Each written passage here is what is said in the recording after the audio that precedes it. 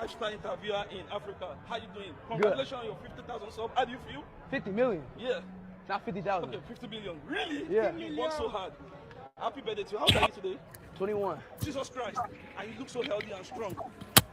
Sorry, when did you start this? When did you start? What? When did you start this? When did you start? How did you start? How did you start it? How did you start? 15. So, I know people make just of you when you started. Now you are going global. So, how do you feel where you are today? Pardon? How do you feel?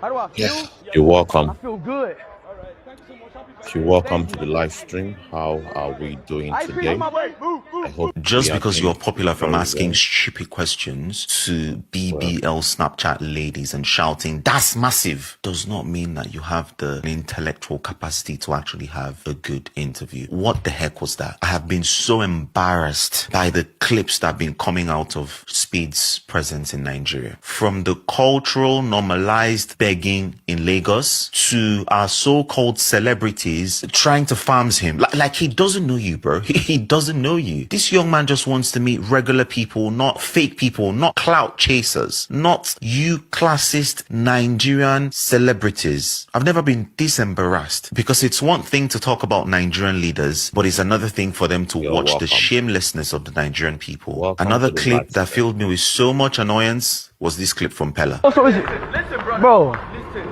Please. I'm a streamer. I'm big. I know. But please, let's do something. I'm suffered because of Rudy.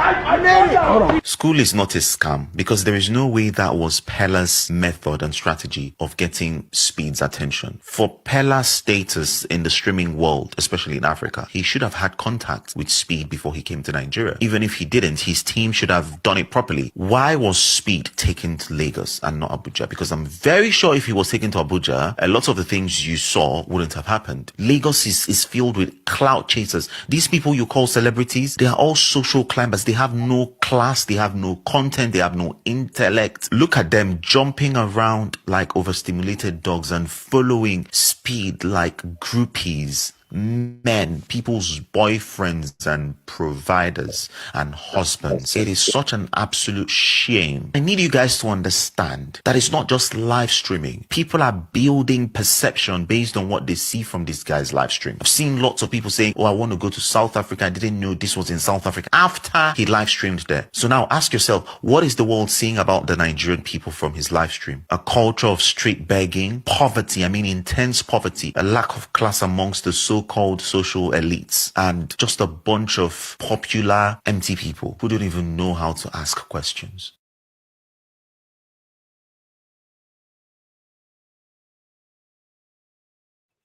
Well, interesting. This is what we want to talk about today.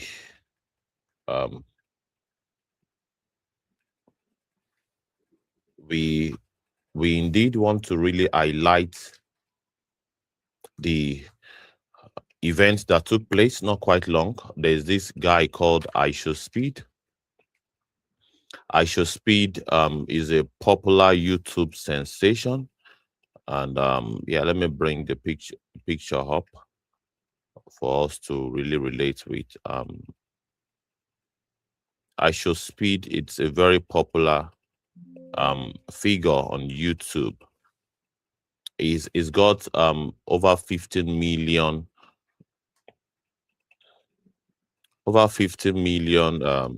subscriber. You can see him. That is IShowSpeed there. And of course, in the world of streaming, we now live in the world of streaming. And IShowSpeed happens to be one of the sensation in the streaming industry. And of course, he has visited Nigeria. Of course, not just Nigeria, he's having a global tour and he's in Africa, and he has been in quite a number of African countries. And yeah, so it's the turn of Nigeria to really host him. And of course, it has come with so many comments. So many people are commenting about the development that took place after he had visited Nigeria, or during his visit in Nigeria. if you were to call it that.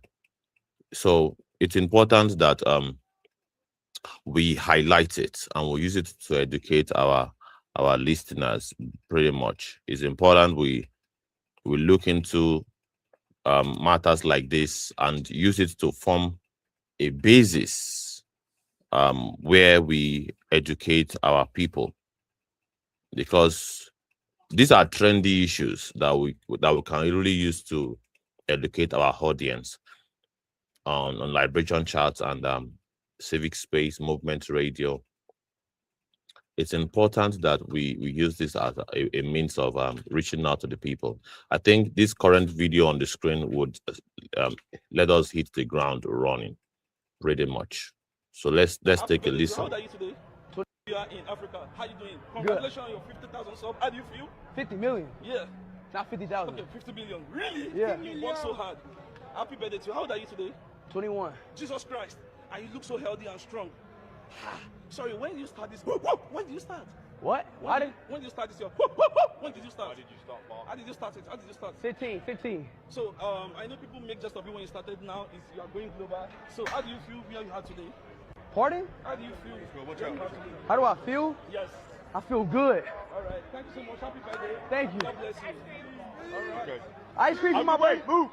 Just because you're popular from asking stupid questions to BBL Snapchat ladies and shouting, "That's massive," does not mean that you have the intellectual capacity to actually have a good interview. What the heck was that? I have been so embarrassed by the clips that have been coming out of Speed's presence in Nigeria. From the cultural normalized begging in Lagos to our so-called celebrities trying to farms him. Like he doesn't know you, bro. He doesn't know you. This young man just wants to meet regular people, not fake people, not clout chasers, not you classist Nigerian celebrities. I've never been this embarrassed, because it's one thing to talk about Nigerian leaders, but it's another thing for them to watch the shamelessness of the Nigerian people. Another clip that filled me with so much annoyance was this clip from Pella. Oh, so is it? Listen, bro. Bro. Listen.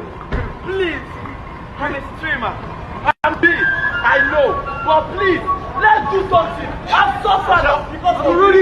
I made it. Hold on. School is not a scam, because there is no way that was Pella's method and strategy of getting Speed's attention. For Pella's status in the streaming world, especially in Africa, he should have had contact with Speed before he came to Nigeria. Even if he didn't, his team should have done it properly. Why was Speed taken to Lagos and not Abuja? Because I'm very sure if he was taken to Abuja, a lot of the things you saw wouldn't have happened. Lagos is filled with clout chasers. These people you call celebrities, they are all social climbers. They have no class, they have no content, they have no intellect. Look at them jumping around like overstimulated dogs and following Speed like groupies. Men, people's boyfriends and providers and husbands. It is such an absolute shame. I need you guys to understand that it's not just live streaming. People are building perception based on what they see from this guy's live stream. I've seen lots of people saying, "Oh, I want to go to South Africa. I didn't know this was in South Africa," after he live streamed there. So now ask yourself, what is the world seeing about the Nigerian people from his live stream? A culture of street begging, poverty, intense poverty, a lack of class amongst the so-called social elites, and just a bunch of popular empty people who don't even know how to ask questions.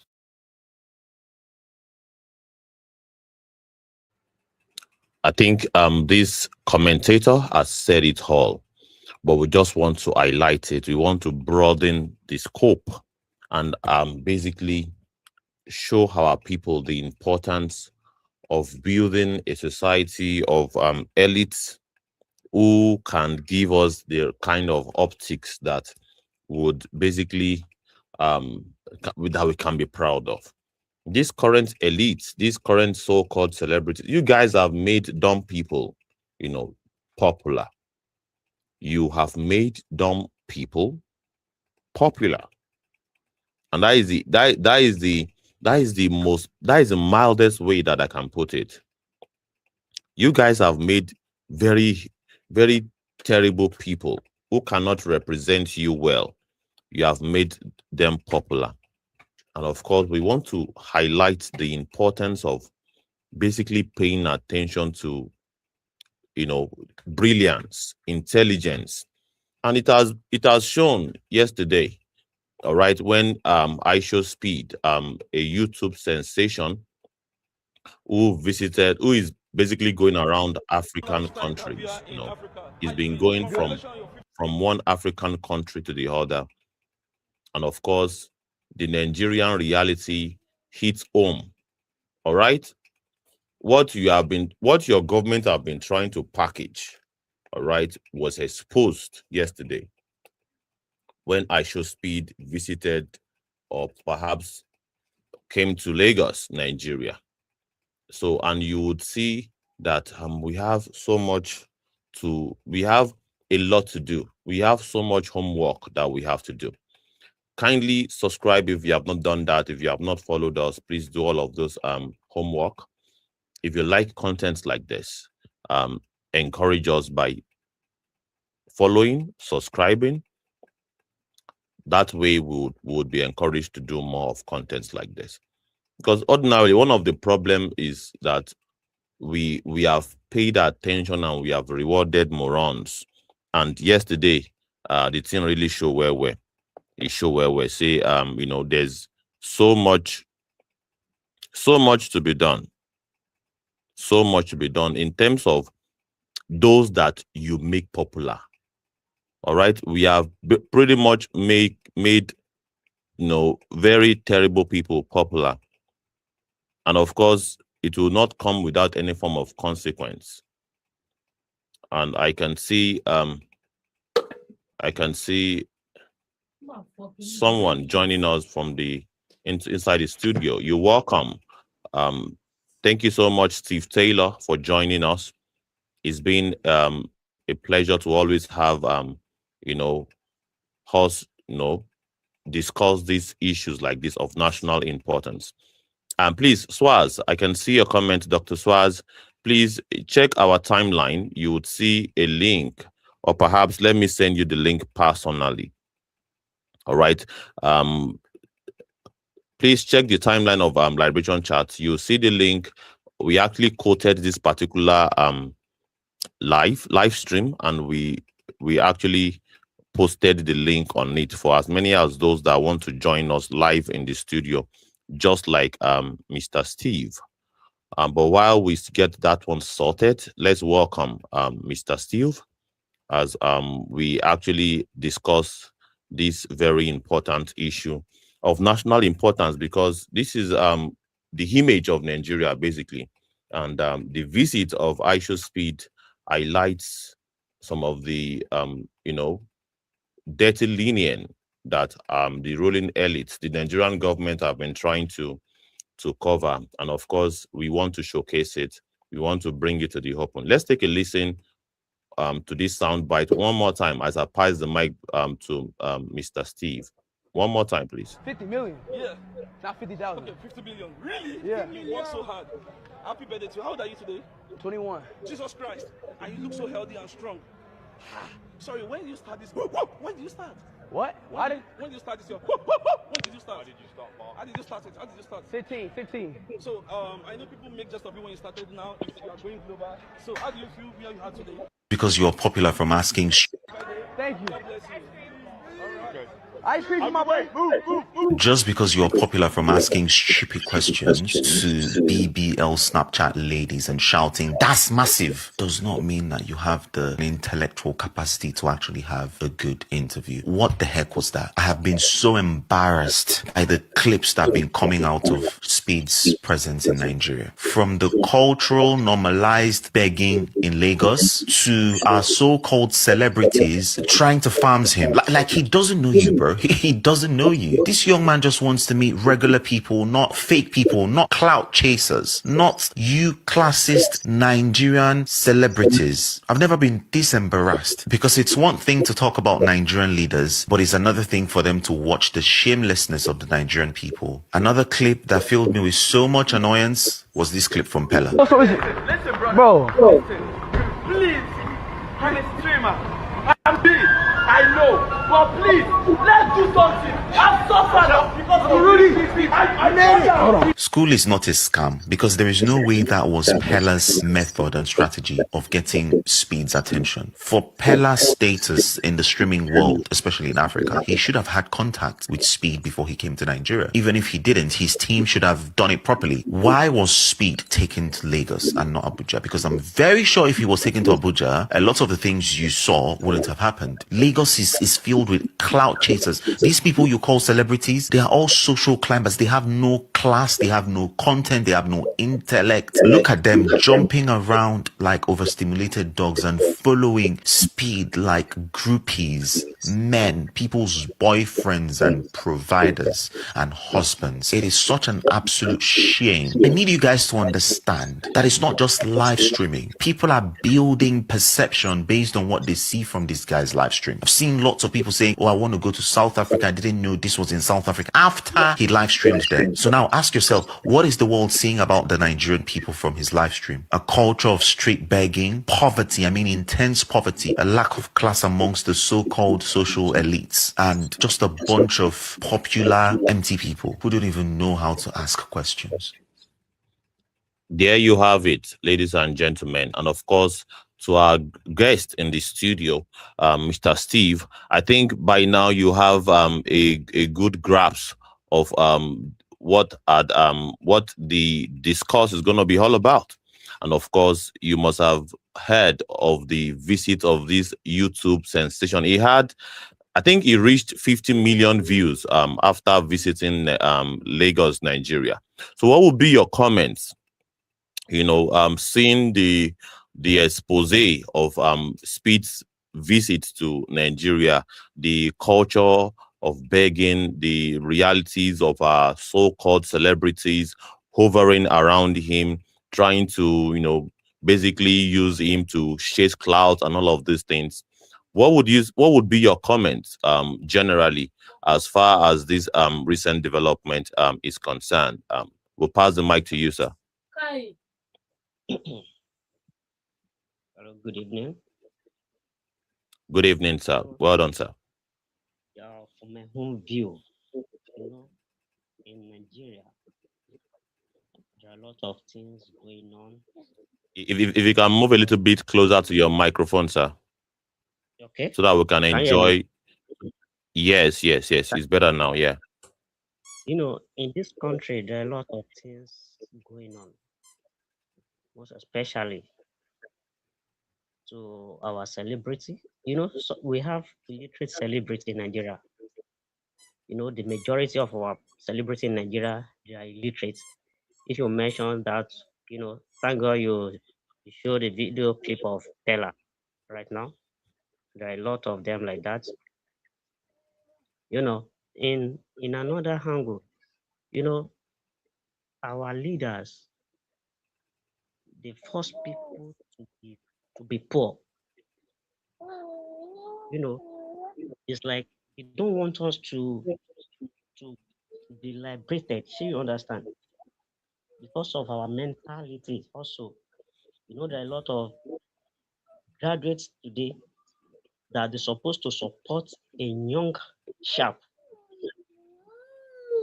They're supposed to help a young sharp into government, but they believe in what they will derive or what they will get instantly from those they call experienced politicians, which are criminals. Do you understand? If you talk, hello. Yeah, you are audible. You are audible, sir. Yeah, in this country we need a lot of things, a lot of orientation, so that these guys, we youth, we are the majority, we are the victim. We need to sensitize the people that it is not once you start begging people before you can make it. So you understand? Know your rights, do the right thing, do what you're supposed to do. If you vote in the right people, tomorrow you will not beg on the street. we have a lot of fool in the corridors of power because of our mistake. So if we continue like that, our youth will keep begging all the time. Do you understand my point now? Hello? Yes, absolutely. I understand your point very well, very well. So we need Would to that be all, change. sir? Okay. We, we, we need people uh, that will make other people that will come out to sensitize others so that this kind of life we will not continue embarrassing ourselves in outside country. You know, people from other countries they are watching this. You know, we are in the global village. People from other countries are watching all these clips, and they will keep making jest of Nigerians. So you understand? We need to change our orientation. That's my point. Thank you. Thank you so very much. There is indeed needs to be an orientational change. If there is any grammar like that, we have to change our orientation. There is this mindset to always rip off the influence of people, um basically cash cruise, or basically trying to we don't have this self-confidence in ourselves, the level of self-respect. We don't really have self-respect in Nigeria. You know, our level of self-respect is very, very much very low. All right. And look at Pella. Pella, for example, is a big name in the streaming industry in Nigeria. In fact, in Africa, is one of the biggest. All right. I don't see any reason why Pella should be chasing after speed. I don't see any reason why. It's from a place of low self-esteem. And of course, even if you guys have to do something together, all right, you'll have done that, make provision, or perhaps reach out to the team of iSpeed, introduce yourself. I'm one of the biggest streamer in Africa, and well, I heard that you're coming to my crib. I heard you are coming to my city. How can we make it work? It has to be a dignified, but they don't have that kind of culture. It's because how they got to fame. If you look at the likes of Pella, this is the exact way that he got popular. Going about trying to cause commotion, chaos. No self belief, or perhaps believe in yourself and grow a platform. Is on they believe in groveling, begging. You can see him, despite being one of the largest streamer in Africa. You can see him begging, begging. What is it called? This guy, IShowSpeed. That guy. I've been chasing you around for quite a number of days. You know, let's do something together. Despite having that much clout, I think it is quite disappointing. And of course, it shows the level of mentality of our so-called elite. Because let's face it, Pella should be, based on his numbers, based on his clout, should be one of the elite entertainers, streamers in Africa. And he should have had the kind of, and if you look at it very well, it's of the same age range between himself and IShowSpeed. And you can see how IShowSpeed comports himself, how he was basically concerned about meeting with the ordinary people in Nigeria. He was not even open to meet with all of the celebrities, guys. And it showed in his way, the way he comport himself. He was relating with the street ordinary people. All right. But as our so-called celebrities would do it, they are basically pushing themselves to him. They want to really, really make themselves known. They want to take the whole intention of IShowSpeed is to come and just have fun in Nigeria and just relate with ordinary people. All right. But the celebrities would not, they want to really bring him closer to themselves. They want to hone the whole narrative. They want to corner him to themselves, basically, which points to a culture that I think should not be promoted. And I think he exposes the reality of being a celebrity in Nigeria.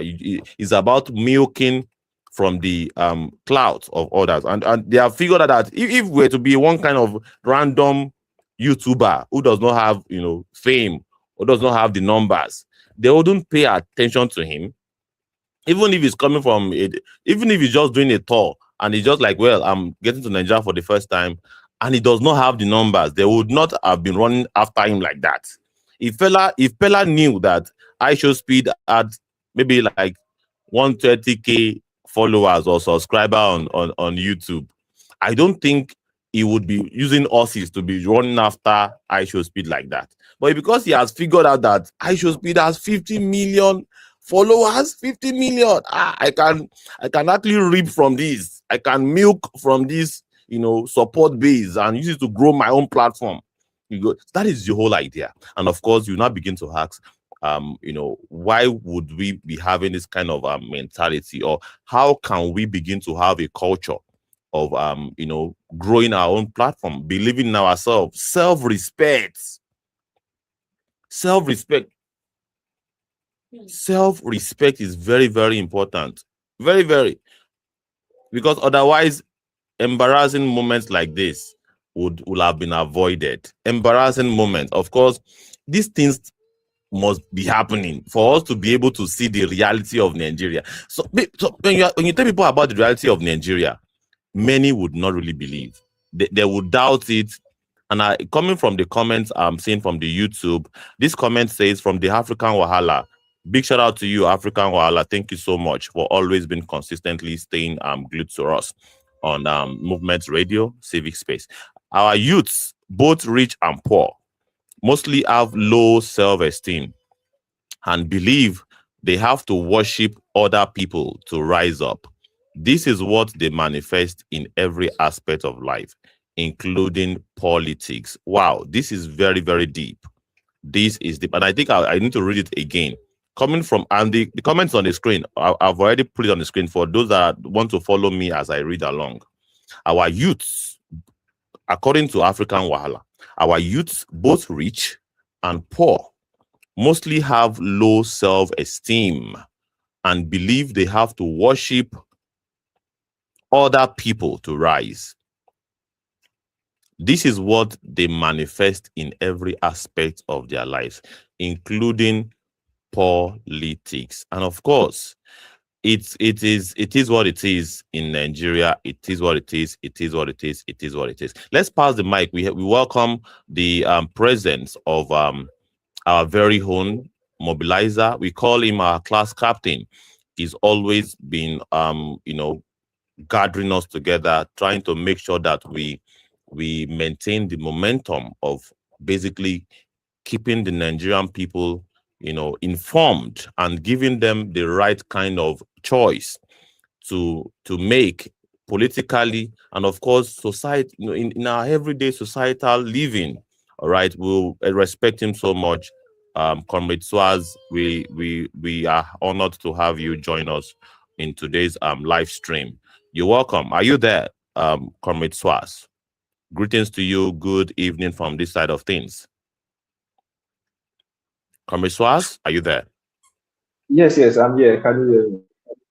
Yes, you are loud and clear. You're welcome to the live stream. Okay. Yeah, it's a pleasure to be here. I'm at work, but I said, today I must go. And this, the hottest live stream, the hottest revolutionary live stream, and I should be there. You've been holding it down for so long, right? Even if it's when I just get a chance to speak, I will speak. Well done, well done. With regards what happened yesterday, the show of shame for these cloud chasers that happened yesterday. I know you can't shame the shameless, but they are still not ashamed. You saw how many times Pella was trying to gain attention of Speed.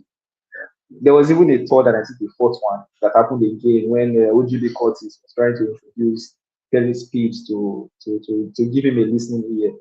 And the bouncer just shoved the OGB Curtis aside, telling him pictures on the no talk, right? And these are the people that a lot of Nigerians look up to. Do you understand how I observe this? That these are the people who influence. So the people who influence the thoughts of many youths, many Nigerians, right, are not even relevant. They are so empty, right, that me, for example, I'm not really moved by speed. For example, if I saw speed, if I see here that speed is passing, of course I will just walk past like this. None of it. I'm not even interested. You understand, right? So for someone like that to be an idol, right, to be somebody that these so-called influencers are so desperate to meet that they don't even have dignity in the first place, but they would even not even consider their own self-esteem and dignity to just try to meet, and even the humiliation, right? The humiliation. And you know why this is crazy, is that they're doing this for money. Because if behind the reason they are doing this, right, or behind the money is clout, views, relevance, watch time. That's what they are doing this for. And what does all these things mean? Is money, right? Now, the people who should be influencing us, right, should be people who are doing what they are doing, not for money, right, but for something, a purpose that is significant, right? If, for example, I see somebody who is so-called an influencer, right, and this person is a revolution. Now let's even talk about Fela, for example, right? Fela is a big influence, right? And these are the kind of persons who should be influencing, because what they represent is our collective interest.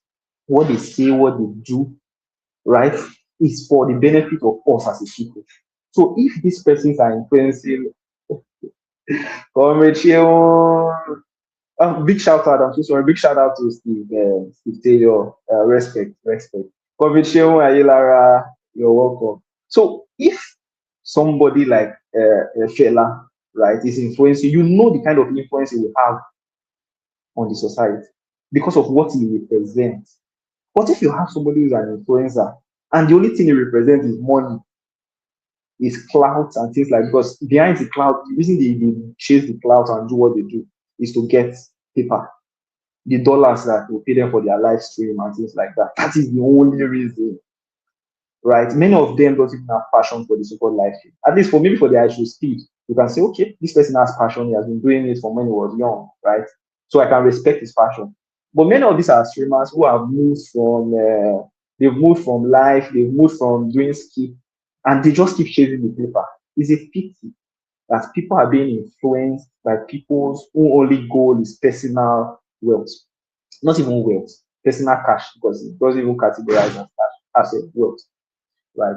So you know that we're in trouble, and it's no longer a surprise why the society is the way it is, because these are the people who say things. And was it which day what's it called? Pella was having thousands of people on his live stream, but those who are speaking about things that would actually push us as a society, Omo Chinwe Ayilara will be dropping gems. Liberation chart, you are moving from place to place, you are dropping gems, right? Even Shehu Kuti said, Baba go dey talk for life, they talk about things yet to come, they open our eyes. But how many people on his life?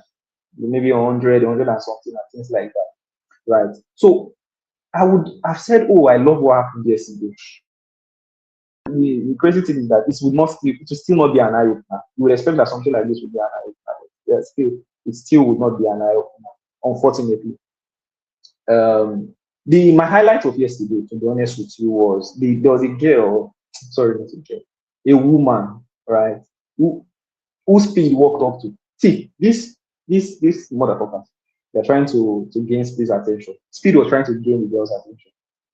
Speed walked up to the guy and was like, "Oh, you're recording me. I just noticed that you saw me. You didn't even say anything to me, but you've been recording." And the girl was like, she didn't even say. People said, "Oh, she was shy. She just didn't say anything. She just greeted Speed." And the moment Speed turned, she turned and walked away.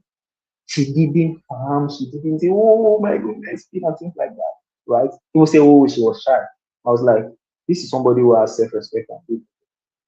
It's not shyness, it's dignity. Somebody who is well brought up, in my own opinion. right? But beyond that, I think these are so-called influencers. They lack dignity, they lack self-respect. After all, they've made most of the money they make, and money is God to them. They've made it from carry do, right? They've made it from losing away all dignity, doing whatever needs to be done to get money, because money is the most important to them. So it's not surprising when they keep fooling themselves like that, right? So it's not surprising at all. I'll stop here. I'll stop here for now. I would always ensure to call time to time. Thank you very much indeed. Comrade Swaz, thank you. And of course, you have really shed so much light on the subject matter. You know, IShowSpeed is an internet sensation who visited Lagos not quite long. I think day before yesterday, or perhaps yesterday. I wouldn't know, but it's. I just saw it on in the trend, and I decided to just say, let's highlight this. Let's see what we can learn from this. One or two things, and of course, there are indeed lessons to be learned here. You know, and of course, what actually captivated me from what you said, Dr. Swaz, is the fact that they are indeed Nigerians, or maybe this girl that you're talking about, or this lady you're talking about, just happened to be because she's an ordinary Nigerian, and she's not really well. And the ordinary mindset also determine what you would do when you become big, anyway. And I agree with you for that. That culture of self-respect is not common. And of course, the fact that the lady reflected that self-respect is something that should be the highlight. But if you look at the internet right now, you would rarely see such video trend. It is the video of when Pella, or perhaps this other guy, the strongest man in Africa, when he was trying to impress IShowSpeed. Now in the trend, you never see the one that paints the picture of self-respect, paints the picture of having the sort of dignity, when you are around the so-called popular ones, right? But you also always have the one that will, picture worshiping, picture sensation. That is the one that trends. But well, it is what it is. And of course, IShowSpeed has 50 million. He even reached that hallmark. It was around 49 million subscribers on YouTube before he stepped his foot in Nigeria. But after a brief Nigeria sensational, paparazzi, he reached the hallmark of 50 million subscribers on YouTube. So it's important. This is the person that they're talking about. I think just to give Commission a brief rundown of what we are talking about. This guy's name is called IShowSpeed. IShowSpeed visited Nigeria not quite long, and you just can see how the Nigerian so-called celebrities were droving around him, and he also paints the picture of the culture, one of the most saddest culture and the culture reflects, the reality of our economy, or perhaps how our people have been basically impoverished. All right, let me play a particular sound bite. So maybe perhaps it will give Commission a more context to this issue that we are of national interest, because our youths paid attention to this particular development. So do we. We also have to pay attention to it. Let's take a listen. So how do you feel? 50 million. Yeah. Not 50,000. Okay, 50 million. Really? Yeah. You work so hard. Happy birthday to you. How old are you today? 21. Jesus Christ. And you look so healthy and strong.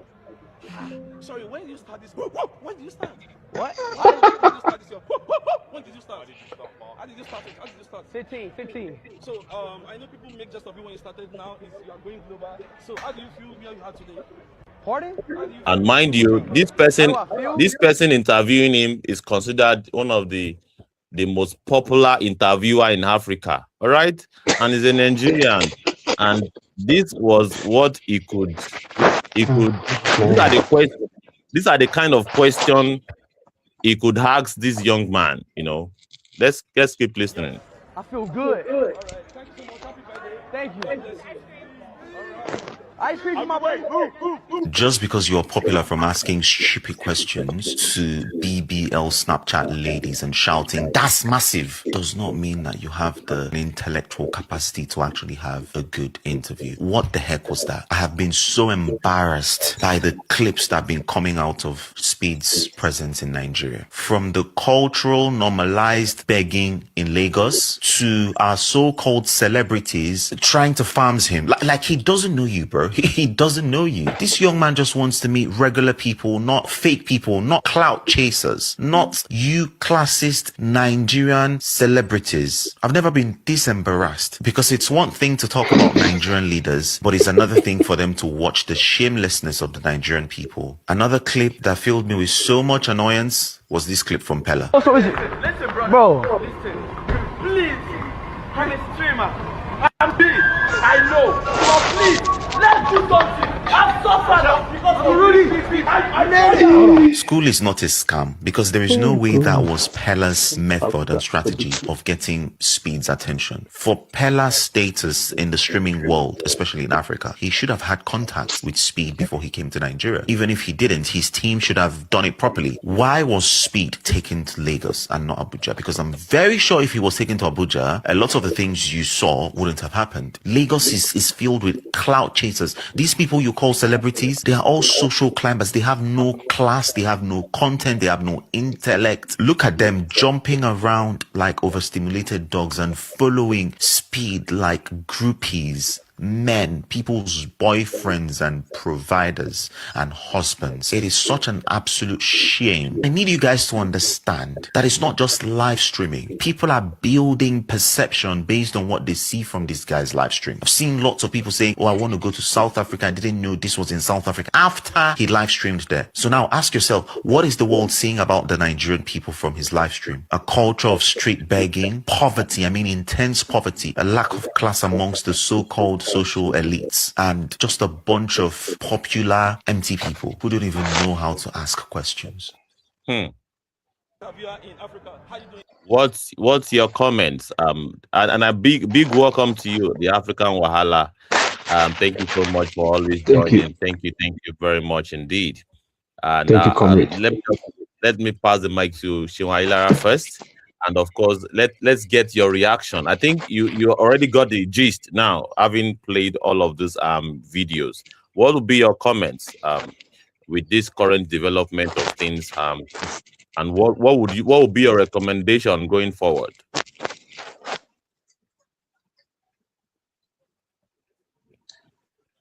Can you hear me, comrades? Yes, you are audible. Yes. Okay.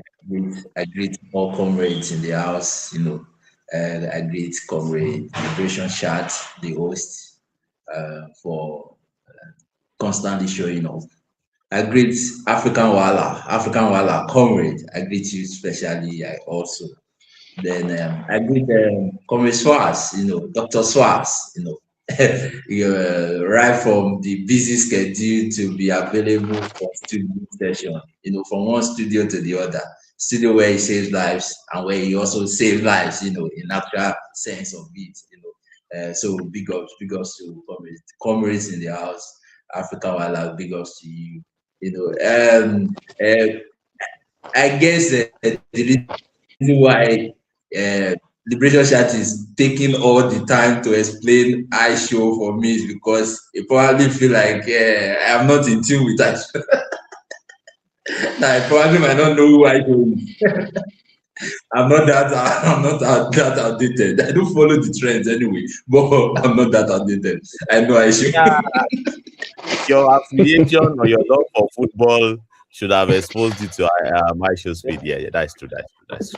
So I miscalculated there. Yeah, I miscalculated.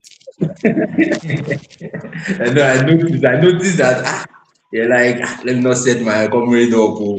If I don't know iShow, I like that. Yeah, so I've come in contact with iShow before. One of the first things that I realized, just like the commentator, the last person that was running the commentary, that when you check iShow visits across every other part in Africa, He had been to the social community of South Africa. He had been to the South region of Africa. He had been to the southern eastern region of Africa. He just finished his short visit to Morocco. He was at Morocco in the Nation League. And even before this time, because, you just realize that when it gets to the noisiest of the environment, because Lagos is the busiest and people consider busy as being productive. They consider running as being productive. They consider noise as making sense. And there is a huge difference between noise and sense. You can be cloud for because you are the noisiest person in the room, but that does not mean or equate to sense. And I think, of course, these guys have believed their shit so much. They are high on their shit so much that they now believe it, unfortunately. But it's not also their fault. What educational programs do we have in Africa, in Nigeria? What educational programs is our idiot leaders setting up for these children? These children practically would make it in spite and despite the realities of things. They would do shady balabala on social media. They would undignify themselves. They will, in the sense of it, undignify others too, just to make bar and do. So what do you think that kind of people would do? So, because the analysis of this guy was actually very correct. And if you look at some of our brothers in the Eastern African region, what they are celebrating about IShow is different. Is that he's coming to showcase African culture. He's coming into Africa to reveal the truth about Africa. And he has testimonies to this, to the fact that a lot of our brothers who were enslaved during the cross-Atlantic slavery, who didn't know that Africans are even bigger, that Africa is a continent to start with, because they have also been miseducated about Africa. That they have been sold lies to, that Africa is a shithole country. Just imagine a president of a nation calling a country in Africa, the largest, most populated black nation in the world, a shithole country. So majority of our brothers in the diasporas have believed these lies. So when IShow, being the biggest streamer on YouTube, started coming to, or one of the biggest streamers, started coming to Africa, it was about exposing the truth about Africa. So when you look at some of his videos, you will see that when he went to South Africa community, he didn't stay in the metropolis. There was no point. He went as deep as meeting the social community where culture, the original true self of African people, can be discovered. But for people to get to that point, to take their best or one of their best down to their roots, that means they must have the knowledge of their roots. But are you going to demand that even the day where I don't want to mock my ancestors, I am the best, they have to compete, Nisha. These idiots have to compete. I'm the best. I'm the most influential lifestyle interviewer. See question.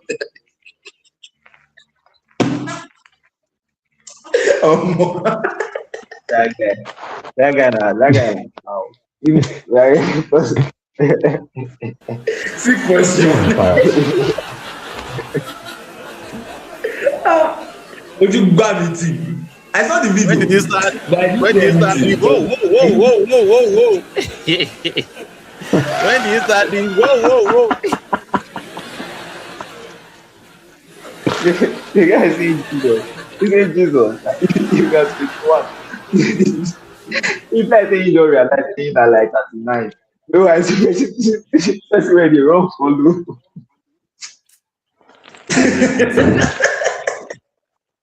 This is a pity for us. No. And this is where these motherfuckers trainers, because there is no model in Nigeria. These idiots are not playing a role. They are not educating the young ones. For some of us that have started the exposure, because we didn't start the exposure of knowing some of our brothers in diasporas today. Or even in my profession, the day Zuckerberg was coming to Nigeria, it came directly to where I was using as a office before, co-working CC hall, co-working space. I was there. I didn't go to office that day. I didn't want to associate with such persons. And besides, it's even it's a shame that somebody that you call from external would have to measure you. Because if you, and this is my analysis is that if you are a local champion, like a street champion, you are competing within your street. The best of your exploits that you will compete about, let's say if you are living in a compound and you are competing with your neighbors, the best of your competition will be, have you seen my room? Have you been to my room? But the moment you are exposed a bit and your influence cross across not just your immediate compound, but to your street, the conversation will now be, have you seen our house? So your bragging right will be our house, not my room. Not that have you been to my room. So I cannot afford for my house to be dirty, to be looking dirty in that sense. By the time you now get to some level of influence, and let's say they now know you across a local government, maybe first 3 streets, your bragging right will no longer be, have you seen our house? It will not be, have you seen our street? Our street is the most cleanest in this local government. Our street is the most organized in this local government. Our street is the most equipped in terms of health, medical in this local government. By the time you now cross the influence of local government into senatorial districts, it will no longer be, the competition will no longer be, have you seen our street? The competition will now be, have you seen my senatorial district? Because the responsibility now is that, have you been to Mushi local government? That's where I'm from. Have you been to Mushi local government? Do you see how organized it is? I wanted to say how disorganized because it's actually disorganized. But have you seen how organized the environment is? So by the time you now cross to state level, it's the same way. Your national level, you are no longer bragging about 1 or 2 few streets. You are now bragging about state. The responsibility to develop your state now vested on you. By the time you now cross to continental level, let's say in Africa, the bragging right will now be, have you seen Nigeria? So by the time you now cross international, it will no longer be, have you seen Nigeria? It will now be, have you seen the continent of Africa? Have you seen how developed we are? But guess what? Because there is a mismanagement of resources, both human and otherwise, we never get a chance to cross the path of just room. People are still dragging about room, and they say they are influential. The most stupidest of all the so-called oligarchs and socialites or elites that we call in this country only brags about room. Motherfuckers brag about room.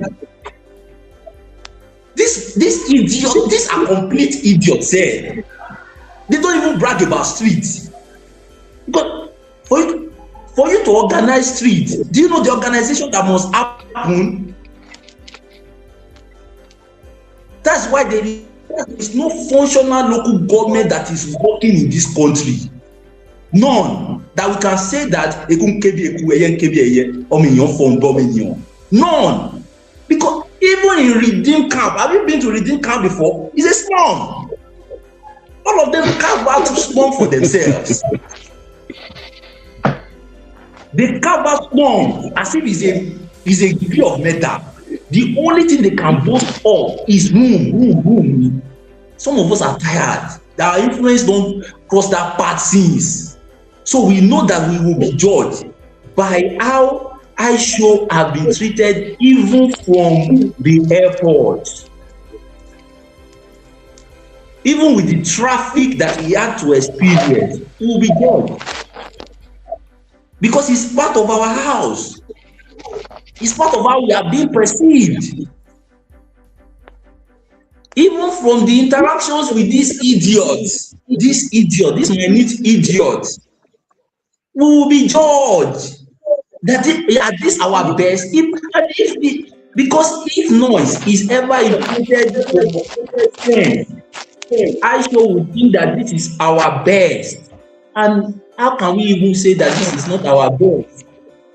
How can we say that the likes of Pella, with the numbers they are showing on TikTok, the likes of the wet mouth, what is his name? With the madness they are displaying on TikTok, the likes of Ebubu, have you seen this? Say this is massive, baby.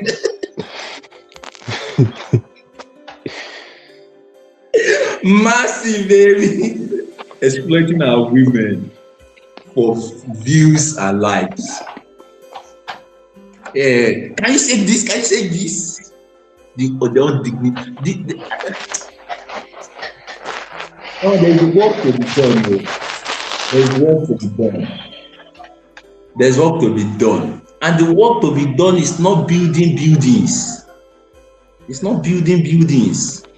This is where some of these idiots have failed. This is where Kumuyi has failed. This is where Oyedepo has failed. This is where Adeboye has failed. This is where Obasanjo has failed. They have built buildings, but they have failed to build humans. And you cannot sustain building without building human. Have you forgotten? Omonti akoko yo gbele takota. Because he is our biological father. See, what people do not get in that proverb, let me first translate it for some of our brothers that are not from the part of Africa that I am from.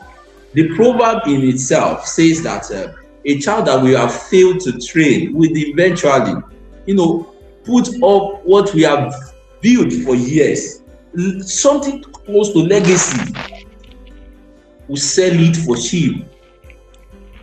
But in this case, you would have thought that the only person who can sell it will be your biological children. No.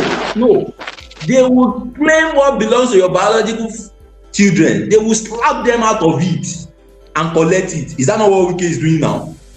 Or you think Wike they will beat them, they will beat the shit out of them. Is that what Tinubu has been doing in Lagos? Is that not what is still continuing in Makoko? They will beat them out of it. If you think it's only your children that will sell it, you don't even know what you are talking about. Who are the people selling us for cheap? I say IShow have only been taken, and that guy is right, that IShow is interested in meeting the people. But guess what? The victim of the oppression, who have envisioned their life to be one day, that they want to be like the oppressor. Because the motivation for these boys, I call them boys, these are boys. The motivation for these boys are the boys they are seeing, who never grow old, the likes of that Dino idiot Milai, who never grow old. These are the mentors. These are the people they are looking forward to. They do not know that Dino is a stupid idiot who has nothing to share upstairs, and the only thing he has to show is how much money he has stolen from us that he can buy it from, that he can buy whiteness from. So no matter the age, he's still they want to be boys. These guys are not tired of being boys. So it's not they are inconsequential in the things. They are victims. They are consequence of the situation, and we should be ready to have consequences of the situation, just like we are having the consequence of the situation with insecurities with the Boko Haram, because not be everybody can't do idiotic behavior like they are doing. on social media. Some will take it with violence, but they will take it. So if you think that your lack of our shortcoming in training people only has to do, the consequence will only come from your biological children, and you think that because you have trained your own biological children, that means they will not say what you have built called legacy. You are deceiving yourself. You don't even know what will be for you.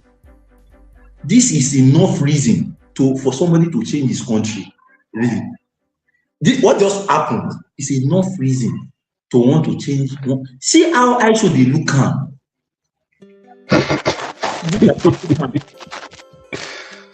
He's looking him like, what is he talking about? And I said, no, see, the guy don't go African places. So not Nigeria say this Nigeria, this noise, the idea that we have mistaken noise, numbers for sense, they deceive us.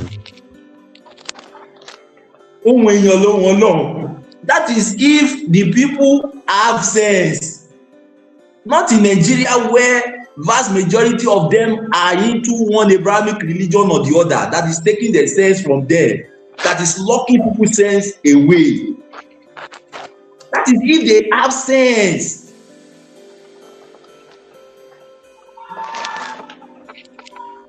And it's Nigeria because it is the most uninformed places in Africa. Now only Nigerians will go tell say slavery had happened to us. We go say tell them God what is now. Let's not be discussing about slavery because they are uninformed. What if religion by ori eti salo? I have a theory that, and this is why I don't argue. I don't drag anything with any idiots. Because the people's brain are not with them. The people who control their brain are not in the room, especially for the religious. Once they will be talking out of bounds.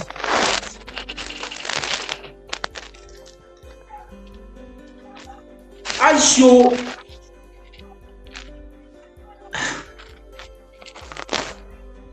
he's even talking about following, and he said it's a lifestyle. I said, well, me, I'm not disappointed. I said I was watching a reality show one day, and a major artist, she's a female artist.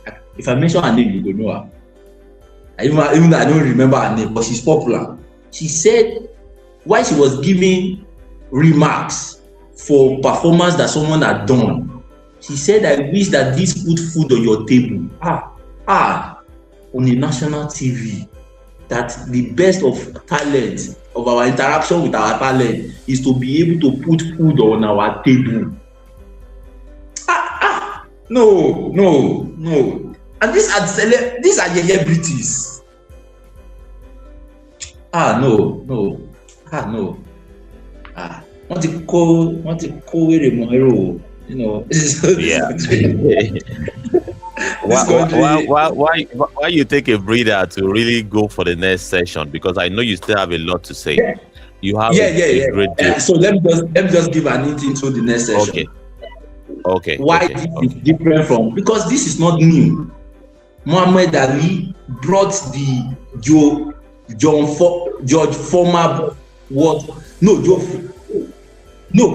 former world bout to Africa, Zaire. And when he brought it to Zaire, there was an intention behind it.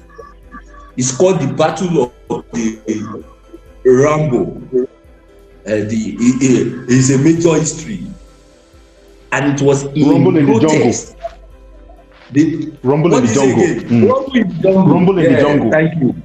Rumble in the jungle. It was a protest. Kwame Ture, formerly Stokika Michael, made the decision to come back to Africa. Bob Marley, in his prime, came to Africa to perform for free and do free show, even when it was stated that Africans might not be able to pay him. He came. The list goes on, but I want to remember another one before. I just want to give an hint.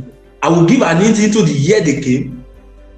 into why they came, into the purpose that was able to do, and how Africans keep betraying the Africans in diasporas that are willing to take up the mantle, because there is a struggle. Now only you abandon that struggle. Africans have not abandoned the struggle. Now only you, these petty bourgeois, these idiots with no money, no reference, nothing, no respect, no dignity, where we dey hail up and down, uselessness in the form of human being. Even from the way I dey talk, you go know say I no rate them. Because how can you be functioning as a human and rate this idiot? So Stokely Michael came, Kwame Ture came, Bob Marley came. These were in their prime. Muhammad Ali, formerly called Cassius Clay, came to Africa. Which other person? I want to remember other person. Maybe when I come back, I will remember. So I will state some of the reasons why they came. What were they hoping to achieve, and were they able to achieve it? Were they not disappointed the same way some of these idiots have been disappointed? IShowSpeed. Let me pause there. Thank you. Back to you, Comrade.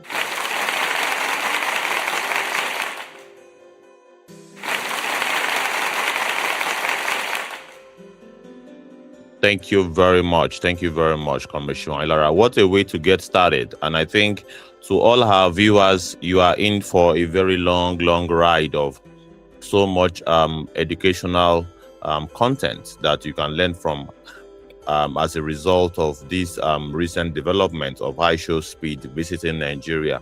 We want to extract as much lessons from it as possible.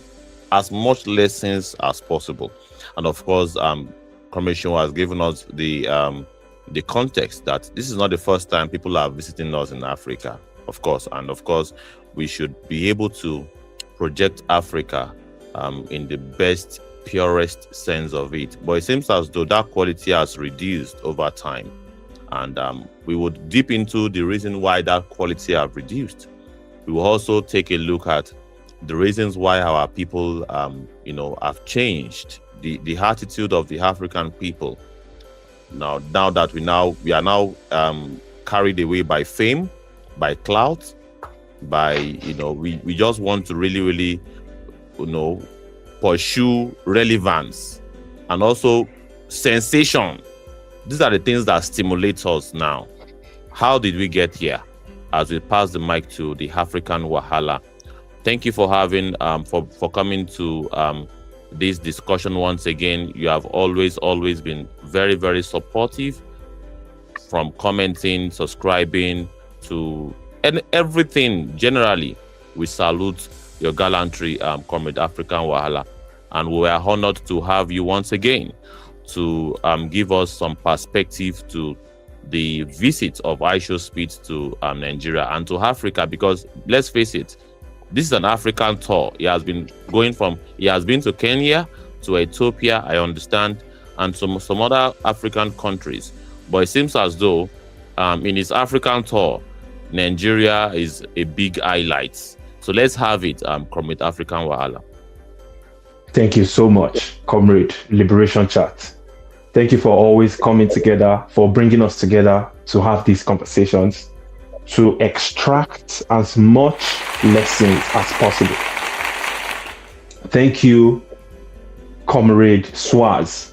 Comrade Swaz was the one that brought me into the AAC, and I thank you for that. Although it hasn't been fully possible to, financially contribute in some certain ways because of my location, but I know that will be figured out. Thank you so much, Comrade Seun Ayilara. Such a wonderful educational guy. He's always dropping gems. You can tell Seun Ayilara has read so many books because the man has deep knowledge. He's like OIA. They both have so much intelligence, and when they are speaking, I learn. I I just have to listen and learn. I don't have to agree with 100% of what they say, but I learn for the most part, and I appreciate you, my dear comrade Shiwayi Lara. And shout out to OIA, wherever OIA is. I respect OIA so much. So this IShowSpeed experience, first of all, let me give a major shout out to Senegal. Senegal did well when IShowSpeed was there. And for the brief introduction, I only discovered IShowSpeed in December last month, because the guy is popular. But I discovered that guy in December, and I became a fan. We are not from the same generation, but I am a fan of IShowSpeed because he seems like a genuinely good young man that is a humanist. He likes humans. He's not a clout chaser. I want to believe that he became popular just because of his nature, and he gained a lot of followers.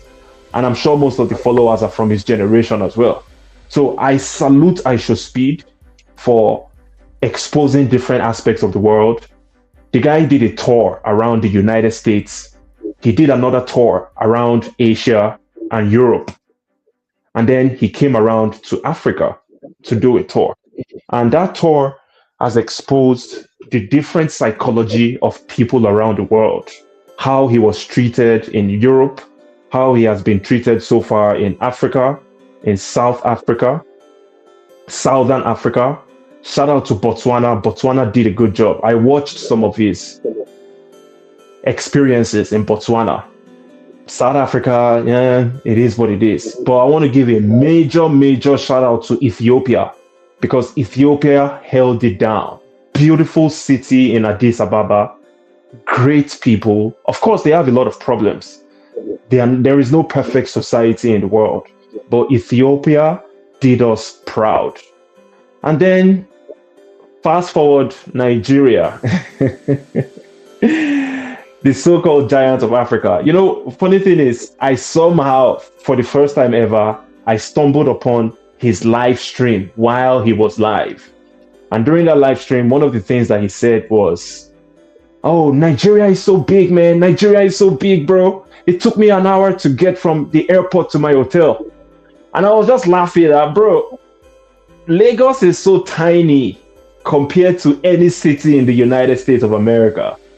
Lagos is like 1/10 the size of, I don't know where IShowSpeed is from, but let's assume he's from Detroit. Lagos is tiny compared to Detroit. Name any major city in the United States. Lagos is tiny in terms of the geographical size. It's an absolutely minuscule state. The entirety of Lagos State is tiny when compared to cities, not states. It's small when compared to many cities in the United States of America. But it took him 1 hour to drive from the airport to the hotel. Not because Lagos is big, it's because of the traffic. And why is there traffic in Lagos? Because the infrastructure is horrible and there is so much population in Lagos. Why is there so much population in Lagos? Because that was the headquarters of the British when they came and colonized Nigeria. And when they left, they had left infrastructure in Lagos. So people from all over Nigeria come to Lagos to settle down for economic reasons. Does that mean that Lagos is the best place to live? Absolutely not. But from an economic standpoint, maybe you have a better chance of making money in Lagos than in other regions of Nigeria. Now, let me quickly talk about the reaction of that guy's video that we were reacting to. That guy, I can't remember the name of his channel, on X. He said something about, "I'm so embarrassed. This is so embarrassing. As a Nigerian, I'm so embarrassed. Imagine these people, these celebrities." I agree with you. These celebrities are useless. The Nigerian celebrities, they are Britis. They bring nothing to the table. They have low self-esteem. They are celebrities over poor people. It's like, listen, if you line up dwarfs, one of the dwarf is the tallest. And this is no disrespect to my dwarfs. Shout out to the dwarfs around the world. No disrespect to my dwarfs, because everybody is equal. But if you line up dwarfs, one of them is going to be the tallest. The tallest among the dwarfs is still shorter than an average person. So these Nigerian politicians, celebrities, pastorpreneurs, the popular traditional worshippers, you see, the people that Nigerians naturally look up to, they are the tallest amongst dwarfs. They are still useless. Why?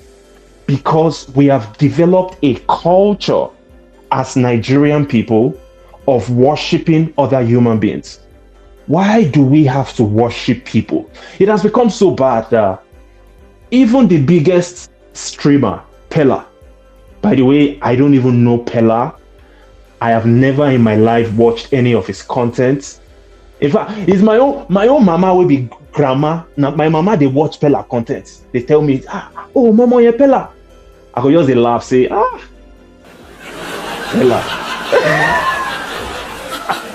Pella. Anyways, I know a little bit about Pella. Say the guy is a streamer. But I have no interest in him because few things that I've heard him speak, I can tell this guy is empty. He has nothing to bring to the table. But at the same time, Pella, if you ever come across this video, let this be a learning opportunity for you because people can be redeemed. You are a young man. And when people are young, they make mistakes and they can grow from that mistake and become better people. So if you ever come across this video, learn to build your own self-esteem and stop talking to your followers in a disrespectful way because I believe you do that. Because that's what all you Nigerian so-called British, that's what you do. You talk to your fans in disrespectful ways because that is the Nigerian culture. A culture of I better pass my neighbor. A culture of, do you know who I am? Now, that other clown that was saying, that one that always shouts, oh, big bum bum. How the guy did TikTok amo? That other clown that was in the yellow tank top that was asking IShowSpeed. Why? When did he start doing? That one, I bet you say that one is probably one of the slaves of Sheyi Tinubu. I don't know, but I'm assuming because they get one other guy, Lege Miami. Share that guy with Lege Miami. I don't they mix all of them up now. If you like say one guy in a Lege Miami, maybe not that guy we interview IShowSpeed. But I don't see those guys where they say that they worship Sheyi Tinubu, all in a culture of clout chasing. Now that Sheyi Tinubu, that oneself go they gompa, you go they feel like champion among poor people. Then the people where they worship Sheyi, those ones self they be celebrity. Where we say the majority of the masses they worship. I just don't get it. Even poor people have more dignity than this, bro. When you go to a country like Burkina Faso, and I didn't even discover Burkina Faso until about 5 years ago. An average Burkinabe has dignity. They might be poor, but they have self-respect. And that's why today, they are taking steps in the right direction as a country. But you see, we say we'll be Nigerians. We no get level. I'm sorry to say, no level. Even that guy's video that we were reacting to, the guy said, I'm so embarrassed. Why didn't they take IShowSpeed to Abuja? That means you too, a part of you get low self-esteem. Because I don't want IShowSpeed to go to Abuja. I want IShowSpeed to show the entire world the reality of Nigeria. And that's what I do personally. I'll gladly explain to anybody that I come across that, listen, man, we are fucked. But we have the potential to be better. But we are fucked because of so many reasons. From the political side of things, it has trickled down into society. Now the entire society has developed a culture of people worship. So it now becomes difficult for the people to make the right political choices. We are caught up in an infinite loop. We are going round and round, worshiping people, going nowhere. We are headed nowhere. That's why people in their political life, you see how they manifest. They are either worshiping the most popular politicians, they are either worshiping the most rich politicians that stole their money, that made them poor. But when a politician that is not rich, is not popular, but has morals and principles and integrity and self-dignity, they won't worship that. They won't follow that guy. They will tell you that this one no get mad, you know if you win, come on for there. Because our brain know they work again for Nigeria. I'm telling you. So I'm very, very happy that they are embarrassing themselves and they are showing the entire world. Because you see, people like me, I get YouTube channel, The African Wahala. Most of the Nigerian comments on my channel, now hate. They hate me, die. They hate me because I'll tell them the truth about their lives. I'll tell them that I was also like you, but I had to train myself to stop being that way. Because I was that way too. I'm not going to lie, bro. When I was in my younger days, I used to kiss ass too, because Nigeria will train you to be an ass kisser. That's what Nigeria does to you. Nigeria will train you until you have to be kissing people's ass in order for you to take a step towards success in your life. But we have to reject that behavior. We have to reject that culture. And the younger people, you guys are now in that phase where you believe you have to kiss ass. But I'm telling you, you need to consciously suppress that behavior. All this, yes sir, good morning sir, yes sir, good morning sir. Bro, sometimes it's better for you not to get that opportunity than for you to subdue and subjugate yourself for criminals, for low lives. We saw Buhari went to the White House. Former president of Nigeria, he went to the White House to go and see Donald Trump. Trump was looking at this guy like, bro, I have no respect for this individual. Do you understand? And Buhari was just like, yes, sir. Yes, sir. Look at Tinubu, that one that is there now. They're not even born and well, make him go US. Which, by the way, I'm not saying that there is a valid. You don't need to be validated by the United States of America. Let me break this down quickly. For you as an African leader to carry yourself and go to the White House, you've already shown a level of indignity. You don't really have dignity for yourself. Let's be honest with ourselves. Because you're not going to find a true leader that will carry himself. You're not going to find the president of China or the president of Russia. You're not going to find the president of powerful countries going to the White House to go and sit down. You might find their allies, maybe the United Kingdom, France, all those guys in Europe. They might go and sit down in the White House. But we are not them. We are different. We are African people. And we've already gotten our asses kicked for the last 400 years. So we already have nothing to lose. Why should you indignify yourself, go to the White House to go and get embarrassed? True leaders wouldn't do that. We have to meet in the middle. You can't continue treating me like I am your slave, like I am your boy. And upon all the treatment, you treat me like I am your boy, we are still poor. So that has to change. But with that said, even our most popular religious leaders, traditional leaders, political leaders, celebrities, they are ass kissers. They are vulnerable. They can't even protect themselves. It's only when they come around us that they start feeling like they are big. And we need to realize that, and we need to reject it.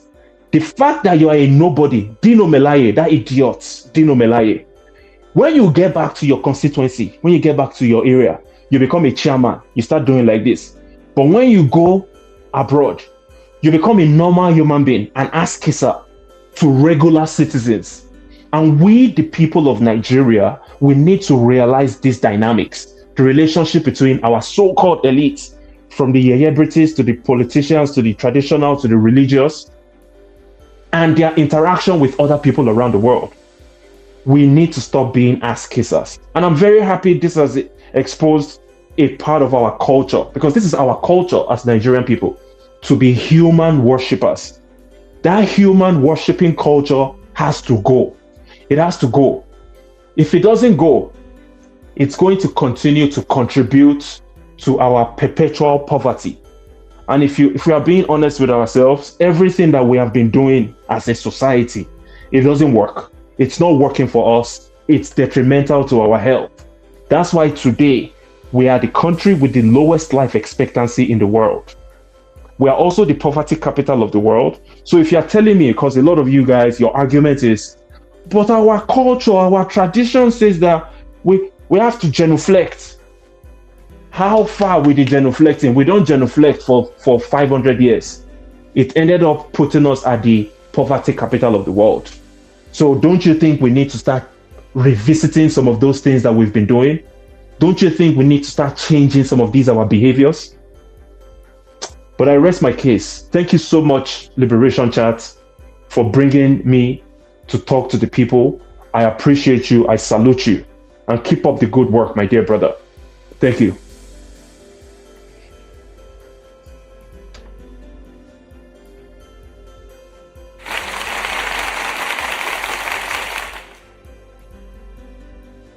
Thank you so much. Thank you so much.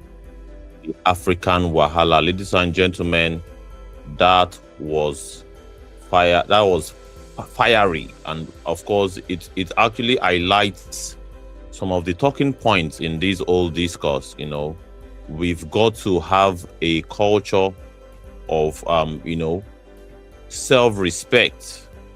Self-respect is very important, and of course, this is also these are lessons for our so-called celebrities, who just believe that they can actually milk or perhaps just keep genuflecting. That's genuflecting culture, submitting their entire being, making sure that someone gets all of the praises and adulation for them to really get few or easy pickings to the person's influence or the person's wealth, and of course this trickles down, to from the elites to the celebrities to the ordinary Nigerian people. We all have lessons to learn here. Really, we all have lessons to learn here. We must have the culture of self-respect, and that self-respect is not there yet. Maybe perhaps you might argue that it's all social engineering, that people behave the way they behave because of their environment. Environment determines a great deal. All right, environment determines a great deal. There's a reason why it is when it got to Nigeria that the whole theme of begging out came into the mix. The whole theme of cloud chasing now get into the mix. There's a reason why. And of course, many people will argue that it is all social engineering at play.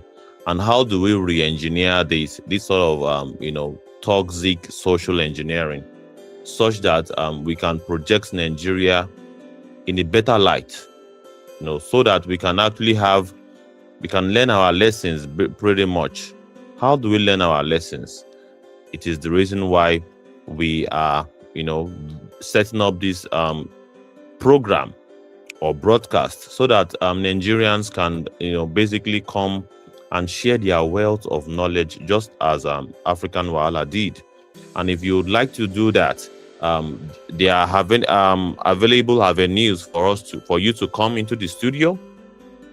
If you go to the X platform, the Civics, the Liberation Chats platform that we are streaming on, click on the timeline of that particular account. You see a link quoted. There is a link that quoted this particular broadcast. Just click on that link and you will be live and direct in the studio. If you are on YouTube, I am going to repost. I have posted it before. If you are on YouTube and you want to join us live, there's a link posted there for you to join us live.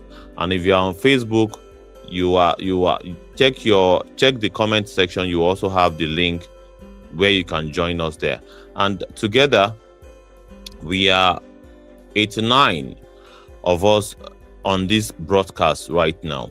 So, and there's a lot to unpack, and we have just unpacked one particular theme of lack of self-respect. Even among the big top dogs in the streaming industry. Because let's face it, IShowSpeed is also a streamer, just like what we are doing now. But the difference is that this may be regarded as an indoor streaming exercise or activity, while the one of IShowSpeed is more on the motion, on the move with a crew. This is a lot of effort. Let's face it. For you to go about with crew members, cameramen, sound guys, IT guys that are making sure that your network is top notch. All of these things it takes effort. But the fact that our own streamer, the Pella of this world, the Egungun of this world, have by and large fall our hands. So far, so good. Let's take a look. Let's listen again to this sound, and we'll be back after this timeout. Let's take a listen. Egungun, the most popular lifestyle interviewer in Africa. When did you start? What? When did you start this year? When did you start? How did you start it? How did you start? 15. So, I know people make just of you when you started now, if you are going global. So, how do you feel where you are today? Pardon? How do you feel? How do I feel? Yes. I feel good. All right. Thank you so much. Happy birthday. Thank you. God bless you. All right. Ice cream in my way. Move.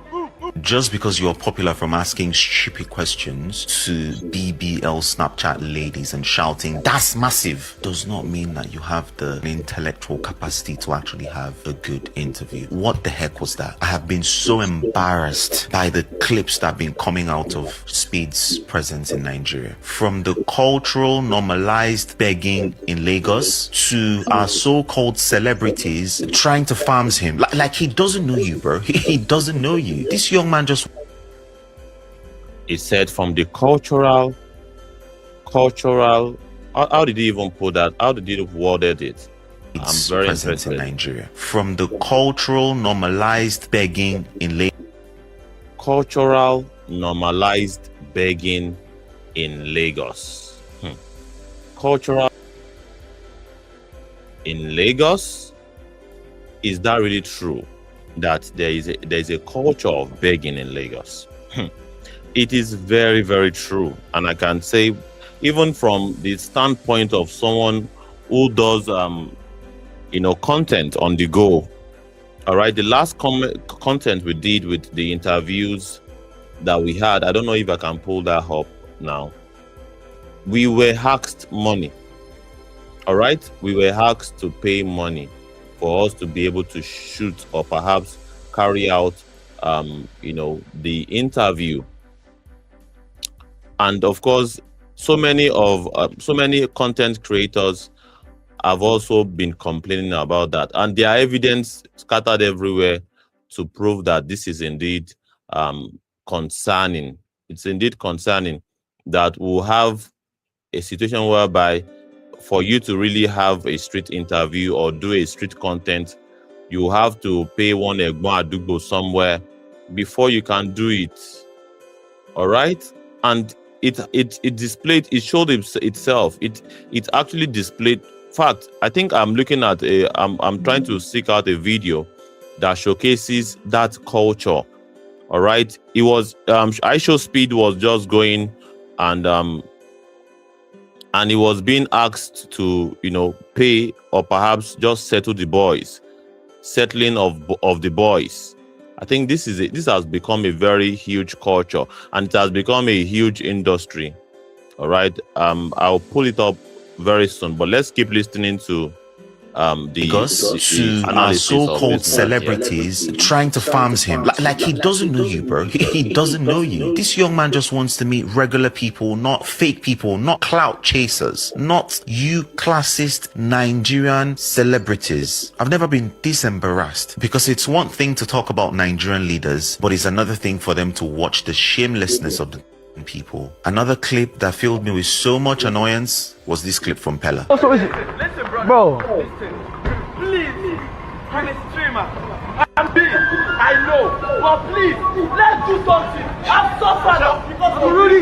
I made it. Hold on. School is not a scam, because there is no way that was Pella's method and strategy of getting Speed's attention. For Pella's status in the streaming world, especially in Africa, he should have had contact with Speed before he came to Nigeria. Even if he didn't, his team should have done it properly. Why was Speed taken to Lagos?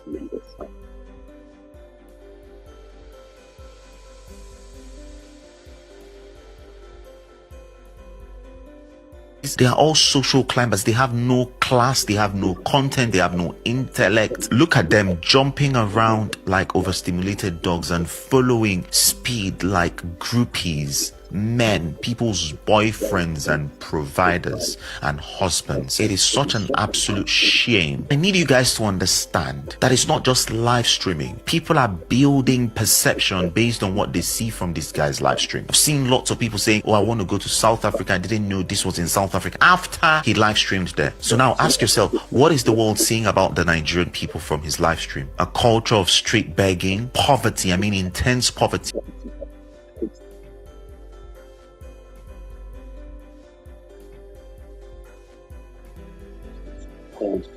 And just a bunch of popular empty people who don't even know how to ask questions. So there you have it. There you have the analysis of a particular social commentator on the reality that stares us in the face, with respect to IShowSpeed's interview or perhaps visit to Lagos, Nigeria. It showcases the reality that is being hidden from the whole world. All right, they used to tell us that Nigeria is a very rich country, Nigeria is a blessed country. It seems as though reality does not validate that. Reality is against that, because if Nigeria is a rich country, people will not be so impoverished that they will have to be begging streamers, all right, absolute strangers, begging them for money, basically. So it is a very big problem. It is a big problem. I think I think I have seen the video I'm looking at that gives you a hint, all right, to the culture, that street hustling culture. I think it's something that we need to really look at. Let's take a look at it. Show you love?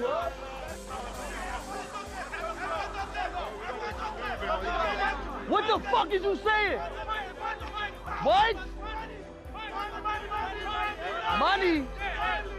You see? This is Jide Sanwo-Olu Lagos, the Tinubu Lagos, the Ambode Lagos. This is the kind of culture, the kind of the kind of street activities that and of course many people are blaming IShowSpeed that because he has painted the celebrity status. And even if you don't that you should have been walking on the road without just having the this kind of politician kind of campaign formats, you will have just been walking. But even though he walks on the street without all of this, that doesn't really give the immunity or perhaps prevent stuff like this, because even those that are not carrying cars or are not moving with cars are still in fact it was because he was with bodyguards and he was on the move. That is why he was not being attacked. If you look at it very well, he would have been attacked if we were not having all of this bodyguards and on the move kind of situation. So is actually true that there is a culture and normalized street begging in Nigeria, and of course IShowSpeed's visit really highlights this reality 100%. I told you my own ordeal. The last interview that we had, that you had someone speaking Yoruba and all that, we were asked to pay. All right, I did not even go with any camera crew. It was just me, my tripod stand, my microphone, and that was it. All right, but yet they assume that because I'm wearing stuff like this and I held a microphone and I am basically doing some level of citizens reporting, they assume that I'm a big guy. I'm a big man. All right, and of course, before I knew it, They were surrounding me already. I have to start begging that you people. I had to show them my account balance from my OP. That you see, I'm not a big man. All right, I am just here to do a job, pretty much. I have to beg my way out of it, and that tells you the reality of Nigeria. And because you can't see, we are not broke shaming anybody. Neither are we. You know, it is the reality of what the economy has turned the people into. You know, the economy has impoverished people, and they paint and this is in Lagos, that's supposed to be the center of excellence. If people can earn their own money, if there are factories, employment, if there are many means of livelihood, I don't think anybody would be able to be doing this kind of undignified, you know, business or perhaps job of begging for, you know, handouts. I don't think it's an easy job to do, or neither is it dignifying. You can imagine seeing yourself in the global map. You know, all of these guys, are you saying they don't have a smartphone? Of course they have a smartphone. Are they not afraid, or are they not ashamed that, well, the camera would pick their faces and will showcase it to the whole world? Of course they are aware, but they don't mind. The possibility of having something drop from IShowSpeed outweigh, as far as they are concerned, it outweighs whatever reputation that they have left within them. And that is the country that the politicians have turned Nigeria into. Nigeria is now a hub. If you doubt me, let's even take away this whole IShowSpeed situation. Go to our parks. Go to Oshodi Park.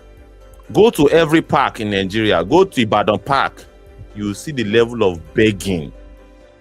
And it highlights the level of how, in a blessed country, our people have been impoverished. Our people have been impoverished. Our people have been brought so low to be begging money from absolute strangers. And of course, it's not only on the streets. Many Nigerians coming in, ordinary Nigerians coming in from the diaspora, will tell you people in uniform, gainfully employed by the government, also begging them money from the airport, right from the. In fact, if you refuse to drop money for these officials of the in the airport, Nigerian officials in the immigration and all of these guys that are working for the government, you are not going to have a very smooth journey. You're not going to have a very smooth, you know, experience in terms of your luggages, in terms of how your clearances, just because you have refused to drop, you know, something. You have refused to basically, you know, accommodated their begging, despite being gainfully employed. It is a culture, and of course, it's also, why do we not have such thing in other countries? There are measures in place. People are well paid enough not to even see all of the peanut that is being given to them as something. Because let's face it, all these guys begging, despite having gainful employment, they have calculated that, okay, if I were to collect 10, 30 money from different people, at least it will add to my salary and it will allow me to at least leverage. That is the whole psychology behind it, and that is the whole situation behind it. But if you have systems in place, and of course the system is also aware that these guys are doing this, but because they have figured out that, well, this is the way that we can actually keep paying them these peanuts. We keep paying them peanuts. We tell them, we give them the allowance to beg for the remaining. That is the whole idea. All right. And of course, it is not only on the streets, it's in the corporate world also. I've also shared my experience in a Ikoyi registry, where the woman that was supposed to do the job of doing the wedding is basically compulsorily asking for so-called offering.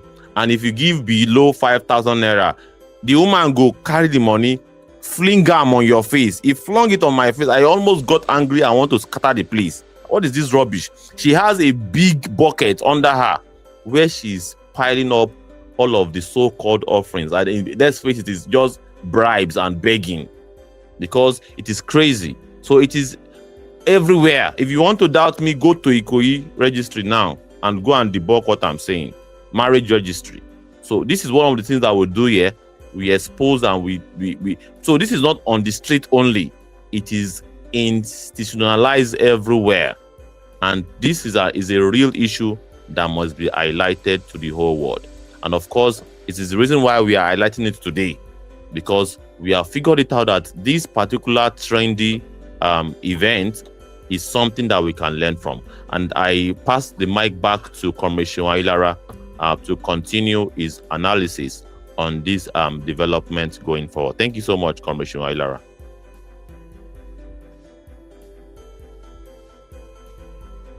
Yeah, comrades.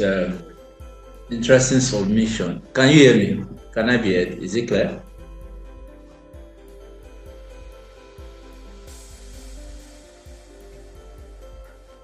Yes, it's clear. It's coming out clear. You are audible, very audible. Oh, all right. Thanks for the feedback. Yeah, so we cannot dispute our reality. Like they say, we cannot eat our cake and have it in that same thing, right? So we have to conclude. We have to come to a consensus within ourselves. It's either we want this public shame, or we want to start building our environment. When I mean building our environment, forget what the Lagos State is doing,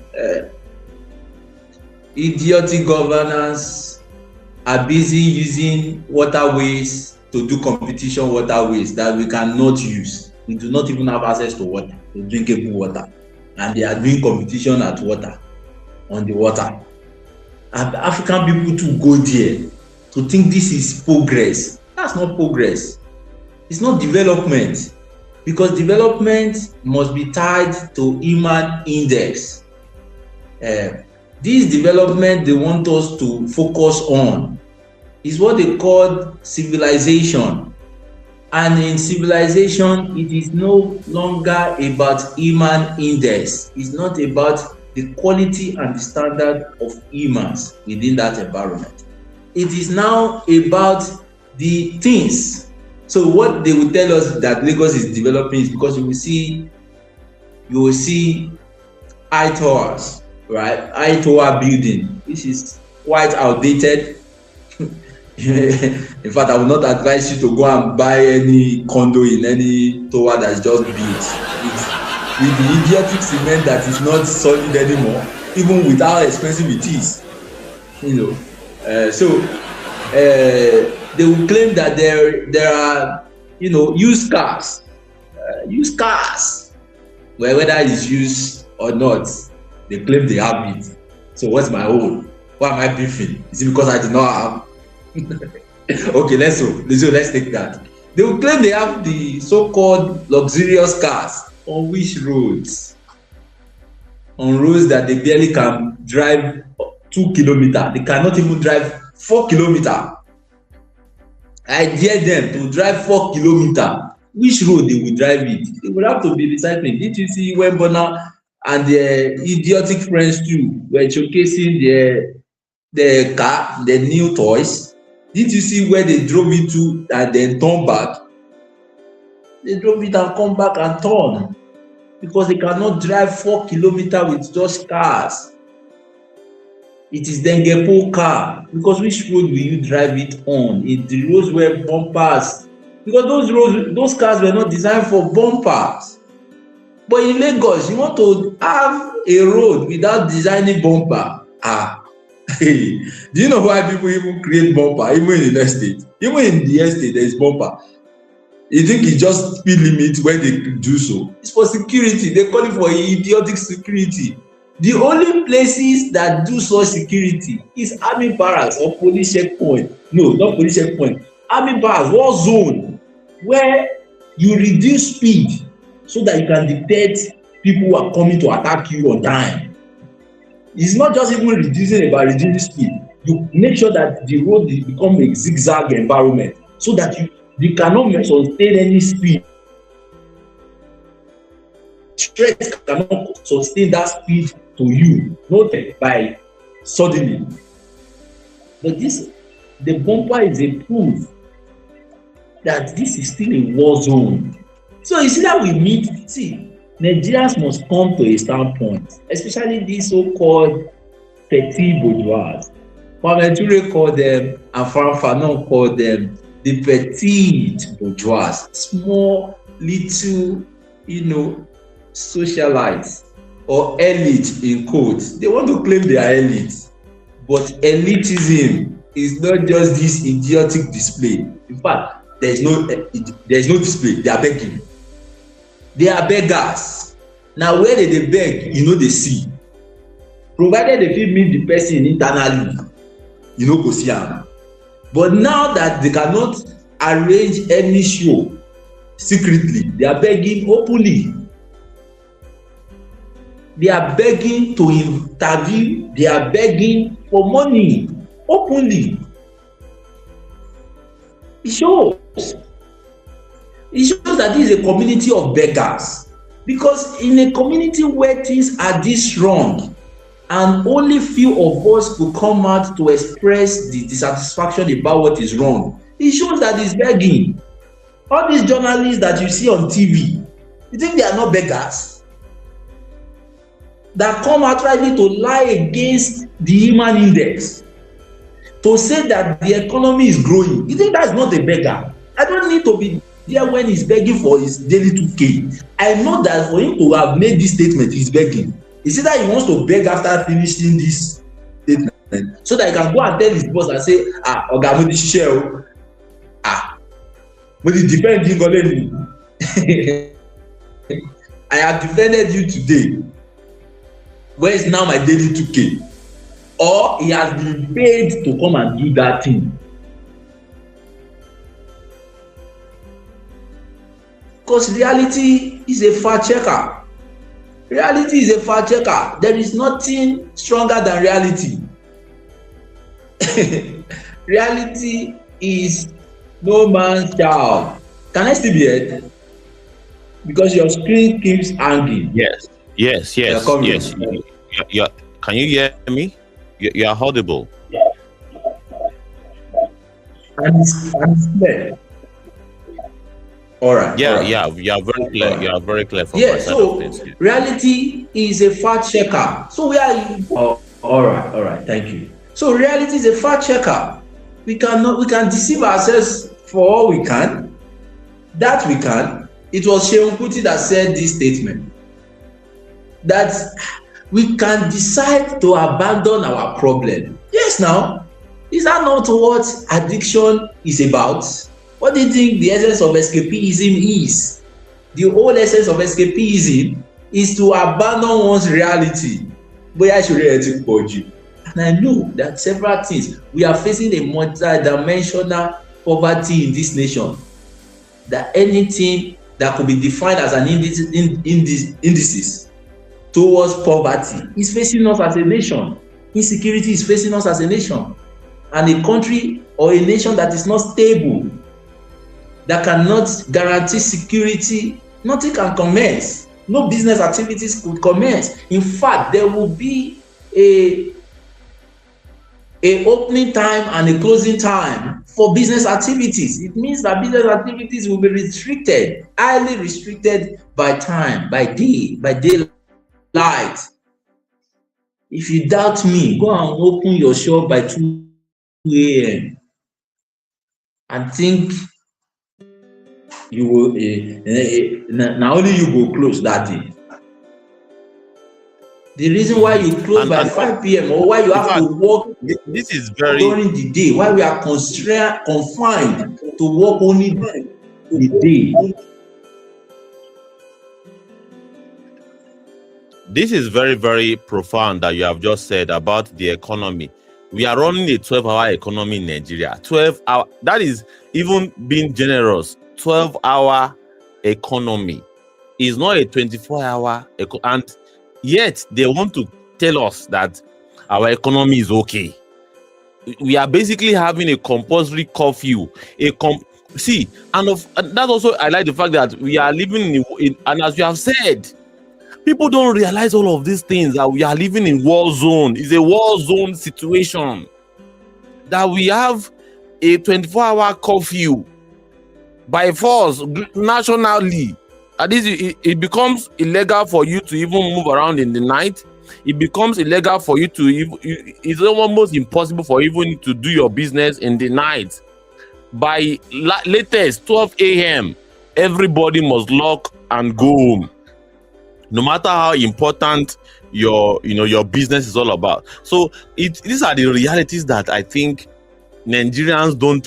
In fact, some Nigerians don't even realize it yet, that this is a very big issue in 21st century, that you are running a 12-hour economy in the 21st century, and that 12-hour is even more very generous, because many people have closed their business by 9 p.m. That is they must have operated just for 9 hours, and that will be it for the day. And how much that really impacts the economy if we are to be having a 24 hours economy compared to what it is now. It's a big difference. So I agree with you. That is quite profound. Thank you so much, Comrade Shinwala. Please proceed. Yes, thank you, comrade, for expatiating on that. How can we even say we want to? These are the things that makes us poverty nation. That the time frame, and this does not mean that we will do more work if we have a 24 hours time span economy. It's not that's not what it means. In fact, we will do work at our own pace. It means that we are confined to move like robots at a certain time. This can even solve traffic problem, which can directly affect our lifespan, because stress is one of the reasons that shortens lifespan. In case you don't know, stress shortens lifespan. So we can, it means that some of us can decide to say, I would only resume work in the night. And there are a lot of work that could be done in the night. There is a lot of work that could be done while others are sleeping. That can be done in the night.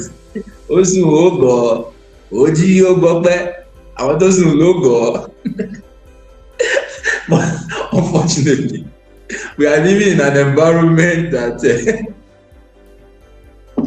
it's not only Fiji that can be done in the night.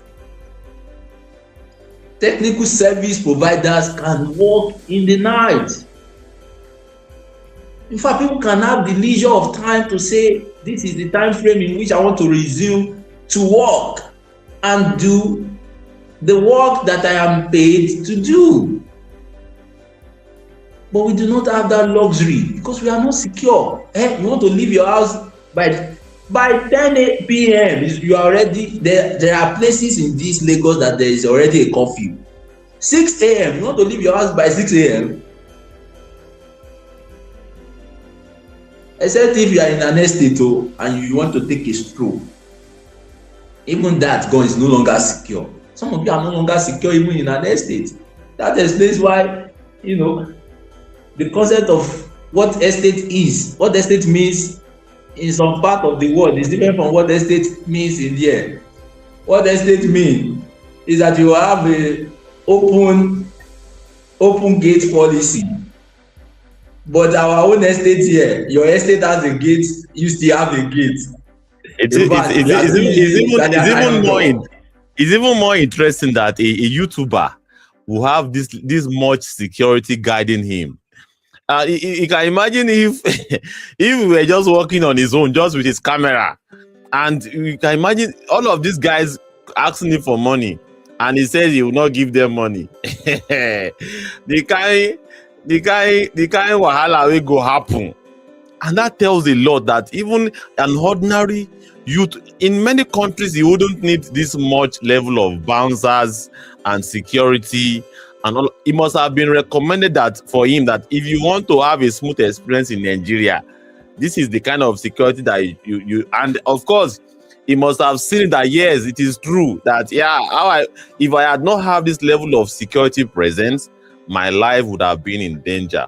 And that paints the true picture of Nigeria to the whole world. You see, many people are looking at all of these things and seeing the true picture of Nigeria. And this is just as you have said, as the government or chains would always paint this picture of everything is under control. Nigeria is cool, everything, nothing wrong in Nigeria. They show drone footage of Lagos, the beautiful places in Lagos, all right, and that to a large extent that they have succeeded in fooling the whole world.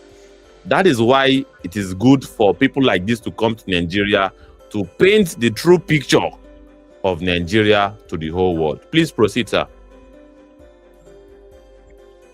Yeah, thank you. And thank you for taking the word out of my mouth, because I was still going to the security aspect. I've not seen much of his video, I must admit anyway. But for some I've seen, this is the play. This in Nigeria was the only video I've seen IShowSpeed with active security. I know that all of them use security, but I have seen active security that you can say that this is a security guard. It was in Nigeria. And I have seen his exploits in Morocco. I've seen him in South Africa. I've seen him in Ethiopia. But in some of the videos I've seen, look at him in Ethiopia. Look at him in Ethiopia without any security at all. This is Ethiopia.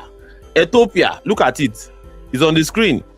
Look at him, just having fun like a normal person. He was not having any bodyguards, nothing. He was just moving freely. Look at him. All right. This is him in Ethiopia with little or no security at all. This is just to validate what you are saying and compare it with Nigeria. It is a different ball game entirely. Please proceed, Commissioner Aylara. Mo fẹ́ kọrin olóòtú ṣé mo lè kọrin orin kan wá sí lẹ́mìí. So far you are going to interpret after you sing, you interpret to our audience. Bàbá mímọ́, níbo ni kí n ti bẹ̀rẹ̀, níbo ni kí n ti bẹ̀rẹ̀, níbo ni kí n ti bẹ̀rẹ̀. Bàbá mímọ́, níbo ni kí n ti bẹ̀rẹ̀, níbo ni kí n ti bẹ̀rẹ̀. Ọmọ tí wàá sùn wá báyìí, No.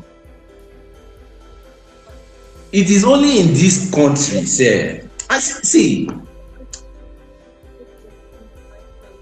there is a correlation of our mental behavior and our mental state with what is happening to us with our subscription with Abrahamic religion. It is in this country that people pray insecurity as a form of testimony. You would hear, oh, Adlanu to. So let me translate the song I sang, right? Meaning, in long and short, it means that where should I start from? The Baba Mimo is some might consider is religious, but Baba is something we use for dignifying our respected people. So it's not just Mimo. So there's no idiot that can lay claim to this. This is us. This is Africa.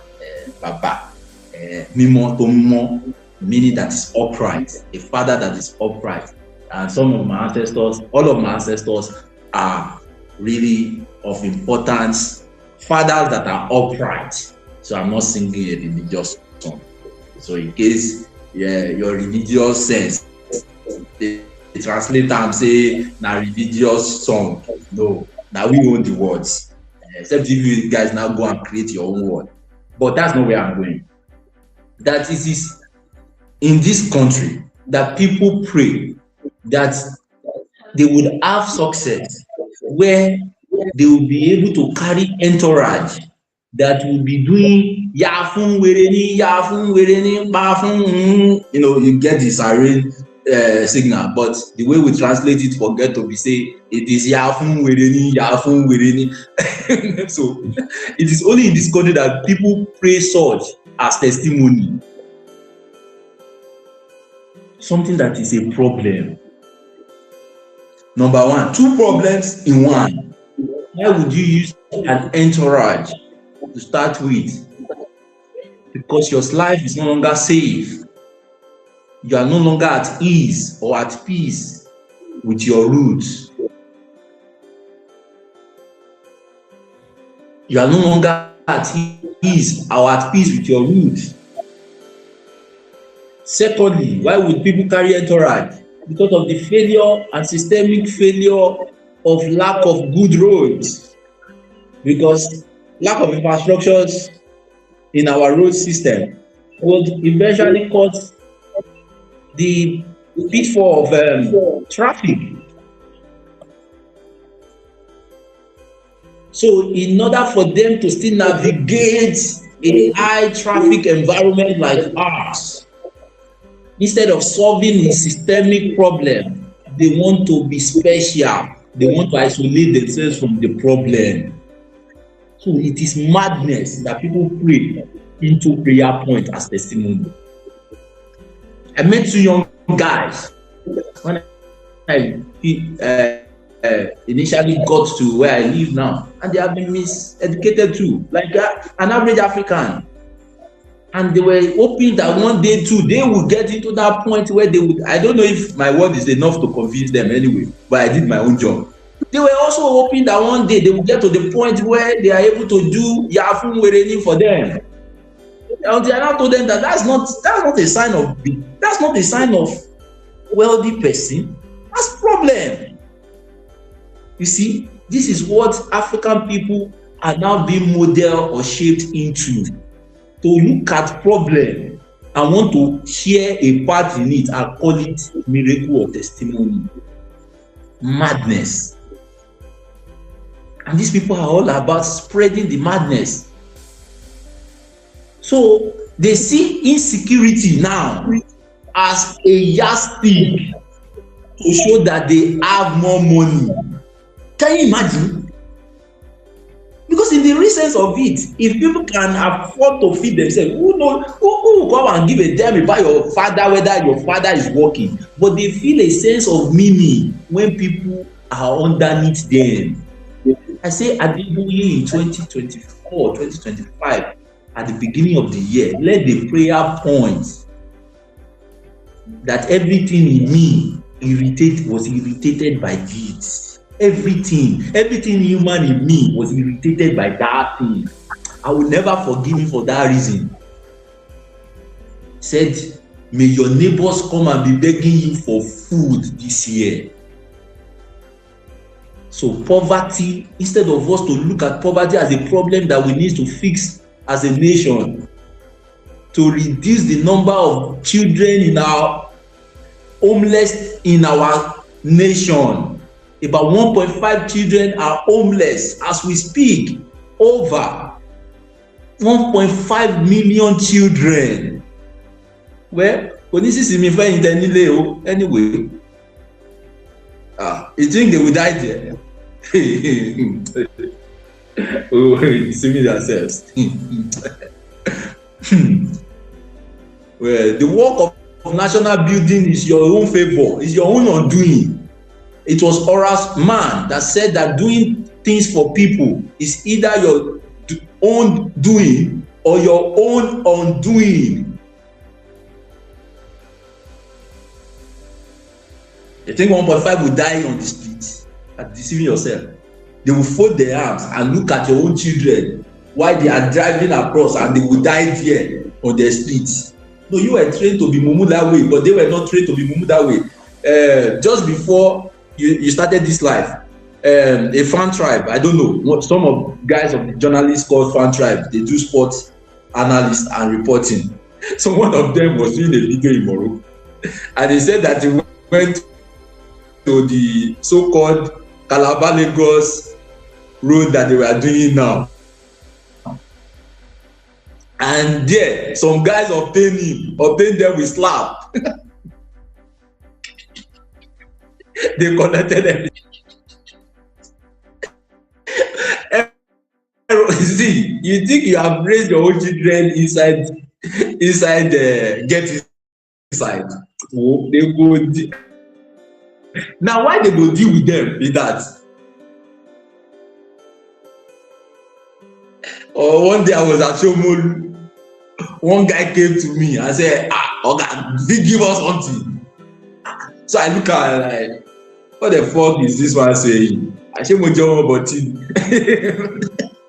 if you just pay, you get inside. So the guy said, come and beg for friends, do you want us to show you something before you give us something? Àwọn ọmọdé raise that this sorrow and before me I dey street mo dey look but me but because we know the situation that we are living in. This is not an healthy situation. You cannot raise your child in 1,000 untrained child and expect that your child will live safely. It's your own undoing that you are doing. These people don't know. They don't know that is their undoings. So the insecurity, people now pray insecurity as a testimony. That's when you know that there's madness in this country. When Asha sang, there is fire on the mountain, and no one seems to be on the run. There is fire on the mountain top, and everybody's looking. These ones are praying. 20 million children, over 20 million children as we speak, are currently out of school system. So if the destiny of these children is to express themselves in the area that would only for them to be able to practice, they will need the qualification. That means they are disqualified from life. They are disenfranchised from life, from an opportunity to life of expression. Over 20 million. And you think your child will eat gelato? Well, make you stay there where they eat the gelato. To come and eat the gelato here.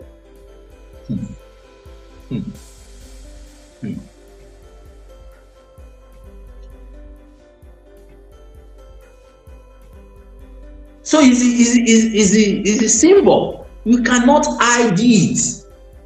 That it is so-called yeye-brity. A madman. A guy did a research in the late 90s. No, early 90s. He did a research.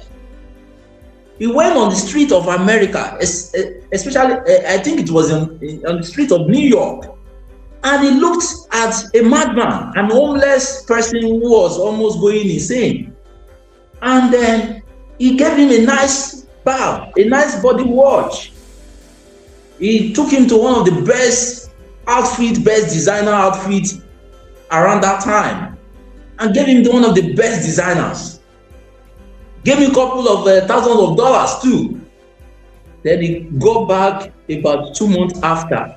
The man had returned to his original state. So meaning, and this was the point, that you can transform. Transformation does not just happen with a man on the outside.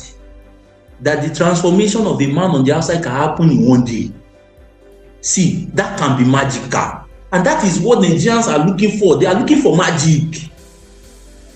Nigerians are looking for magic with religion. They want magical experiences. Touch me, daddy. Touch me, daddy.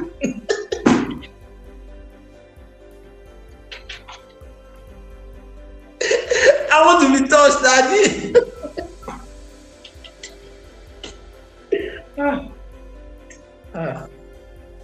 Ignorance is a disease, but knowing is a burden. No, it's a burden on some of us too. To realize that you share room with completely not people. Touch me, daddy. We are looking for magic. I would love us We are to magic. highlight. I'd love us to highlight some of other important talking points around the fact that why would he choose Lagos? The chaos, the markets, the the sensation, the tall buildings, skyscrapers, all of these so-called optics of urbanization. Why didn't you choose the heritage? Around the very untouched landscapes in the rivers, Enugu, the Okeogun, the Eugene waterfalls, the all of these other interesting locations where culture can be displaced. All right, why would he choose the chaos, the organized chaos in quote of So, Lagos? And I think many people so, will so, be interested in some of these reasons, or perhaps some of these questions of why he decided not to choose the heritage, that will project the Africanness of Nigeria. What would you say about that?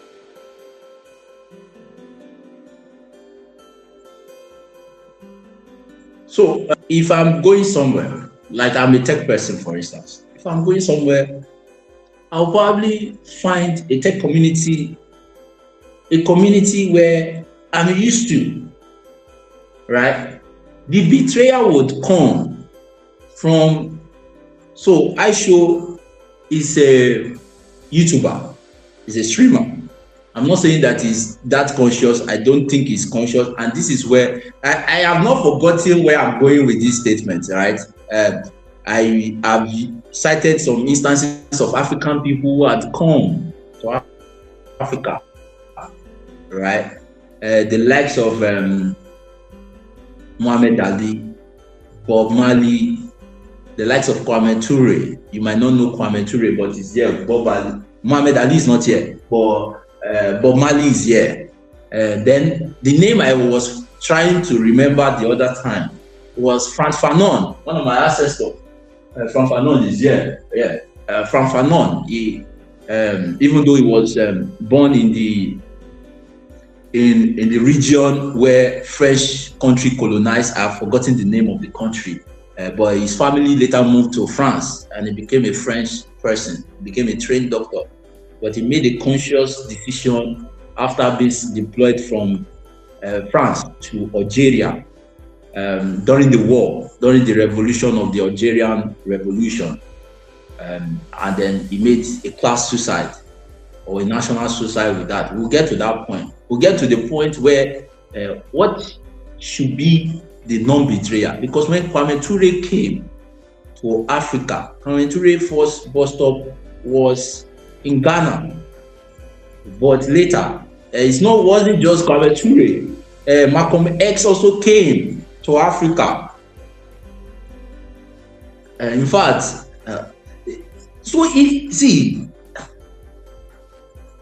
it is what our people have missed and what is happening. There is a disconnection that is not helping this gel to work in. When Kwame Ture came, the bus stop was in fact, Stokika Carmichael, that is his name. That was his American name, even though he was born in Montenegro, Serbia, Montenegro. But he became an American. They moved to America also, and they became an American. It is Stokely Carmichael. That's his name. That was his name. But he got inspired by the work that Kwame Nkrumah was doing in Africa, and coupled with the fact that they were already creating trouble for Americans, and America were having trouble because these guys were on for liberation. So because of that influence, two African leaders that was leading at that time, that he was influenced by, Kwame Nkrumah, because Kwame Nkrumah was preaching the unity of Africa, and he was also influenced by Sékou Touré of the Guinea-Bissau. Is it the Guinea-Bissau? I think so. Yeah, Guinea-Bissau. Because there are 2 Guineas, right? It became, so he took the name of the first name of Kwame Nkrumah, which is Kwame, and he took the last name, one of the name of Soko Ture, and which is Ture, and then that was how he came about Kwame Ture. But why am I saying this? Just to connect it. He didn't come to go and meet just everyday people. Everyday people might not know him. The whole essence of organization, hierarchical organization, is not just for hierarchy, it's for responsibility. But what is disappointing will be where we are supposed to find intelligence, we now found stupidity. And it was in the same case. This was what now happened in the case of Muhammad Ali. Because Muhammad Ali went to Zaire, they call it Zaire, former, now Congo. Now, when he went to Zaire, it was the guy who murdered Lumumba that was the president at that time, Mobutu rather. So the idea of Muhammad Ali coming to Africa was not really achieved. I'm not talking of the Royal Rumble, that the jungle, the rumble in the jungle. The fight went well. In fact, Muhammad Ali regained back his belt that he was sanctioned or taken off him after that bout. But the impact was supposed to be more than that. Because Muhammad Ali was fighting, even though there were 2 Africans in the ring. But what he was fighting was that there was one African that is sponsored by the European countries, by the Americans. And he was fighting for the dignity of Africa. But the unfortunate part that has happened is the unfortunate part we are seeing also today, with an example. And I'm not saying that issue is in that context of consciousness. I'm not saying it at all. I've not seen that at all. I'm not studying like that also, but I don't think he has it. So what is the point? The point is that it is those who he has come to meet that he are betraying the cause. Of course, he doesn't know Africa. It is the places that he's being shown and taken to that he knows. Who are the people that is supposed to show him to the beauty of Africa? The ones who are popular, but like Kwame Nkrumah said, these ones that are now popular, especially in Nigeria, because the madness is in Nigeria, really, with numbers, stupidity all over there. According to Kwame Nkrumah, unfortunately, these ones are born in Africa, but they are not Africans because Africa was not born in them. Unfortunately, they have the skin of what is called African, but in their face, if you look closely, they have a mask, and it is white mask. Frank Fanon now titled it into a book. They said these ones are white skin, but black skin, but white mask. That these ones have a mental problem. That no matter the influence that they have, all they are still looking for is money. A musician not sing it. That Dangote still dey find money. Oh. That the most richest person as a black man is still finding money. Money is still his goal. Not influence, not affluence, not impact, not contribution to humanity. Not legacy. So the people who are betraying these are the ones they are partnering. So I'm giving the case of, because Soko Ture retired in Guinea. He lived in Guinea all through his life. After Kwame Nkrumah was removed from office by military sponsored, CIA military sponsored coup.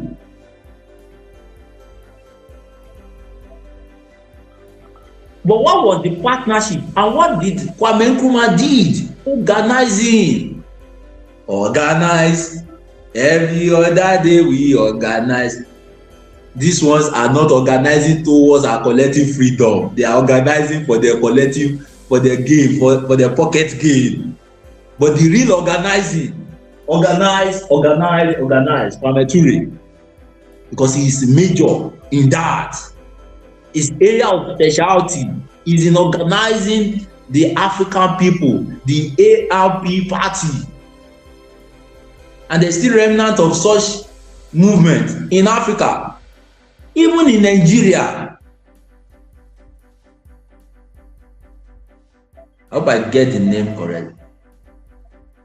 I just want to do some quick findings, some quick check, so that I can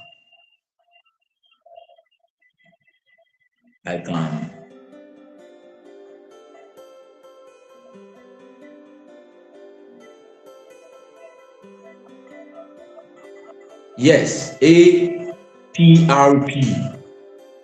all APRP, All African People Revolutionary Party.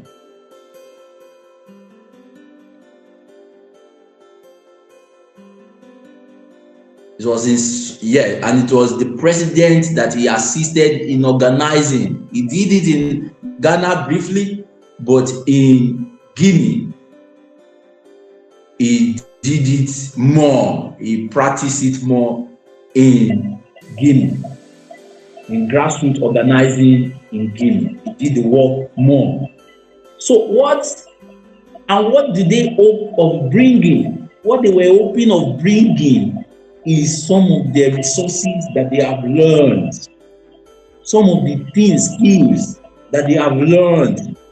They are hoping that they are going to see Africans who can see at the level in which they see and partner with them for our collective liberation. But guess what?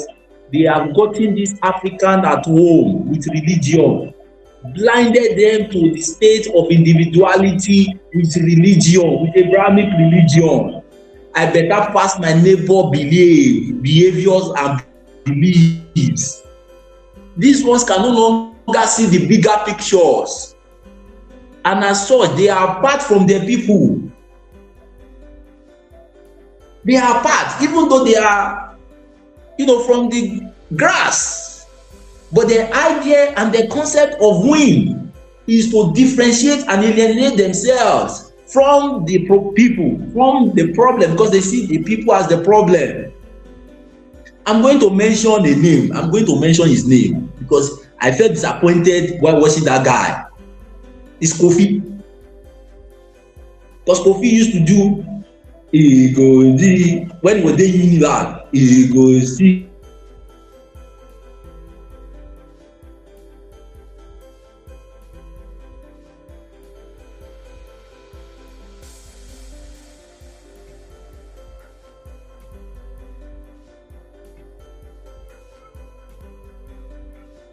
Yeah, it seems as though we are losing. Are you still there, Commissioner Ilara? Can you hear us loud and clear? Commissioner Ilara. Wow. Seems as though we have lost him due to network. Let's take a listen once again for the sake of new listeners who may not have context to this particular discourse. Let's take a listen to this sound bite. Thank you. Ice cream for my way. Move.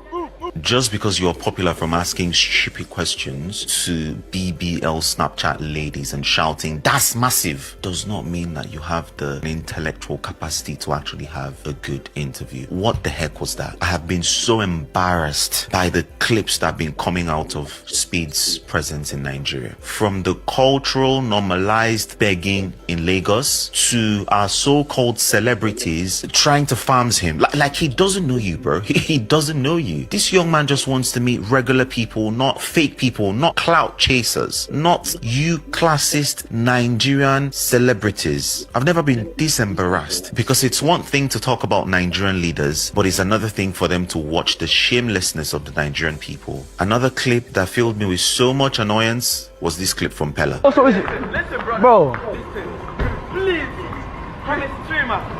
I'm big, I know, but please, let's do something. I'm suffered because of Rudy. I made it. School is not a scam, because there is no way that was Pella's method and strategy of getting Speed's attention. For Pella's status in the streaming world, especially in Africa, he should have had contact with Speed before he came to Nigeria. Even if he didn't, his team should have done it properly. Why was Speed taken to Lagos and not Abuja? Because I'm very sure if he was taken to Abuja, a lot of the things you saw wouldn't have happened. Lagos is filled with clout chasers. These people you call celebrities, they are all social climbers. They have no class, they have no content, they have no intellect. Look at them jumping around like overstimulated dogs and following Speed like groupies. Men, people's boyfriends and providers and husbands. It is such an absolute shame. I need you guys to understand that it's not just live streaming. People are building perception based on what they see from this guy's live stream. I've seen lots of people saying, oh, I want to go to South.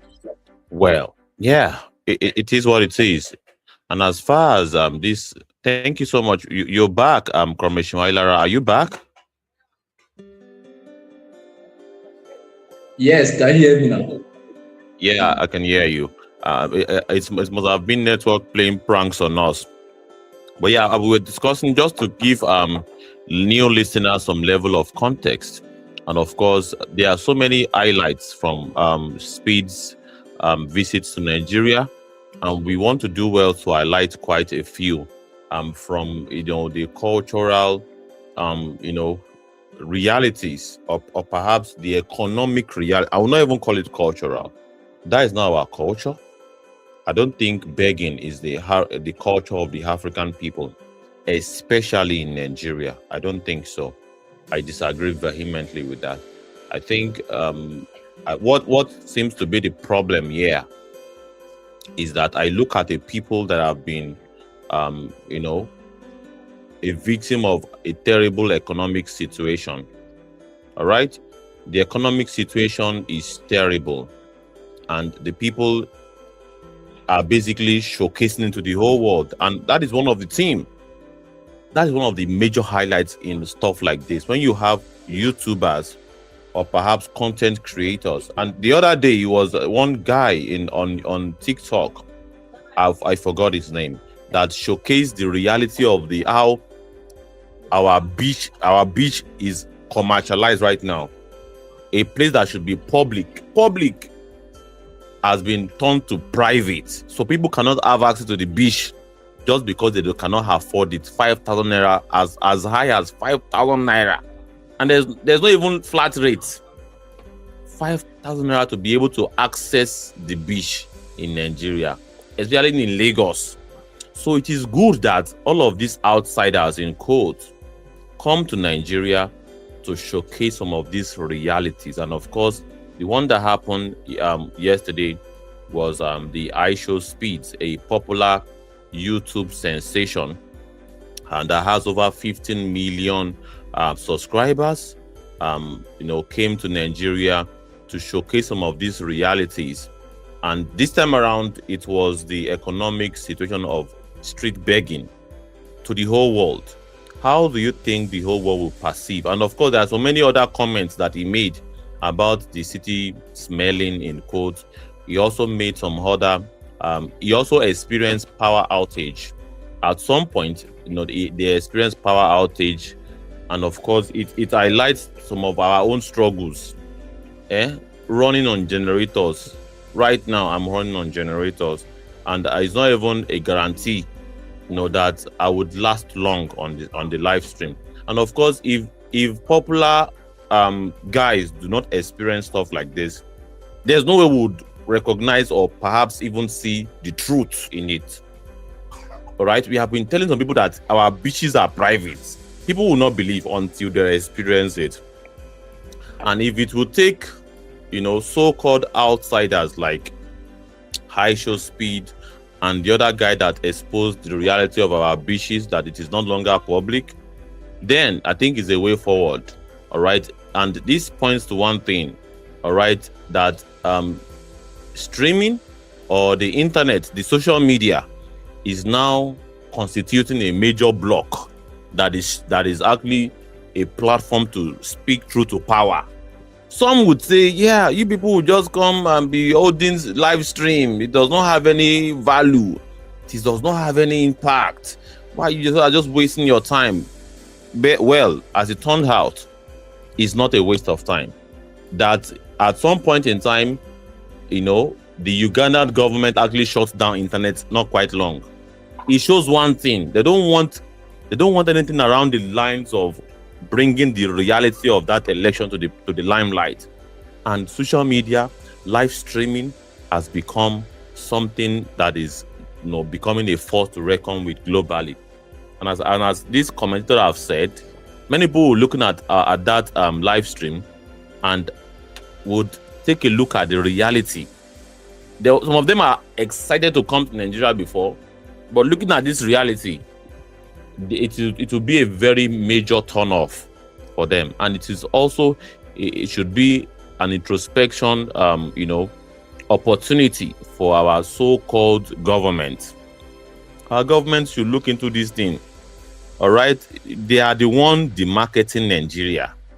It is the Nigerian government that are demarketing Nigeria with lack of, making sure that there are social amenities in place, that the standard of living of the Nigerian people is so okay that they would not be running after outsiders like IShowSpeed for money and be begging them for money. That paints a picture of an economy that have tanked. When we say that our economy has tanked, people say, you are exaggerating. How can you say the economy has tanked? The economy is doing well. These are the indications. These are the data. This is what you use as data sets. If you are going to make investigation if you are going to investigate not Nigeria's economy have not tanked, this is how you will know. These are the evidence. This is the evidence that will show. There will not be beggars on the street. All right? Begging on the street is a very strong indication that the economy has tanked. It's a very strong indication that there is no youth employment. It's a very huge indication that there is poverty in the land, multi-dimensional poverty. And if the center of excellence is as bad as this, imagine what Gombe would look like. Imagine what Jigawa would look like. Imagine what Samvara will look like. All right, imagine what the creeks of Bayelsa will look like. This should be a moment of introspection. It should not be a moment where we grandstand or we want to cover up for the government. And this is what our platform stands for. This is not a platform to basically, sugarcoat things for the government. No, it is supposed to paint the reality of the Nigerian people to the whole world. And I believe through this, our broadcast today, once again, the Nigerian people will know that, well, Wahala Day. And of course, to the international community, they will see the reality of the Nigerian people. And of course, to the so-called elites, that people that should constitute the elites, those that should basically constitute, the pressure necessary, and those that should organize, which is very, very important, because there's a certain demography of people that should take it up to constitute a force, a political force that will bring an end to this embarrassment. But by and large, they are either in bed with the very people that have caused this kind of situation, or they are basically taking side with a corrupt major opposition, or perhaps they are throwing their hands in the air and saying it's none of our business.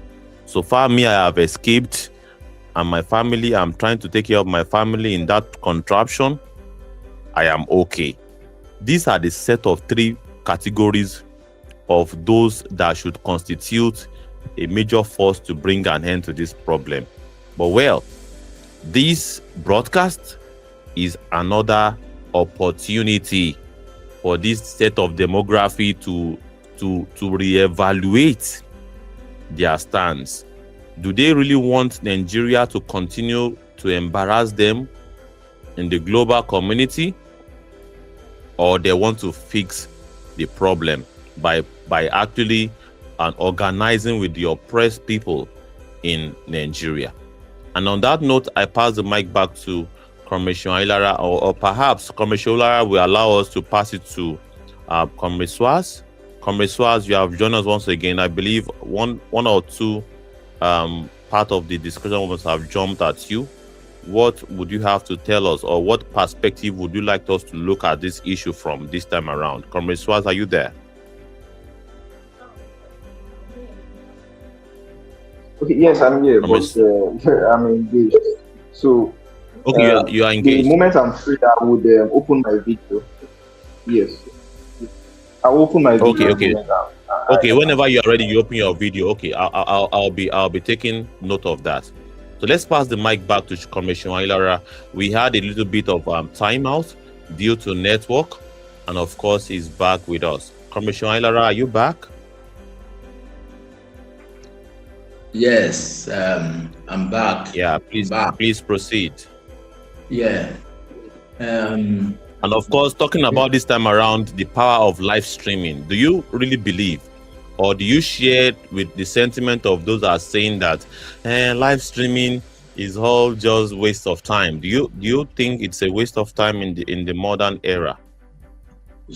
So let me pick it from because I just remember that we need to pay homage to one other person, that returned, but his own return changed the event of African people for the worse. To start with, we need to also acknowledge that Olufunmilayo Ransom, Olufunmilayo father returned also. These are returnees. If you Google the countries that are not colonized in Africa, even though the only country may acknowledge that we're not colonized in Africa is Ethiopia, but they slip in another country there called Liberia, and it's because it is a country that was formed in 1847 by returnees. But one major person that changed, because this one affected me, so I will talk about it. All of them also affected me, but I'm going to talk about this one. Is that the man called Ajayi Crowther returned. And it was Ajayi Crowther who translated not physics textbooks, not biology textbooks, not scientific textbooks, not social studies textbooks, to not just Yoruba language, but he translated this one language, he called it the Bible, not just Yoruba language, but he played a role across the southwest region of Africa. In the translation, he played a very major role. But it was him also who made the error, whether out of deliberate one or indeliberate one, to say that my own ancestor called Eshu is now their own devil in their book. And that was an unpardonable error for me. What am I saying?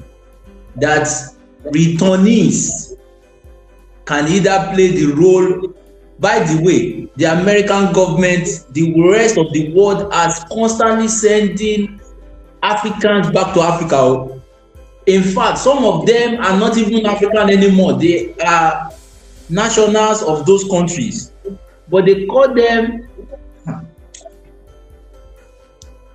they call them prisoners, and that after they have done their jail terms, they will recollect their nationality from them and send them back to Africa, even though we didn't produce them. This has become a trend. Early 90s, immediately after we got independence, this became a problem that African leaders had to fight it and say, why will you be returning your waste, things that you have mismanaged, people that you have destroyed back, and they kept doing this thing every year. And this is not just about human waste. They are disposing even their other waste. In African land, they are polluting Africa. But that's not where we are going. So that streaming, social tools, technology is a tool. It not depend, just like returning is a tool. Who is funding it and for what purpose will be the question.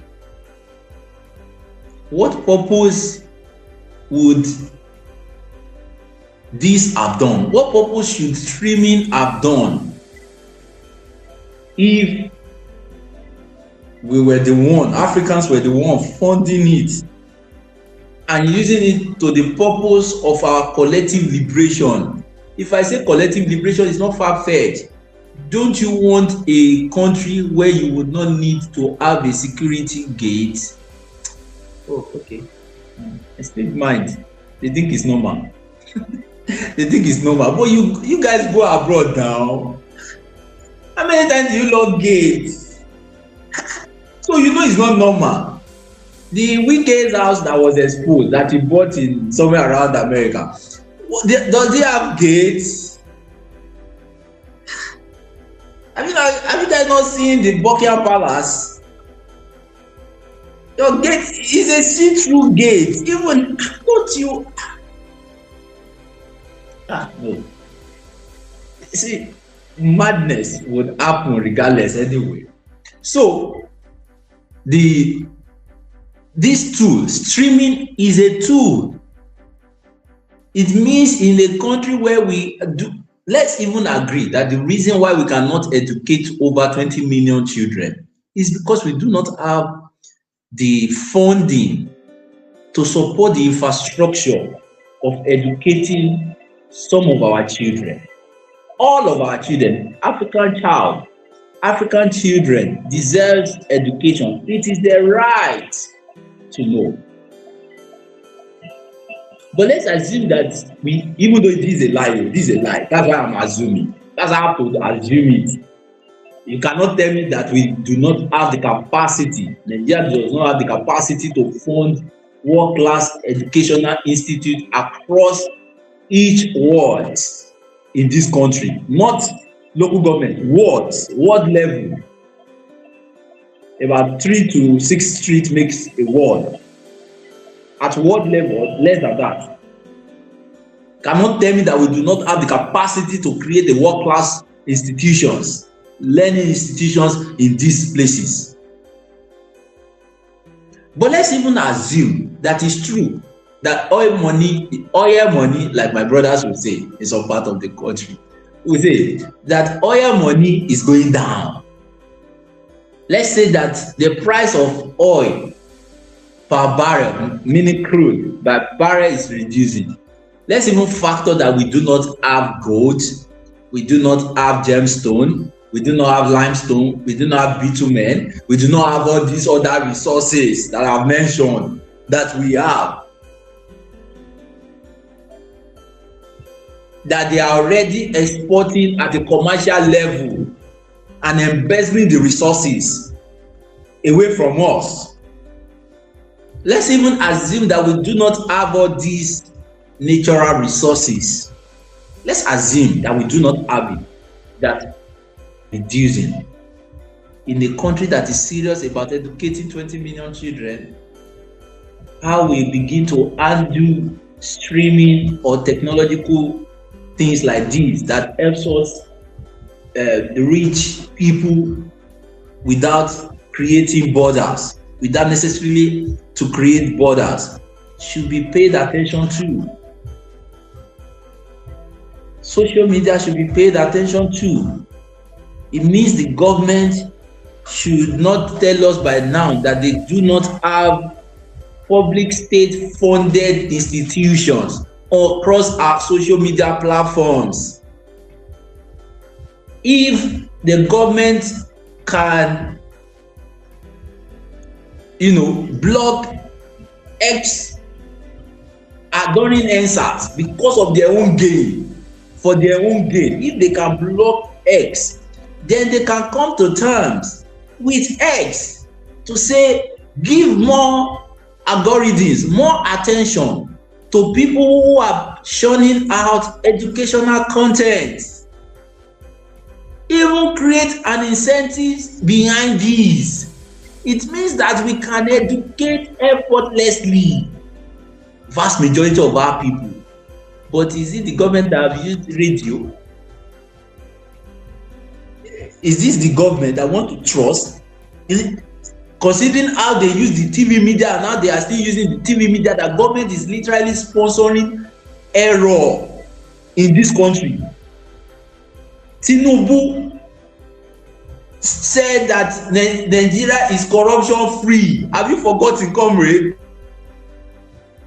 Just this last year, the president came out to spread lie. The so-called president, why was he lying? Because of what I say. See, there is a spirit of beggars. I can see it. I see it. Spirit of beggars is upon this place, but this is not inherent to us. This must be bastard children of Africa, because in Africa we don't beg. Why would you beg? Why? For what purpose? When you can walk, when you can farm, when you know the answers to your problem, that the answers to your problem is not going to beg a sky daddy. It's not putting your future in an unknown hands. Tipe went to beg in Brazil because he wants to collect money that they would go and steal. It's because they want to for their pocket. Idiot, it's for their pocket. Say the maximum thinking all of them are doing is pocket and their room. Maximum. These idiots, these are complete fools, lunatic. These are not Africans. These are not us. So their behavior is off point. These are malfunction beings who have lost complete touch of what it means to be African. He lied on a national TV. He lied as a president that Nigeria is now corruption free. Is Nigeria corruption free? If Nigeria is corruption free, we will not be told now where are now the roads, where are now the schools, where is the electricity? We are paying. See, what? If I curse them, curse does not work. So the job is for us to organize and get these idiots or put them out of our reality, out of our shared reality.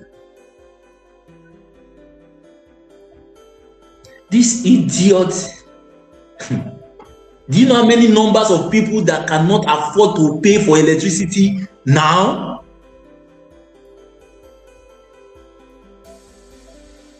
They made electricity is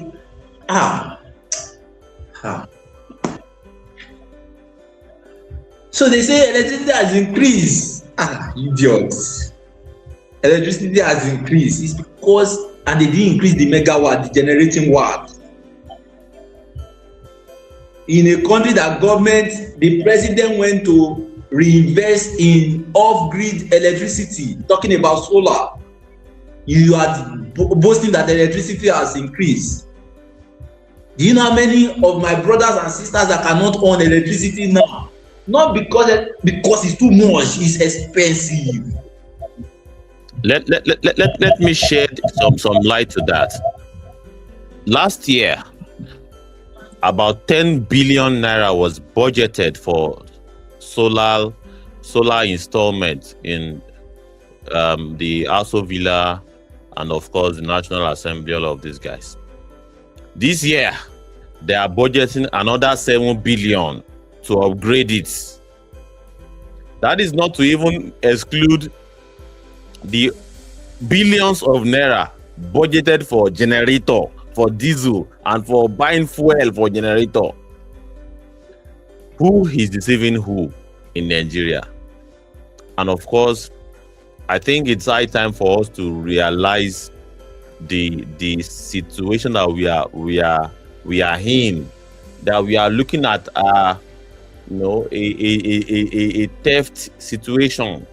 It's not necessarily a case of corruption. No, they are stealing our resources and they are being wasteful with it.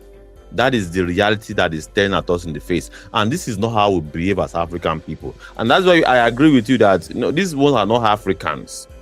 They are alien. They are alien entities brought to really disgrace, or perhaps recruited to disgrace and embarrass the African heritage.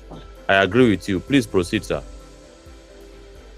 Yes, exactly. That they can deceive themselves, not us. For their pockets, all ends in their pockets. This division of these people. I said it was T-Pain and his family, and then the one idiot called Liberia president who was a legend in football. They were singing Bugaon as a president.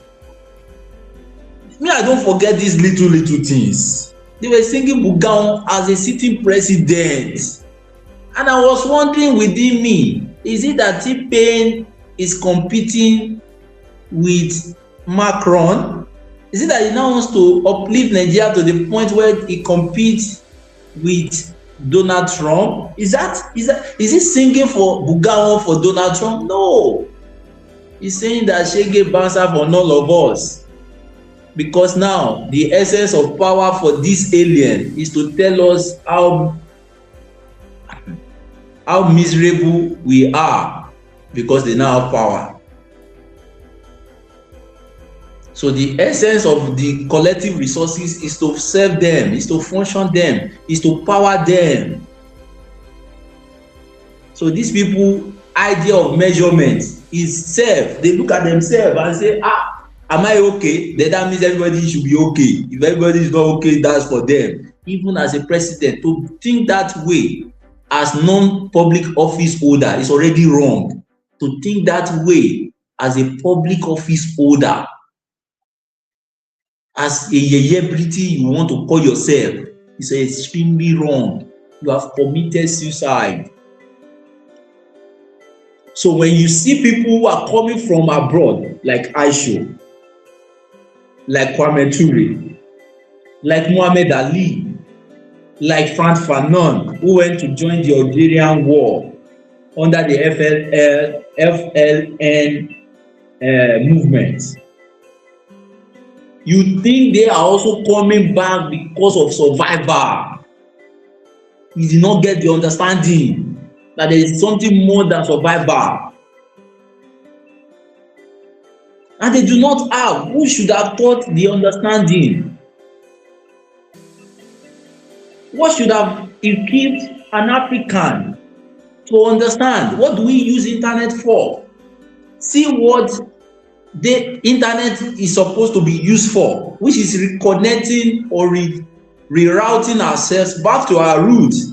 But what is the once idiot living in Nigeria or metropolis of African space? What are they using social media for? They are using social media to beg. They are using it. And they beg at the left. See, every one of them begs. Governors, they beg. Presidents go to beg. The difference is that we might not know, there might not be camera in the room when they are begging, but they beg. They beg. There is a spirit of begging, of robbery. Some don't beg, they threaten. It's the likes of those on the so-called the yeye pulpit. They beg, they threaten, they inflict fear that if you are not paying the tithes, you will not go to heaven, you will not make heaven. Is that not robbery? That is even armed robbery. The arm here is a non-physical arm, but this arm is to inflict fear. Is that not the essence of armed robbers? When they bring arm to the situation, is to inflict fear so that you will not confront them, so that they can extort you effortlessly. You want to play the idiot? Please play. For a foreign reason, I'm interested in what you have to say.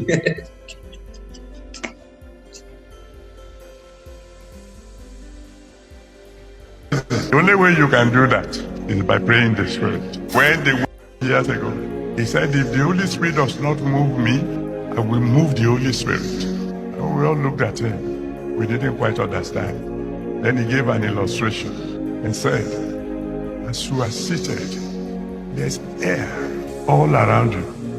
If you want to change the air around you to a wind, what do you need? A fan. When you fan the air, it will become a wind.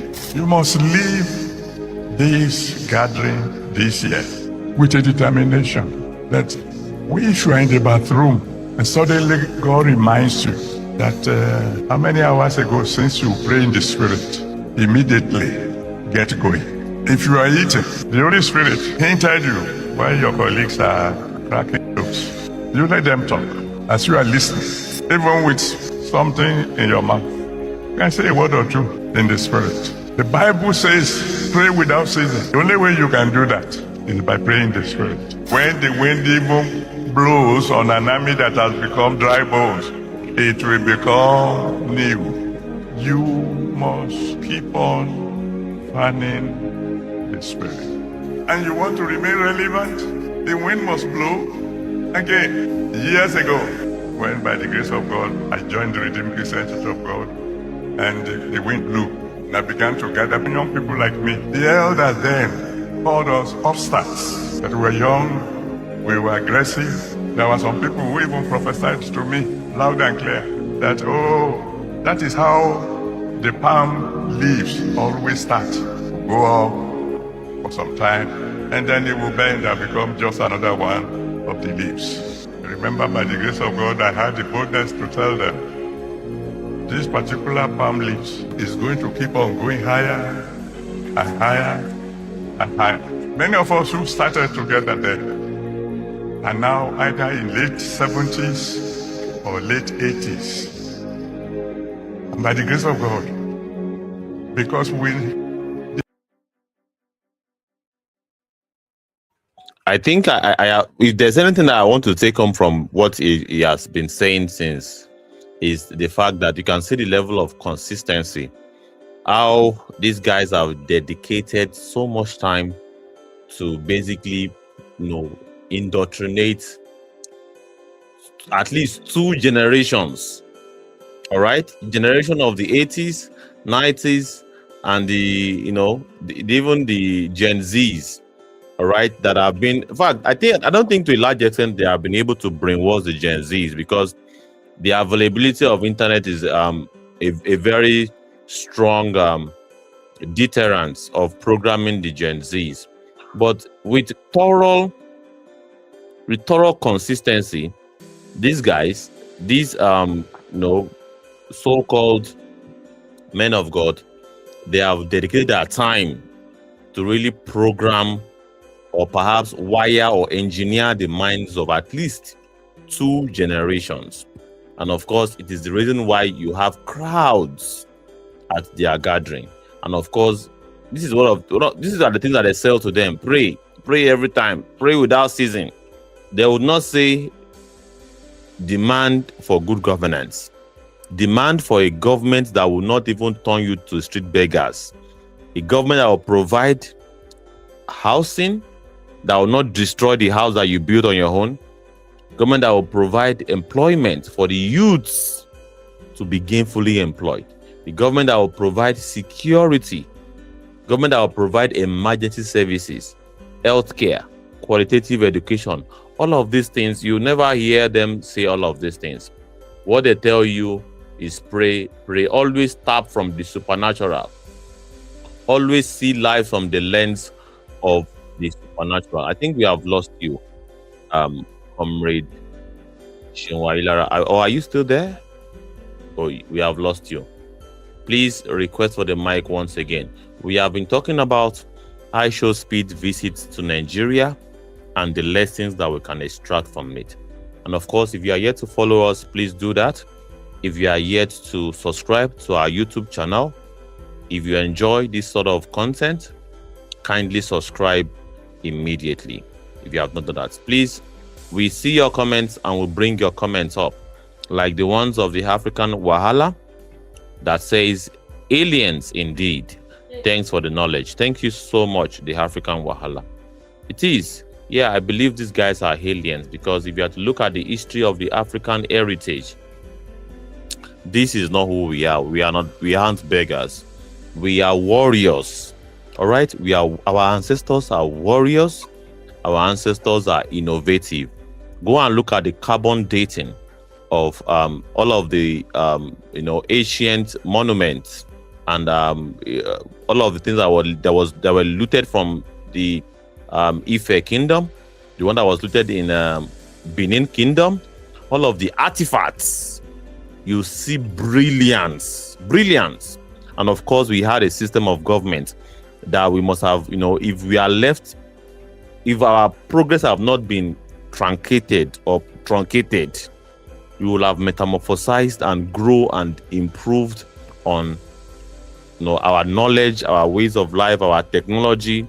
Everything were not a particular ancient. No, we were very, very much a civilized society.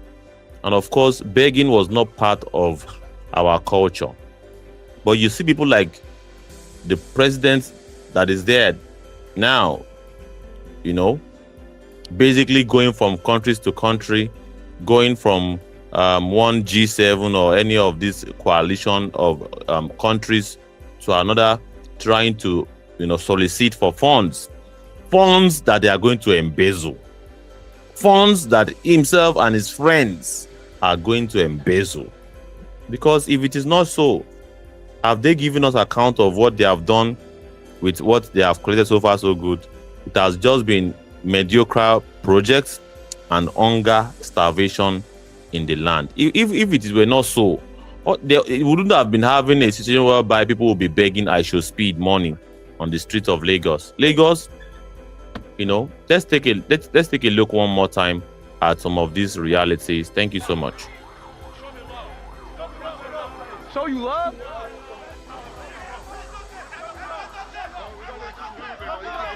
What the fuck is you saying? What? Money? Y'all take US dollars? Bro.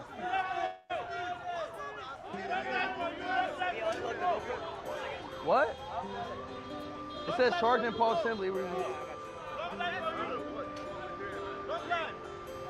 It's good now, though. It's good now.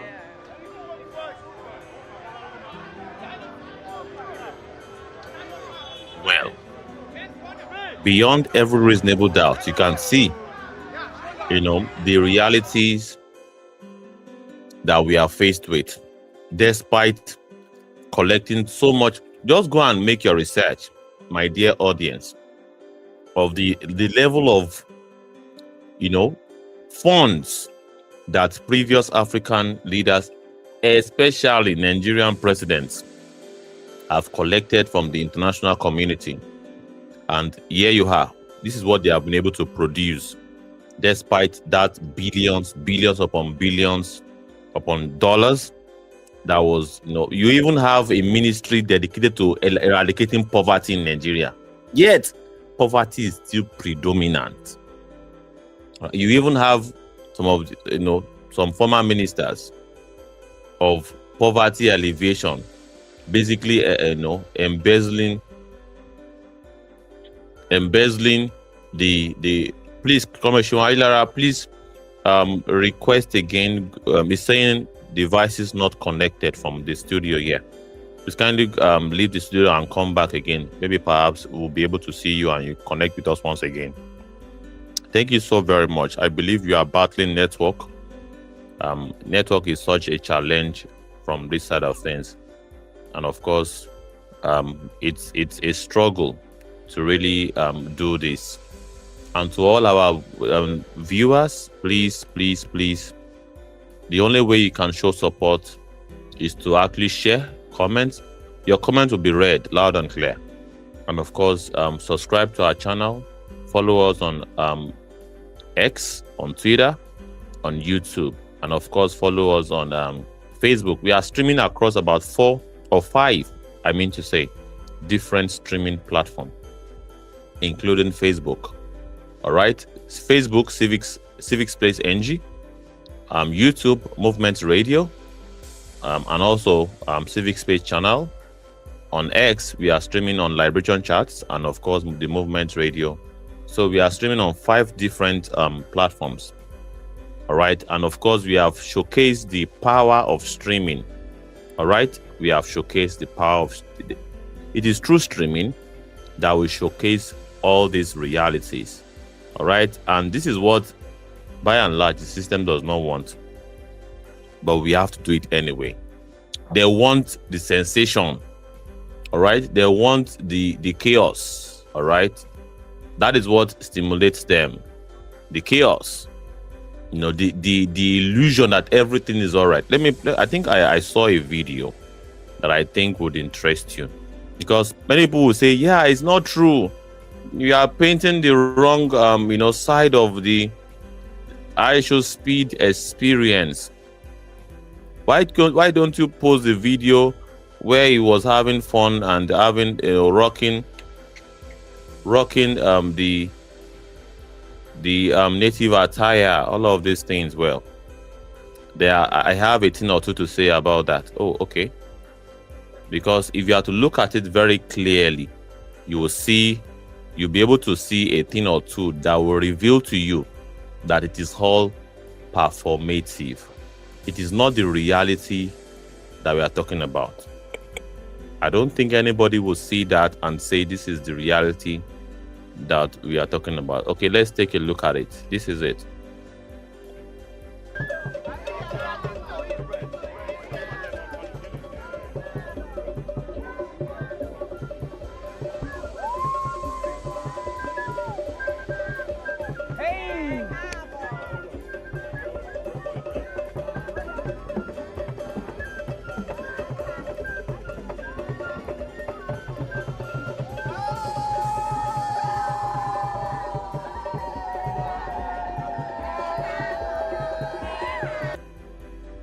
Yeah, it's all performative. It is not. This is I'm not looking at this video and I'm saying the locals.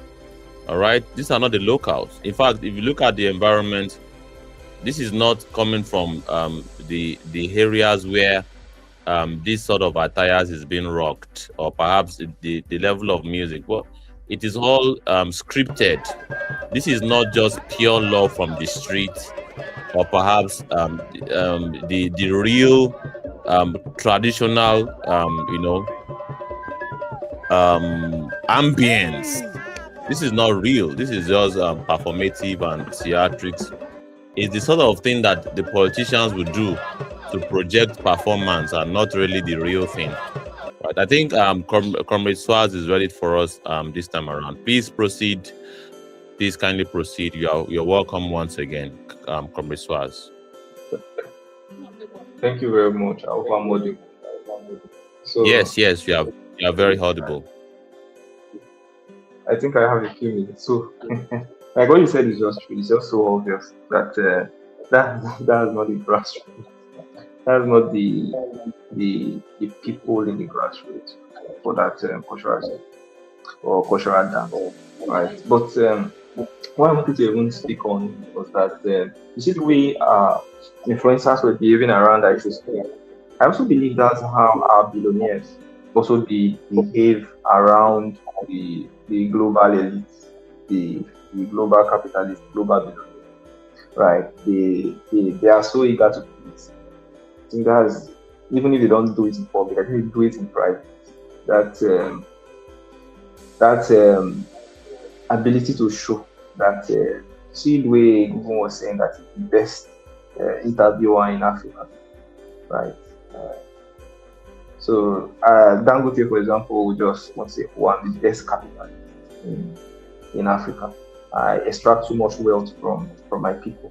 Right? They would even want to even show the billionaires outside of the continent how to extract wealth from their people, how to exploit their people. Right? I think that's how they do, and that's how they also go beg, right? Because you also notice they also do beg for aids, also they beg for support. You see the way they just pander to them. Even our politicians also, like Tinubu and the rest, they are eager to pander. They are eager to pander. I would really want to see how they behave. But also looking at it from another angle, right? Now imagine if this is the attitude shown towards IShowSpeed in public. IShowSpeed has a camera, is broadcasting live, and yet people were begging for money, right? Dignity aside, they don't even care if they are involved. Now imagine what candidates go through when they are campaigning. Candidates who some people think that, oh, this person is coming to enrich himself, right? So let's collect as much money as we can collect from him before he gets. Imagine what is demanded from them when they go to campaign. Because people always say, oh, you go to the grassroots, campaign in the grassroots, oh, door-to-door campaign and things like that, right? Now imagine the amount of show us love, oh, drop something. For every 10 people that may gather, they'll request for money. They'll request for money. Don't care if you are coming to offer them something, right? These people were begging. They didn't even think that, oh, how this is a camera, this is viewed by a lot of people from across the globe. How do we showcase our environment? How do we represent ourselves in such a way that we will sell ourselves very well? You understand? And I really would not really want to even blame the people, right? Just is almost everything they know. Over time, it's become the forced culture, right? The imposed culture, the imposed way of acting. When we see a big man, we always ask, we want to collect our share, right? It's what the nation has done. When the nation is not unable to provide the basics for the people look for it any way they can. Am I still audible? Liberation.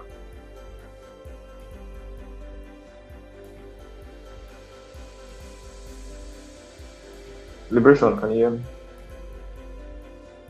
Yes, you're audible. I just had to quickly grab something to eat. That's why you are very audible. You're still very connected. Yeah. Okay. Even this, I need to grab something to eat. Not as there enough, but already time is already fast spent. So it's just our reality staring at us in the face. But what even made it more pronounced was that so-called celebrities, influencers, they were not excused from the begging. Come in. Sorry, I have to. I got the one. Hold on. I have to go Liberation. But I'll be here.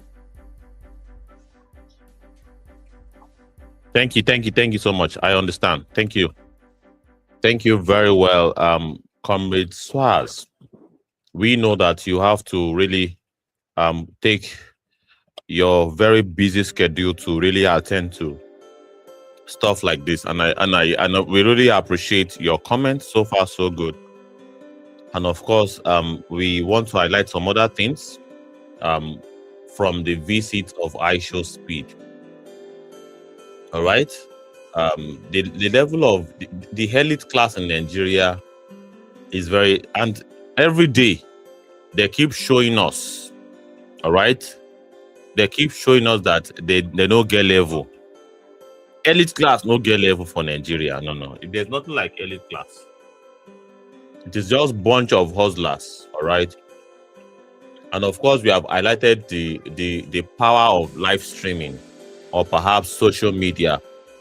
Imagine if IShowSpeed just came to Nigeria without any form of camera or perhaps clouds that showcases all of this reality. There's no way we are going to know. And of course, before this current set of people that call themselves streamers upon streamers, Shore has always been, bashed, or perhaps they always bash and say, they carry camera everywhere. They do this. This is how you showcase your reality. This is how you tell the powers that be that everything is on record. And of course, you can see the power of putting everything on record. And of course, this showcases to the whole world. We understand that during this live stream, at some point, the live stream on YouTube for IShowSpeed peaked around 160,000 viewers. All right. For context, as we are now, we are about 167 across all platforms. Just to give you context, 167, watching this broadcast live like this. There will be others that will replay it, but currently over 167 people. But yeah, for context, IShowSpeed was streaming, and of course, at some point it peaked over 50,000 plus watching it live. So you can imagine these are people that are watching Nigeria all over the world. And of course, it gives them perspective of what Nigeria looks like, or the realities of Nigeria. And we have succeeded in bringing this to that live streaming. And that is the reason why you'll be wondering, should be now only space now, they always do. Space, why can't you stick to spaces? Okay, imagine if we have stick to spaces where we have an average of 20 attendance, or an average of 20 to 30 listeners joining. There's need for stepping up, all right? Especially if you know that stepping up will mean reaching out to more people. And it's the reason why we do what we do.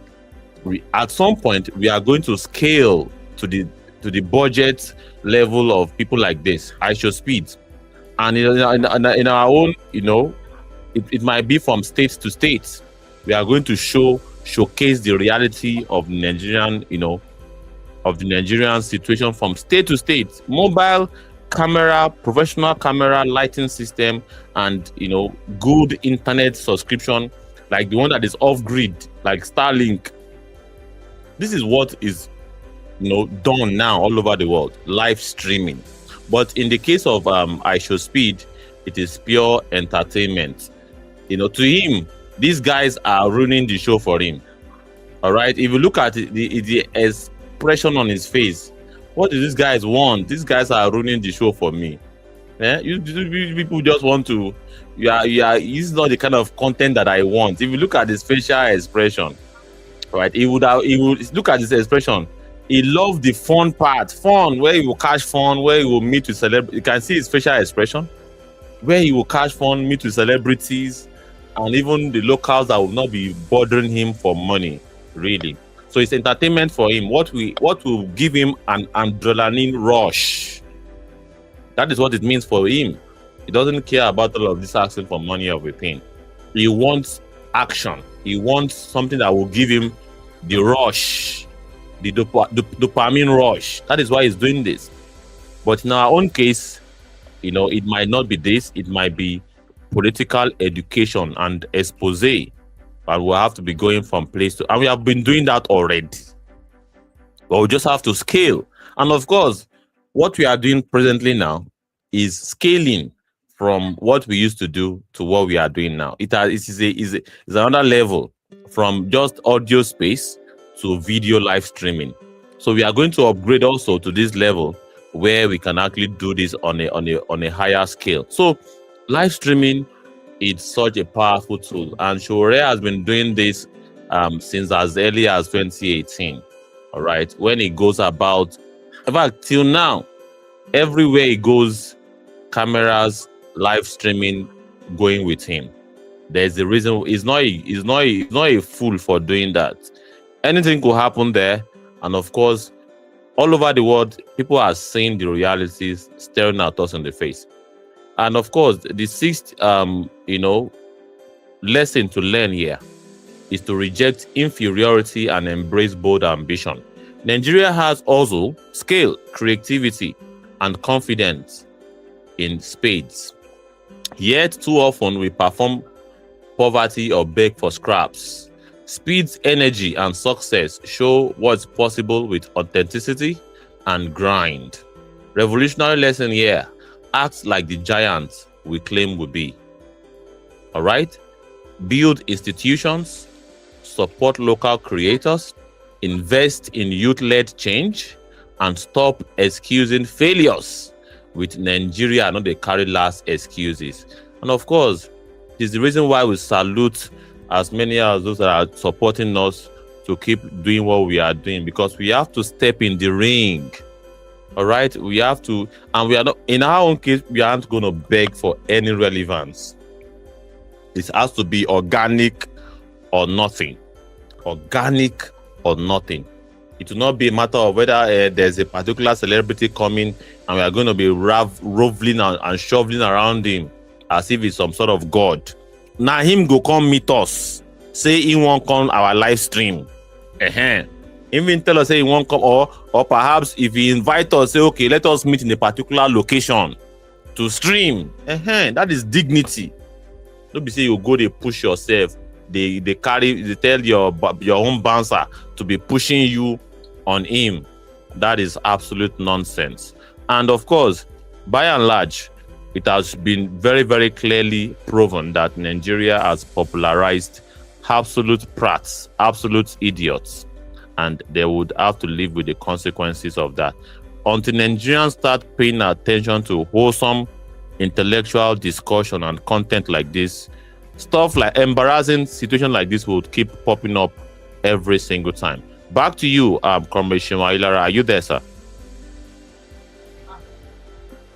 Yeah, comrade. I'm enjoying your submission. Can you hear me? Yes, you are audible, loud and clear, sir. Loud and clear. Oh, all right. Even though I don't think network today have been interesting. When were they interesting? We are paying more for it and for less service. The telecos increased the prices of data in this country last year. It went up viral by 100% in some cases, over that in most cases, and only to resort to this because the idea of this so-called capitalist is exclusion. It's not inclusion. It's not how to service. How do we service? How do we service more persons? How do we get more persons into the room?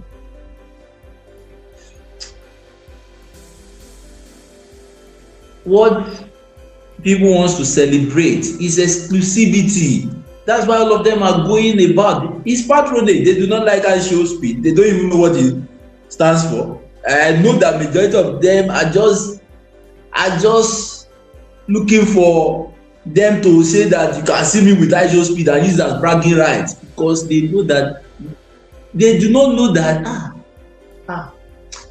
there is a series called Bob at Abishola Show. There was a part they did that Bob, the husband or fiancé to Abishola, wanted to give the mother of Abishola some gift. He actually gave him socks. They call it the compressed socks. So he gave some to the mother, which was supposed to be a Nigerian according to the setting of the series, which was supposed to be a Nigerian mother. And then the mother, after seeing the packs of socks, and she asked, I said, oh, why did you send me this number of packs of socks? I only need few. And then the guy said, but you are going back home now, so that you can share it and distribute it amongst others, amongst your friends and families. Do you know what a typical Nigerian person said? Said, if I give it to all of them, what will not differentiate me? What will they exclude me and make me a big madam from them? If all of us now have asked, this is the madness happening in this country. The spirit of the misrulers have entered us too, unfortunately. They are also thinking exclusivity. Like you have said, it is for the returnees. People don't understand that we didn't have Africans. Vast majority of our brothers and sisters in the Caribbean, in the Americans, in Europe. I'm not talking of those ones who are Japan. I'm talking of those ones who have been there for a century, for over a century now. That it was not their option. It wasn't their doings. That they were carted away by force. They were kidnapped and put under enslavement. So it is in their desire, as some of them are waking up to their conscious reality of conscious self, to return back to their people, because they understand that only in their people and with their people lies dignity, true dignity. You see what these idiots do not understand? But for you at home, they don't deceive you, say, by running away from your people, they live for Alapere before. But once you don't make one tertiary change, hey, politician, idiot, God don't give you tertiary publicity, we don't give you money. Because you cannot tell me that TikTok is not the money laundering space. We know how they work. Once they don't give you tertiary money, what do you want to do? You want to leave your people at Alapere to go to VI, because to you, the idea, the image also that you have is the same with the idiot in politics. The idiots that call themselves misrulers that call themselves rulers. That's the idea. Your idea is never to look deeper and go within your people. Go closer to your people. Greatness cannot come from strangers. This is the reality that Africans are walking into. I didn't talk about Marcus Garvey. Even though Marcus Garvey, there was no proof, physical proof that Marcus Garvey, the great Marcus Garvey, stepped a foot in Africa. But while Marcus Garvey was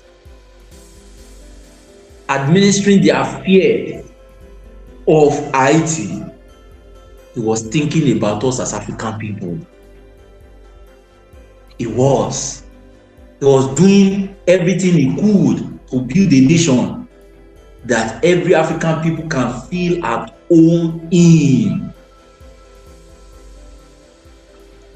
But you see, this exclusivity, say now only you won't be favorite, you won't be special. Now only you, your God favor. Now you, your God favor pass. This exclusivity no be us.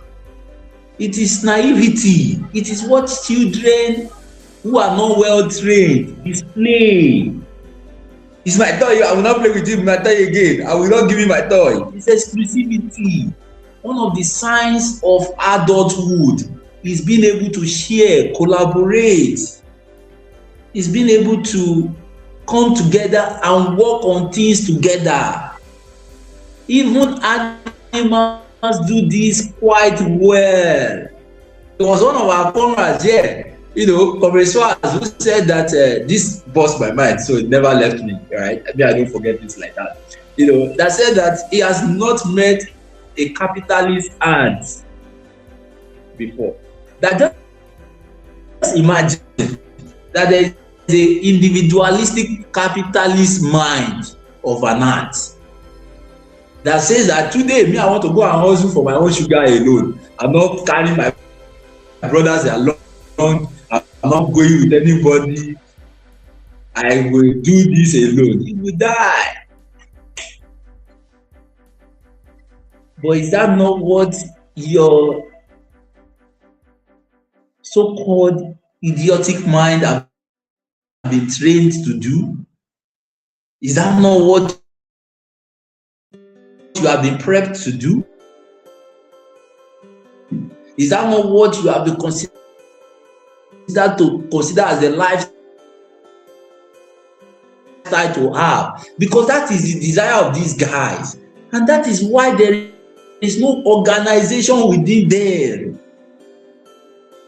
That's why they cannot organize. How many times have you seen any of these major TikTokers or going close to their people? You mentioned earlier on things like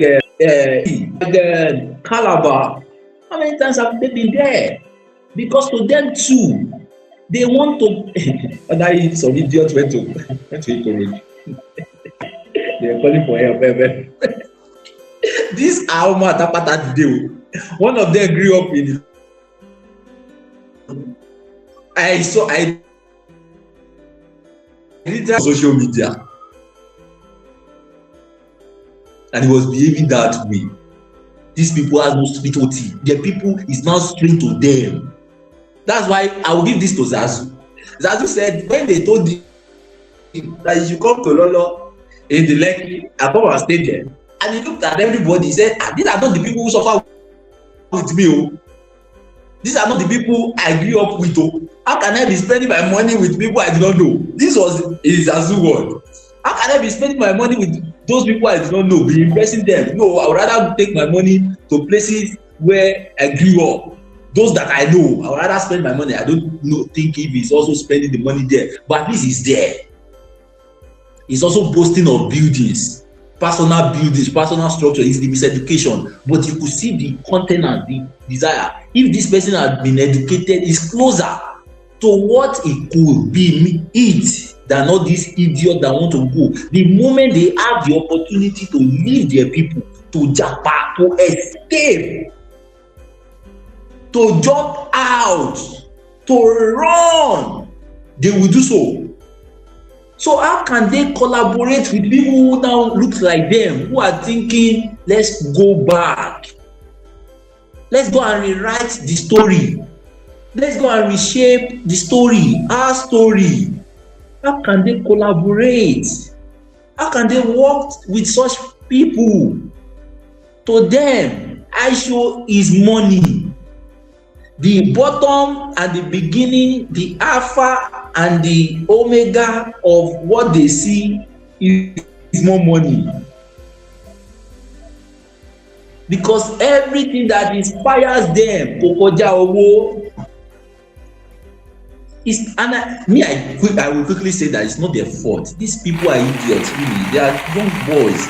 They are young boys that should have been trained, that should have been equipped with sense. Which education did we invest in? Which education are our oligarchs investing in? None. They are not investing even in the ones they were benefits or beneficiaries of. They don't consider it. They would rather go and put money in things that further destroy us as a people than put money in things that empowers us. So these are the people who are supposed to have organized themselves to say, you know what, we know of Idori, we know the place where water, the cold water and the warm water meets. We know of the culture and the tradition of art in Ibadan. There are a lot of interesting places in Ibadan, in your state, a lot of interesting places that IShow would have had amazing stuff. But unfortunately, it was quite unfortunate. This is why I say that the people that the media have given camera to are never the best of us. They can never be the best of us. This system does not understand, because this system is not in place to include the best of us. This is not a place where we should trust the ones that the camera has been given, especially the traditional media. These are not the best of us. They are not there to celebrate and to give attention to the best of us, but the minute of us that think that out of 37 states being trapped in one idiotic concentration camp, open air concentration camp called Lekki, because it shows that even in Lekki there is where will you because they need the service of the people. The idiot that does not have clean water coming out of his tap, he need people to supply him pure water. Who will do the pure water business? No be poor person. Who supply him pure water?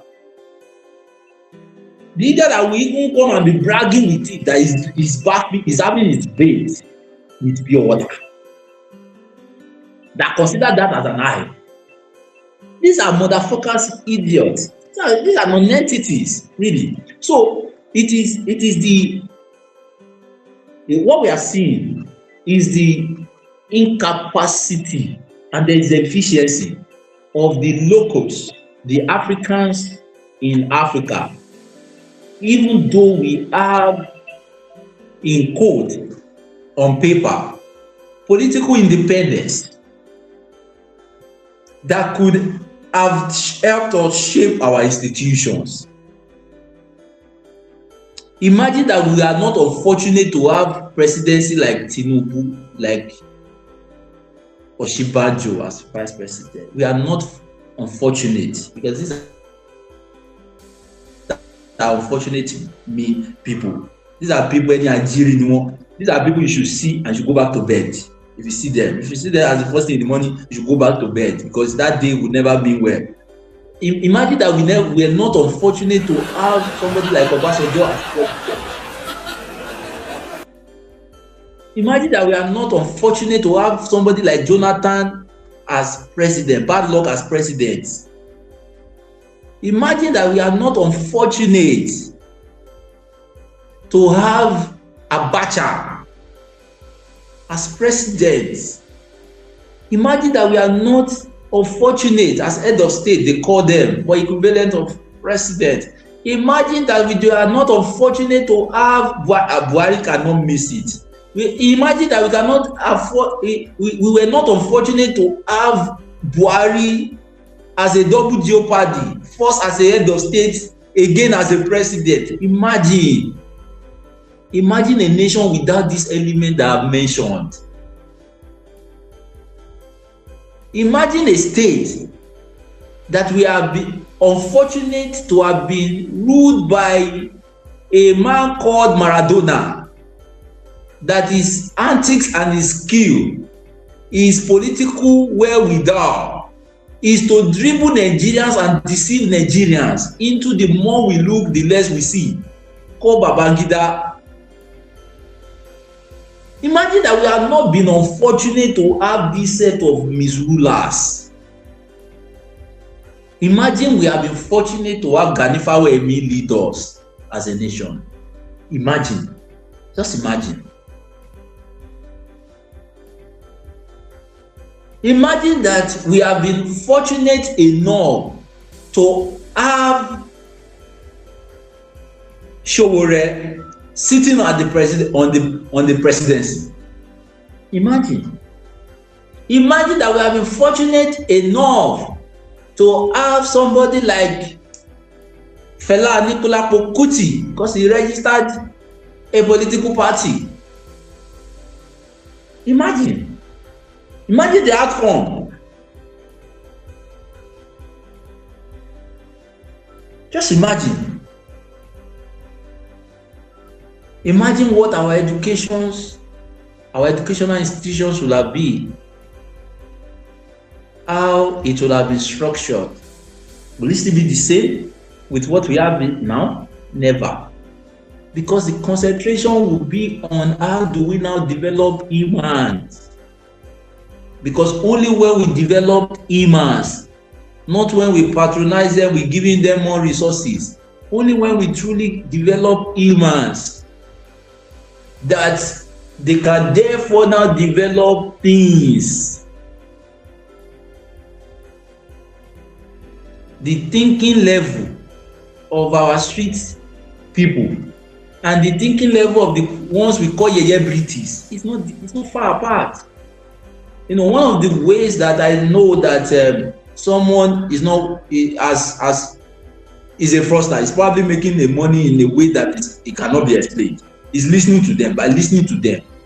And I can see, listen to these guys and listen to an average people. The only difference is that there is now money in one pocket, but the same brain. In fact, some of our brothers and sisters on the street are even far better. They can perceive that there is more than to life than just money on the streets. They know money truly should be a means in which things could get done. Like IShowSpeed, money to him is a means to reconnecting back to his own roots. Because there is a need for Africans in diaspora to reconnect back to their roots.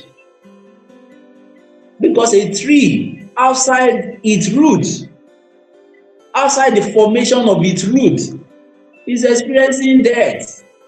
It's just a matter of time.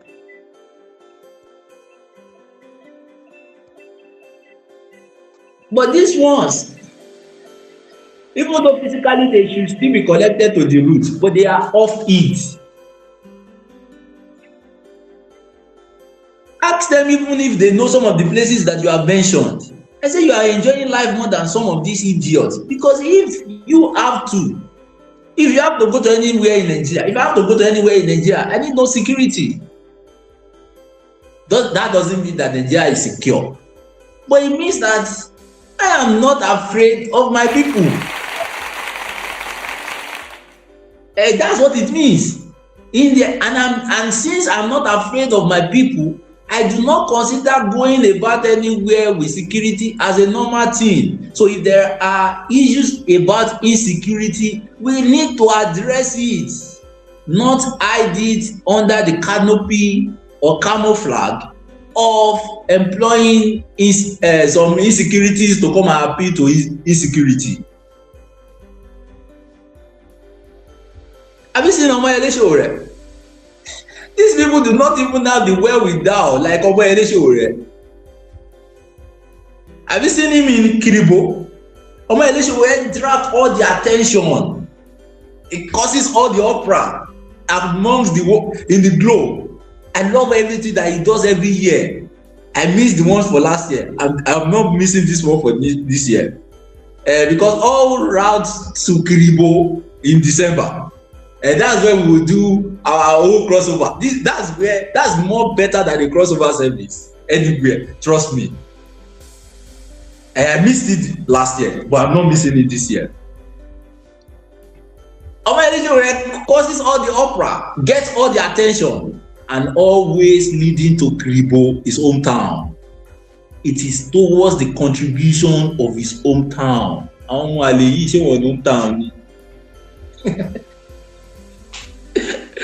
Ṣé Bella ò ní hometown ni?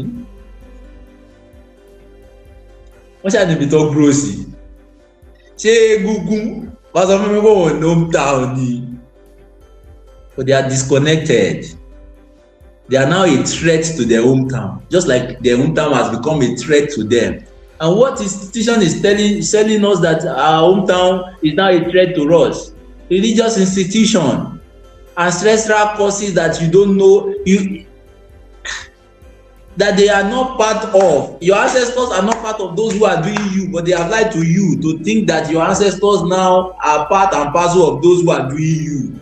Who are those people who are doing you? Face them. Tinubu is the one doing you with his conniving with the imperialist masters like Donald Trump, Macron of France. Go and face them. You can face these idiots. They are not supernatural beings. They are physical beings. To face them is to organize. It was Malcolm X who also came to Africa to say that the oppressed are not out organized. We are only that the oppressed are not outnumbered. We are only out organized. So what we need to do now is to organize ourselves. But they do not understand. They do not understand what some of our brothers who would come back from Europe, they do not understand what they are coming for to do. In fact, some of them will be asking and saying, you are going to Africa to do what? To do, because to them it's like, what are you going there to do? Because me, I want to jump out of it. No, they have gotten it twisted. That those our brothers now have realized something, an harsh truth, that integration is not the answer. Just like charity is never the answer. Charity is not the answer, and charity does not give birth to a good thing. The only thing charity begging gives. The only thing begging does. The only thing begging would eventually produce is integration. Integration means pay one adopt here, they will adopt you, but means that they can purge you out anytime they want to purge you out. Just imagine that you need an accommodation and you are coming to someone to beg them of an accommodation. Then they allow you to stay in their condo, maybe a room in their condo. They give you a room or you are sharing a room with them. That's charity. That's good. But to meet with the homelessness demand in Nigeria alone, that about 10 to 20 million people are homeless. To meet with that demand, can we fix that with charity? You need to think about it. How many people even get home? They get access to afford them to house another person. An average so-called rich people or average middle class people live in an apartment like a 2-bedroom apartment. They will have 2 children. That is already deficiency, because by the so-called what they should be living as a standard, everyone should have a room to themselves. So where is it now going to? So if you are a visitor, you come to Great Crash, you are sleeping in the parlor. Except you too, you do not mean well for your life. By the time you sleep in the parlor for 2 days, you realize that this is not for you. But that's not where I'm going. So where I'm going is that cannot be the answer to solving the problem of homelessness. So what would now be the answer to solving the problem of homelessness at a systemic level is to ensure that either by lobbying or by because these ones are far from being lobbying. This one do not want to get us It was the former president who said that he has a eardrum problem. Some of you think it's just physical. The people they are serving, because if T-Pain does not have a eardrum problem, with all the shouting that life was difficult under T-Pain, the first decision he made in this administration was to remove subsidy. That means he is not hearing you. How can he even hear us when he never granted an interview, local interview leading to the election? And idiots still voted for him. That is how minute they think. Because the more the person is far apart from them, the more honorable he becomes. That explains why dishonorable idiots call themselves chairman across all the states in this country don't live or reside in the state of their constituents. That explains why senators or representatives are not living in the places and districts they represent. Because the more apart that you are, yes, it was a part of law that law that they use. They call it for the loss of power. In case you have not known, that explains why your pastor does not want you to get close, so that you can be seen from afar and can be seen as an angel. That explains the pedestal. The pedestal is not just so that they use pedestal in engineering so that to increase the volume for projection. But in the case where you now have mic, the pedestal is also doing a psychological work. In case you don't know, is to elevate the person so that in your mind, the way, the posture in which you are looking at him is that he is higher than you, and so therefore is unquestionable. So they are playing a fast. These are the strategy they use on you. But the reason why we don't know is because you don't read, and you become victims. But back to the point. What was the point I was making again?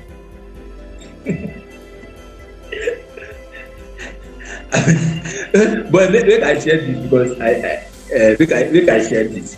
So the collaboration that should happen is not happening because there is a miseducation of those within. Those within do not see the way some of our brothers in diasporas are seeing.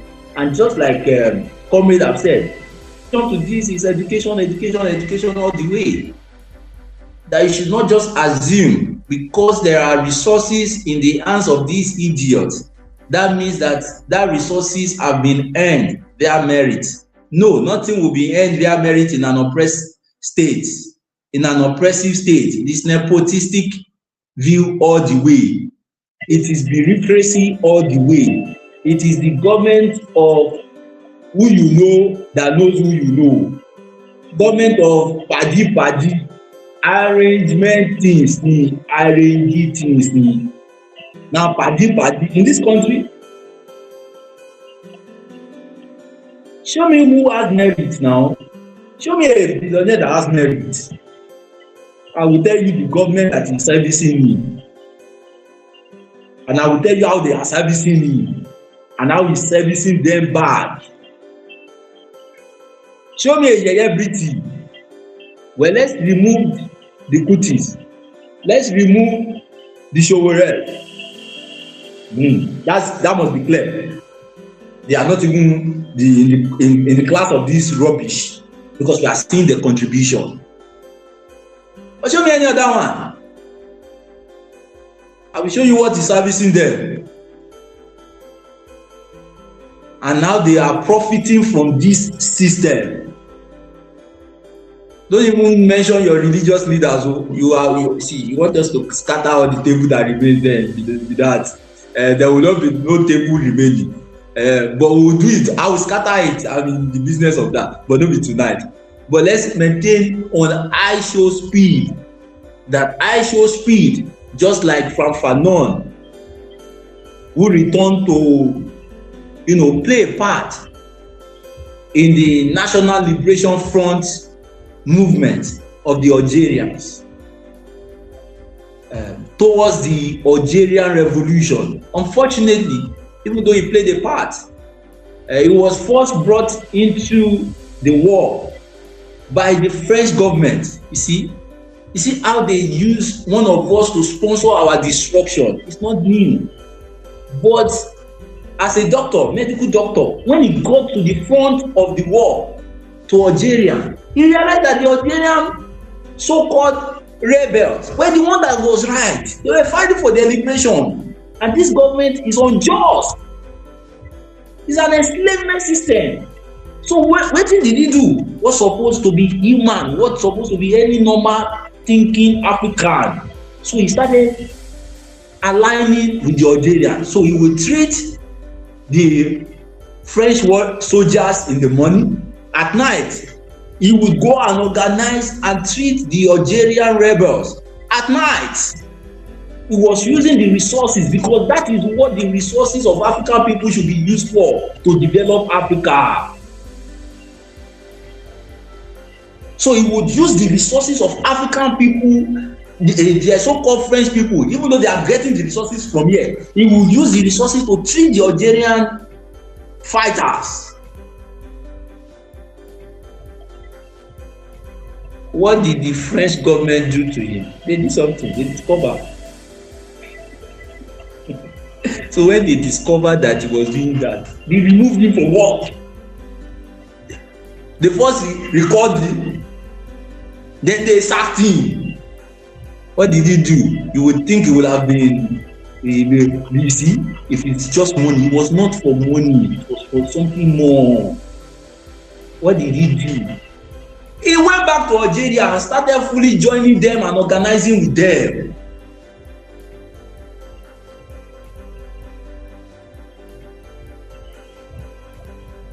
Imagine if the National Liberation Front movement were not organizing. Imagine, they would have wasted Frank Fanon. And I'm not saying IShowSpeed is in the level of Frank Fanon, but they are wasting IShowSpeed. You see, without their reality to consciousness, they will waste the resources of one of their own that could have brought exposure. Just imagine the exposure that would have happened across all the states in Africa, in Nigeria rather.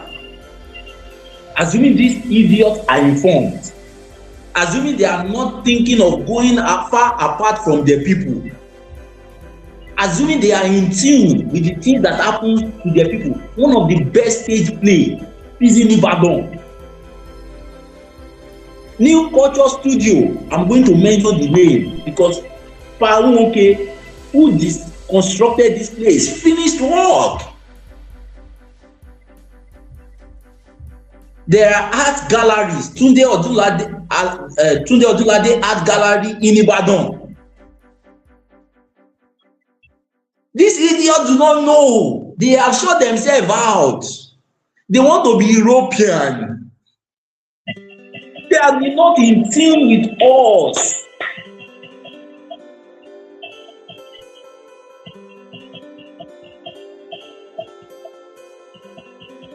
Similar to that story, and I'm going to pause here for now, is Muhammad Ali. I said Muhammad Ali got back to Zaire, went back to Zaire, they call it at some point. May he not be well with Mobutu, wherever he is. Sure. So he went to Zaire. What happened that led to him going to Zaire? It was during the Venezuelan war attack. America, the same thing idiotic Trump did last year or early this year by invading Venezuela to kidnap their president. It's the same thing for the sake of oil. For some idiot will say colonialism have ended. Colonialism, idiot. African people. The solution is easy, but at the time, not the people will go through them, not the willingness of the people will go through them. The solution is to educate ourselves. It's easy. It's not like it's easy, but we can do it. It's doable. It's possible. So Muhammad Ali refused and rejected to also participate in the war. And why did he refuse? You would think it just happened normal out of probably his fear, he's afraid. No, it was around the time that he met one of the leaders of the NOI, Nations of Islam leader, one of the leaders called Malcolm X.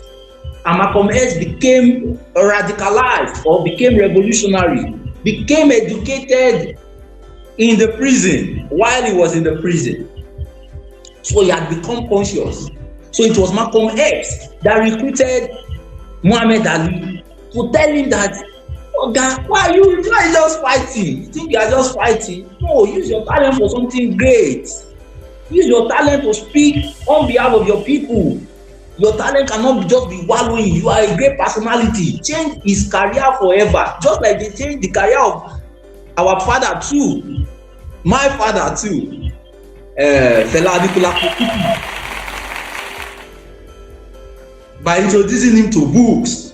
So it was around that time that America wanted to go to war. So Muhammad Ali said he wasn't going. What did America do? They said they wanted to recruit him, that is a compulsory, that he must be recruited for war. He said no, he's not listing himself as soldier, that he's not interested in fighting the war, that war does not have anything to do with him, which is true. How can you be supporting your oppressor?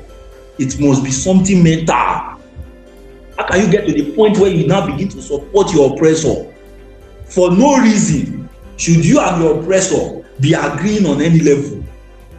Even if he's saying the right thing, he's not saying the right thing with the right motive.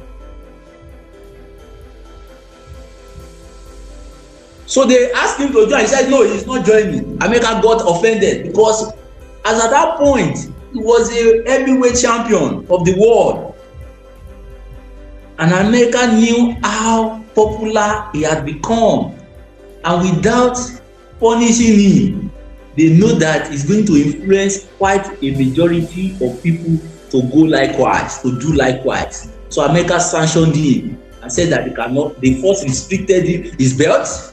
They took away his belt from him, his heavyweight champion. Then they gave it to Joe Frazier. This is where the enmity started from. Joe Frazier, even though Joe Frazier was a very fantastic heavy puncher, in fact, Joe Frazier punch is almost equal, if not more, than the weight of the punch of Mike Tyson. Very fantastic boxer. But unfortunately, he wasn't conscious, so he took the belt. So America sanctioned him also for fighting.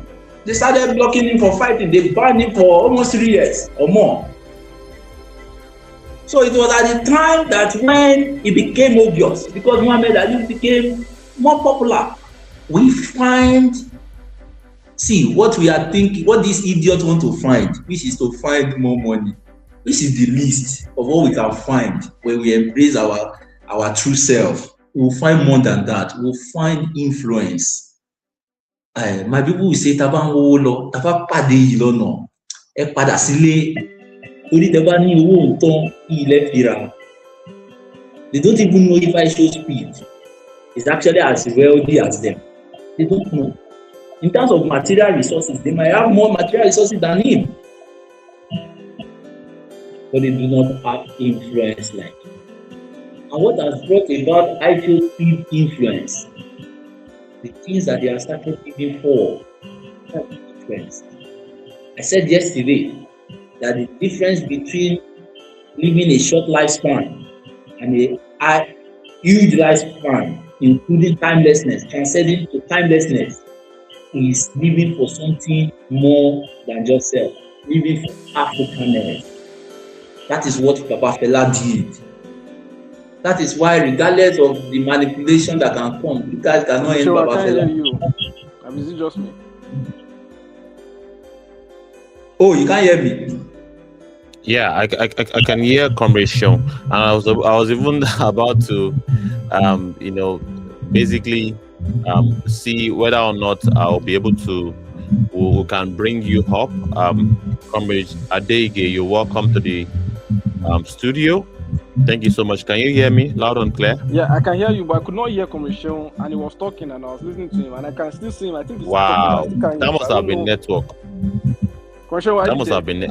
I believe he can hear you loud and clear. I can hear you. I can hear you. I can hear you now. Okay, I can hear you now. All right. I see it. I want to help here, but I just want to give a proper description so that our people can understand why some of our brothers are coming, and this is not the first time, but that every time they do so, there is a betrayal. And there is a betrayal out of ignorance. So when, after his belt was stripped out of him, so for now, Muhammad Ali was sure, as at that time he was being called Cassius Clay, but he changed his name. I changed his name to Muhammad Ali. That's another problem entirely. We will go there because Ali Muhammad is not an African name, but to him he didn't know. There was almost no difference between Arabian name and African name. Muhammad is not an African name. Ali is not an African name. And this speaks to the fact that there is over 1,000 years of enslavement from the Arabs on African people too. That it has taken away the identity of some African nations away totally. He eroded it. One of the idiots that played a role is this jihadist, this northern jihadist called Osman Fodio. To hell with him. But he didn't start it. It's the Arab war. That is almost hard to find an Hausa name that is not Arabic today, even in Nigeria. It was well described in the book, the life and time of Aminu Kano. Aminu Kano, a great respected elder in the northern region. And now the Arab community invaded African people and almost turned us to no identity of ourselves anymore. The last World Cup was when a Moroccan player was interviewed and he was being told that, well, the first time African ever been to semi-final, he said, in that interview that he does not represent Africa, that he represents the Arab nation. So we must not forget all these things. So if you think you are a Muslim and you are not serving any, you are serving a slave god, a slavery god. But let me round up. So after he was disbanded, so he was disbanded, but he had no bet with him. Like I said, they gave it to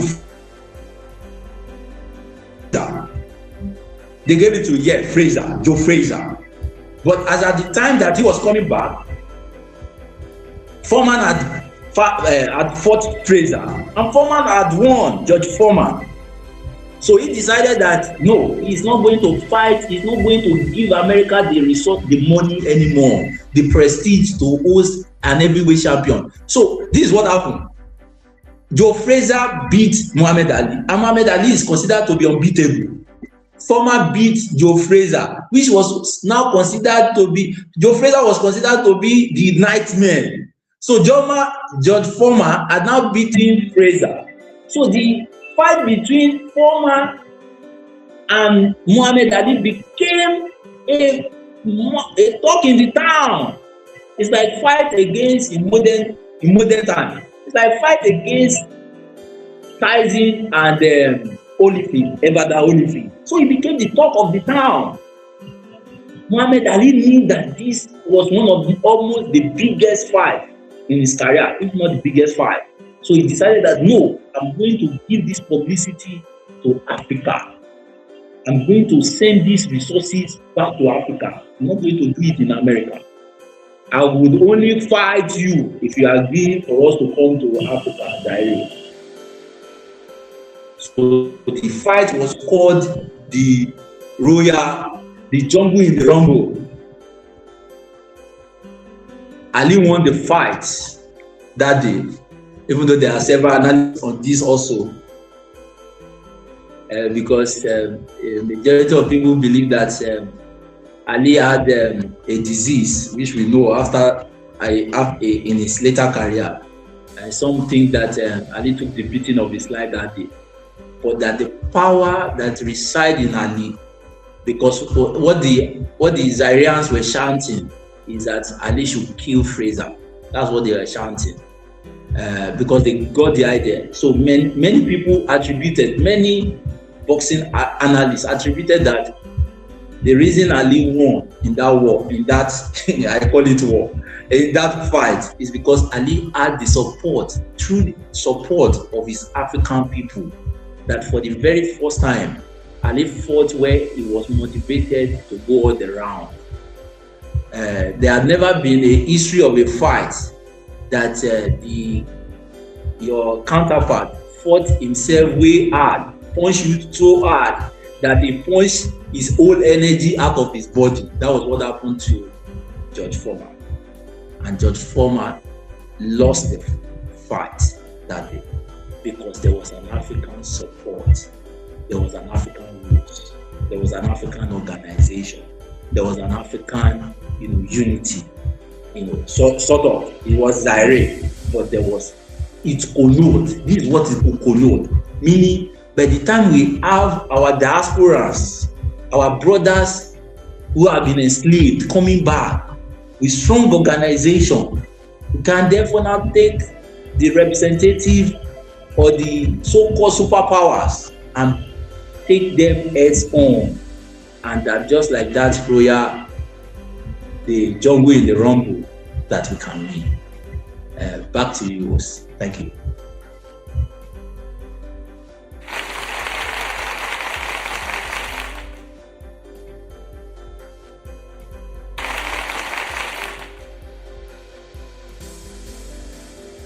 Thank you very much indeed. I don't know if I'm very much audible. I'm coming out clear. And yeah, I can hear of course, you. I can hear you.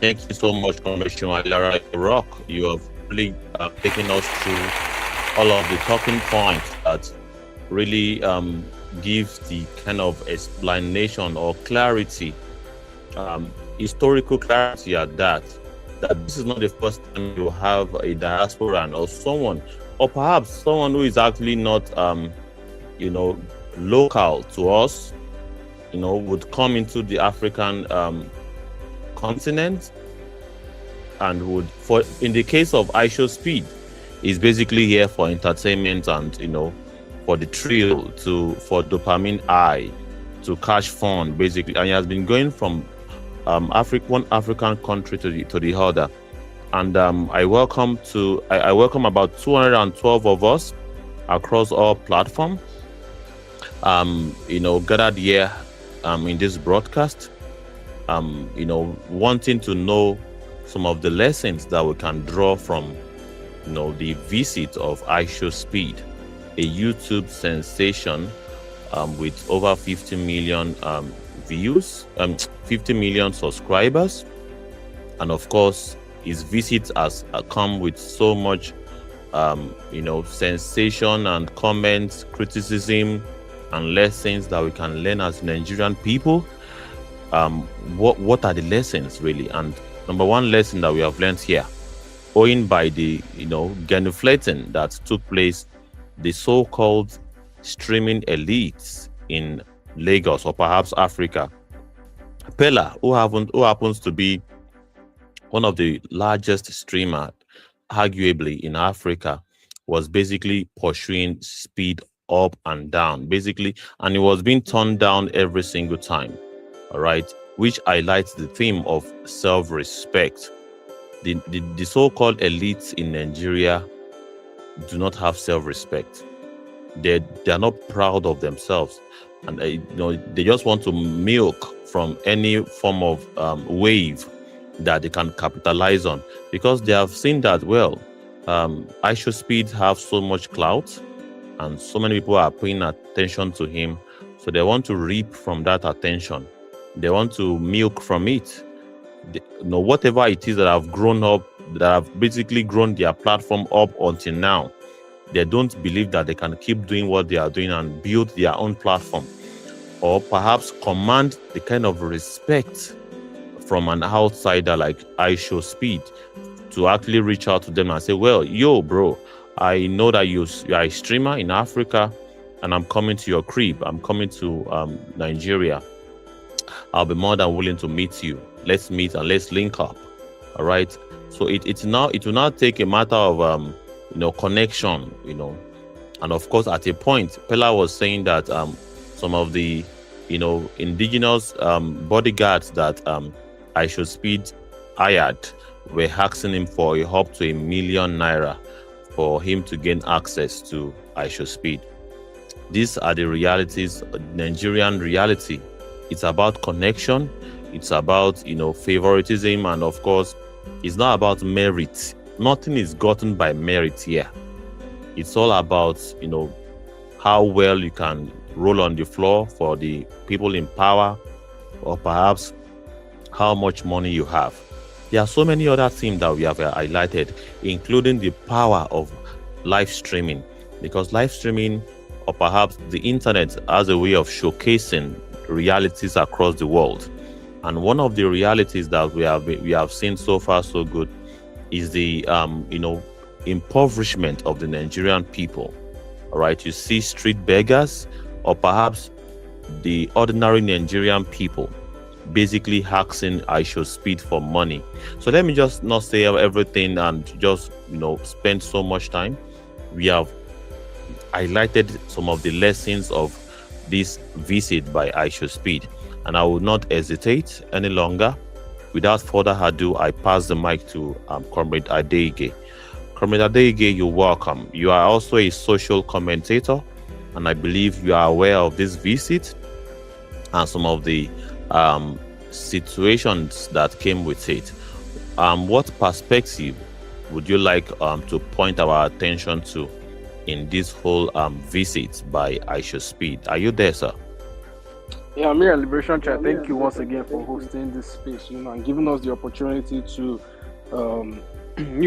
speak the truth. Because, when you look at our media these days, the news is always just out there lying, bamboozling, confusing, disinforming, disorienting, and just bastardizing the minds of Nigerian people. So it's always good to have reality shown in our faces, and this is one of the beauty of media. Really, one of the beauty of media is the ability to democratize information, right? Previously, we used to have only the news channels having the ability to, go put out information to a large group of people. But now, the internet has given us the ability to democratize information. People can now be in their homes, in the comfort of their homes, and communicate sensitive information to millions, thousands, or hundreds of thousands, and billions of people, if possible. Today I was watching a video and the man was talking. He was saying that when our ancestors were kidnapped from the Songhai Empire, when they were kidnapped from the Songhai Empire and taken to the American plantation, they began to revolt. Our ancestors that were kidnapped from their country began to revolt, burn down the houses, burn down the plantation, kill the master, and all that. And as they were revolting, the American masters didn't know what to do.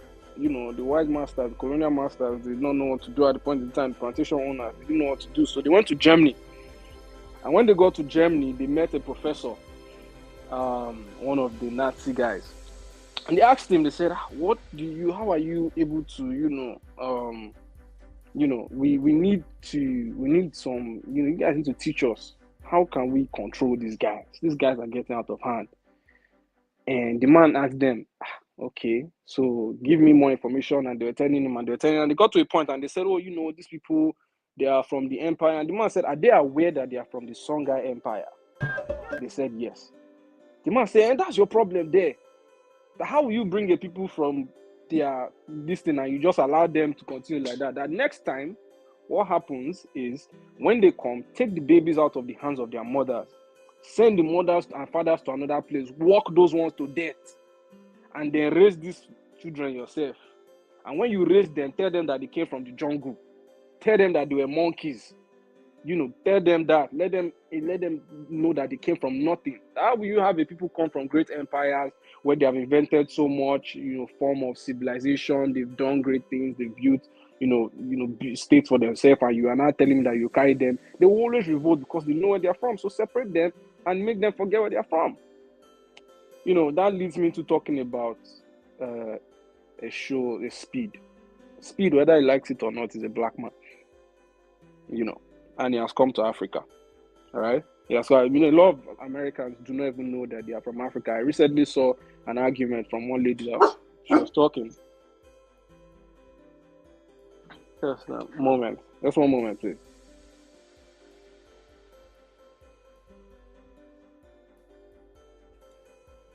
Absolutely. IShowSpeed is an African person, is an African man. Whether or not you want to make argument that is a black American or whatever, but he's a black man. All right. And we all know where black originates from, Africa. And of course, these visits really highlights the reality of the African people. And even, even if you have to look at, the previous visits that he's had in Ethiopia, in Kenya, while the theme of some of these themes, for instance, of lack of self-respect, but you could see by and large that, development is still a thing in Africa. The level of underdevelopment, and this not to be confused by civilization. No, I am not talking about civilization. I'm talking about development. I don't think it should be a flex for us to always showcase the primitive. Yeah, I can hear you. I'll pass the mic now. For us to always showcase the primitive, or perhaps the level of for instance, there's a difference between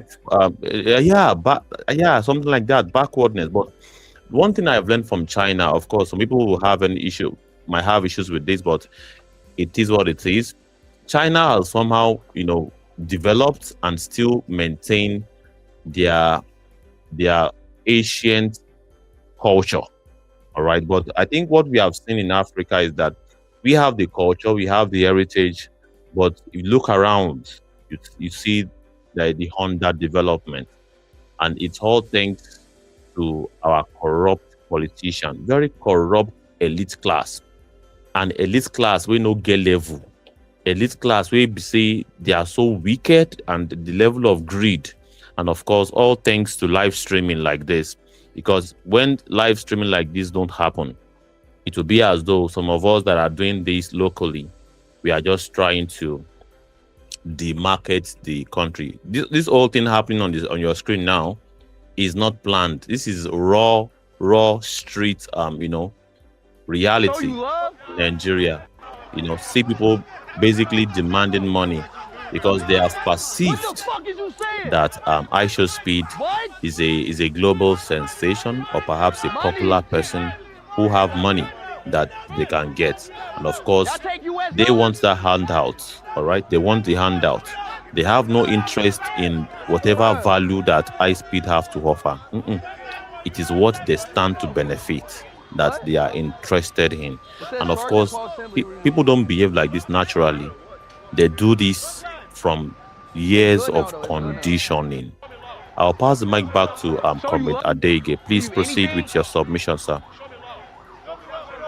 Show you love? Yeah. So, thank you, my comrade. I was saying that people like IShowSpeed, a larger majority of them living in the US do not even know where they come from. They do not understand what it means. They do not understand what it means to be African. They only understand what it means to be black. And I think to an extent you give the guy kudos, the IShowSpeed kudos for even saying, okay, he wants to do a tour to Africa, he wants to come to Africa. But when he has come to Africa, it has highlighted so much. It has shown us so much about the micro problems that we have in our community. These are the problems that people don't talk about. You hear them talk about GDP. You hear them talk about foreign investment. But look at the Nigerian people in real time. That is what we talk about here. Look at how even the so-called, the so-called prosperous ones, the so-called well-to-do, are rushing after Oyibo made. They rush after foreign things. You see, this is our taste for foreign things.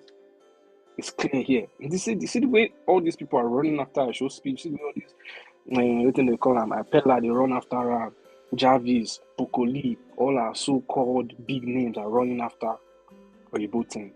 Now, the same way all our politicians said, they run after Oyibo team. This has shown you the taste of the Nigerian man, what he craves for. American wonder, now waiting they crave for. Why can this Pella is big? Why can't he be in his house? Send a message to this guy, bro. Do you want to link up? If he reply you, he reply. If he no reply you, he no reply. You go on with your life. No self-respect, no self-dignity. People are following him on the streets. The boys are old, 21. That's a 21-year-old boy. How old is Egungun? How old are these people, these grown men that could not control themselves? You are following a kid. 50 million people.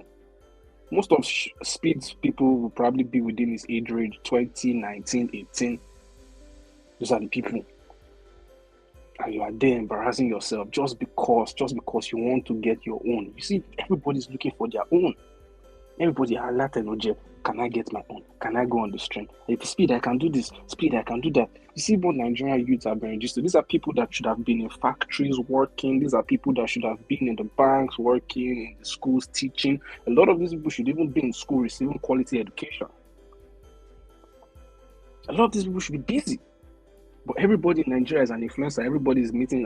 I'm a streamer. I'm a Nigerian streamer. And everybody is a streamer. Everybody is like a streamer in Nigeria because that is the new form of money. So you can understand the Nigerians are just looking, how can they survive? And how did Nigerians get to this point where there's no working force? Where there's no workforce, where people cannot even say, okay, we're all busy. Oh, we didn't even know that it was here. Just coming to the country, and I even saw a video where he said Lagos is smelling.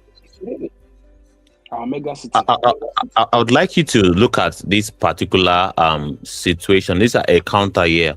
This guy on your screen is known as the strongest man in Nigeria.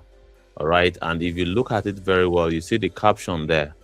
You know, of course, this is not the particular caption I'm looking for, but in this encounter, he was saying that, well, if you want me to give you, you know, a show, if you want me to perform how strong I am for you, all right, you have to give me something. And of course, IShowSpeed brought out a cash of 50,000 Nigerian money. And he was shocked. IShowSpeed was shocked when the Nigerian strongest man was like, this cannot even buy fuel inside my car. He was like 50,000 Nigerian money. He was surprised. It was like, really, he thought he could. Hey, I think you can hear. He was asking for $10,000. Let me play the sound. Maybe perhaps you get context what I'm saying. Yeah. Bro, you need a woman, bro. What is that? You need a woman. I need the money. I'm angry. I need the money. Man, what makes you happy then? You know what? First of all, in order to make me happy, and I'm going to happy only for you. When you give me $10,000 now, then we started from there.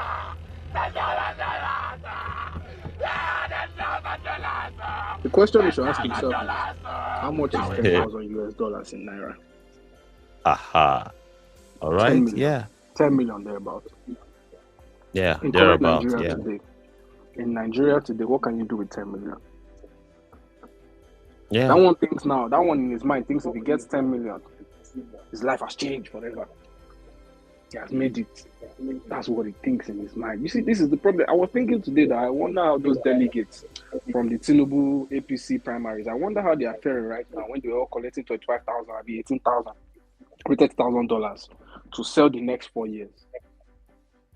How are they faring now? Nigerians always assume that if they are able to get their own, that every other person, it doesn't matter, but let me just get my own. And that is the biggest problem in Nigeria, the problem of individualism. And that's why everybody is going to go and show themselves to Speed. This one go show, I show my talent. Now it is a talent show on Speed Live. I'm the strongest man. I'm Nigeria's first robot. I'm this, I'm that. Showing him all these fun things, carrying him to all these places. But what is the situation of things on ground? Nobody will take IShowSpeed to Makoko. to go and show them what is happening in Makoko to Nigerian people.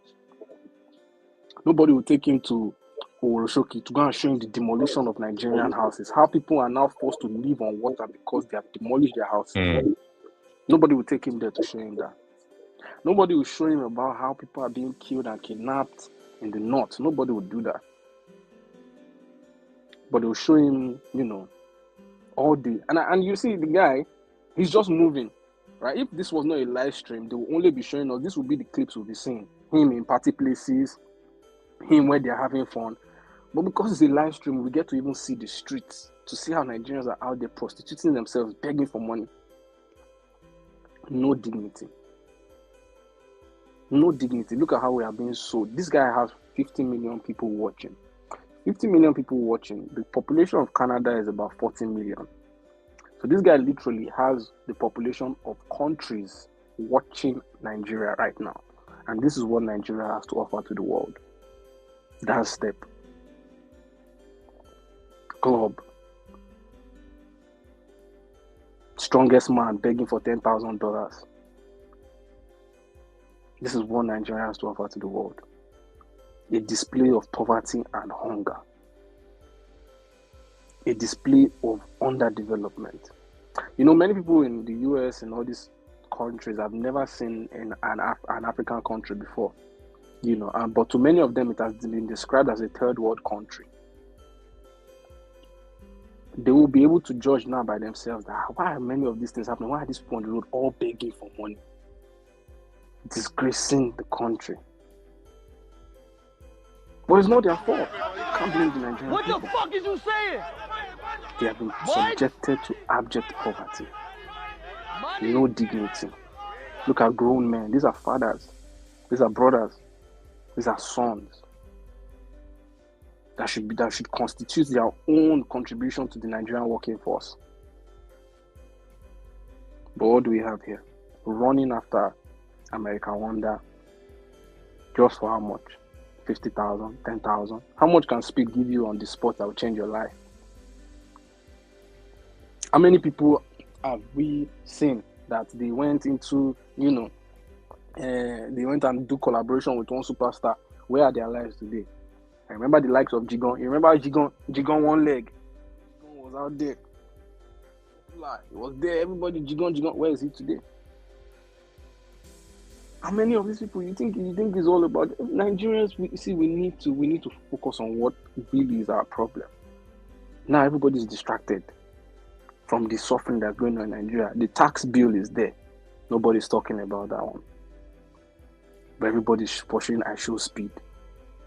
That's where the strength of all Nigerian youths are. People are moving, flying from city to city, just gathering around this guy. For what reason? Because they want to blow. And when they blow, you would assume that if they blow, they will come and now tell the story of Nigeria. They will tell the story of how they too suffered. That they too, they came from somewhere. They will not remember Nigeria at all. Because I'll tell you, do you know how many Nigerians we have at Bloom? We have Whiskey, we have Davido, we have Burna Boy, we have all these big stars. What has he contributed? Those guys are as big. They're as big as him. They're as big as Speed. But what have they contributed with all their wealth, with all their fame? What have they contributed to Nigeria? Nothing to write home about. The so-called biggest boys, baddest boys, once they go out, they embarrass themselves. Our politicians go out begging. Our superstars go begging. No dignity. It's a shame what we have reduced ourselves to as Nigerian people. Actually, it's a big shame what we have reduced ourselves to. All for what? Entertainment purposes. Look at the people. Look at the people that are at the front.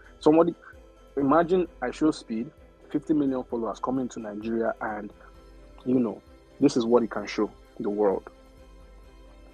This is what it can show the world. No monument, no greatness, no infrastructure. Just no innovation. No innovation that is unique to us as a people. This is coming from Africa to the world. Nothing. Just people. All we have to show for it is just showbiz vibes, just vibes and showbiz. Vibes, begging. Sensation. Sensation. Oh, this is all we have. I'm the best robot. And I'm a streamer just like you. Look at, and the guy is just, he doesn't even send any of them. As the worst part. Baba just they do it in, just they do. People are just throwing themselves on him. This is how Nigerians force themselves on their oppressors every time. You see, this is you see the way Pella has been trying to force himself on Speed. That is exactly how Nigerians try to force themselves on their so-called enemies. I'm obedient. I'm articulated. All because you just want to collect your own begging, prostituting yourself to politicians. To what end?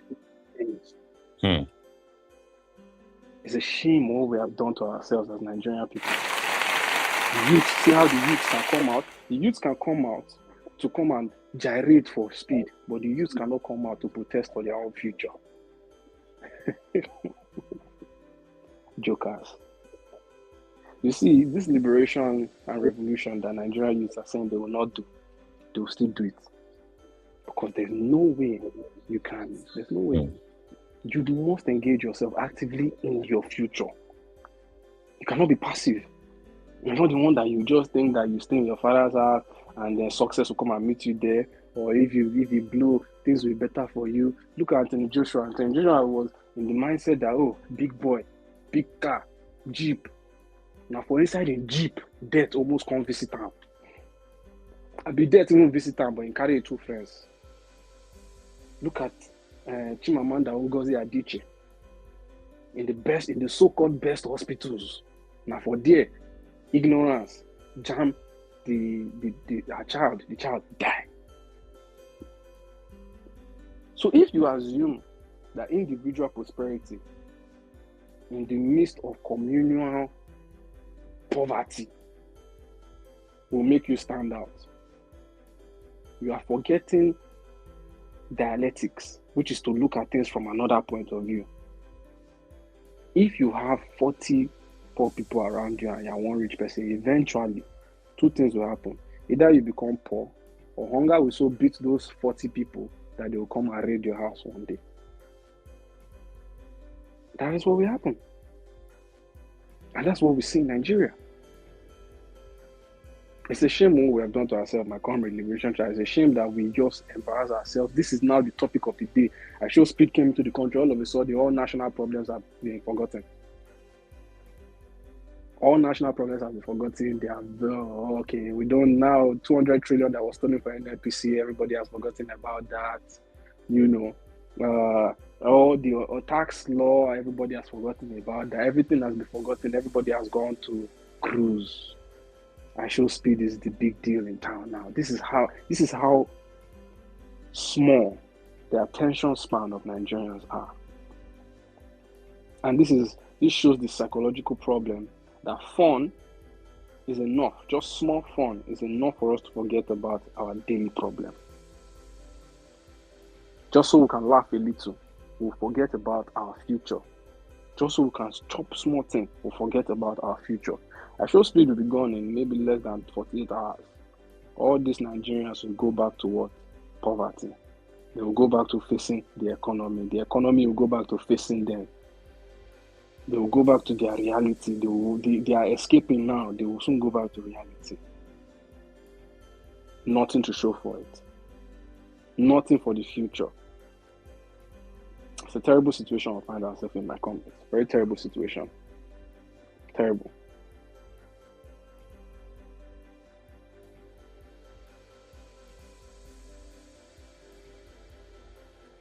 Thank you so very much.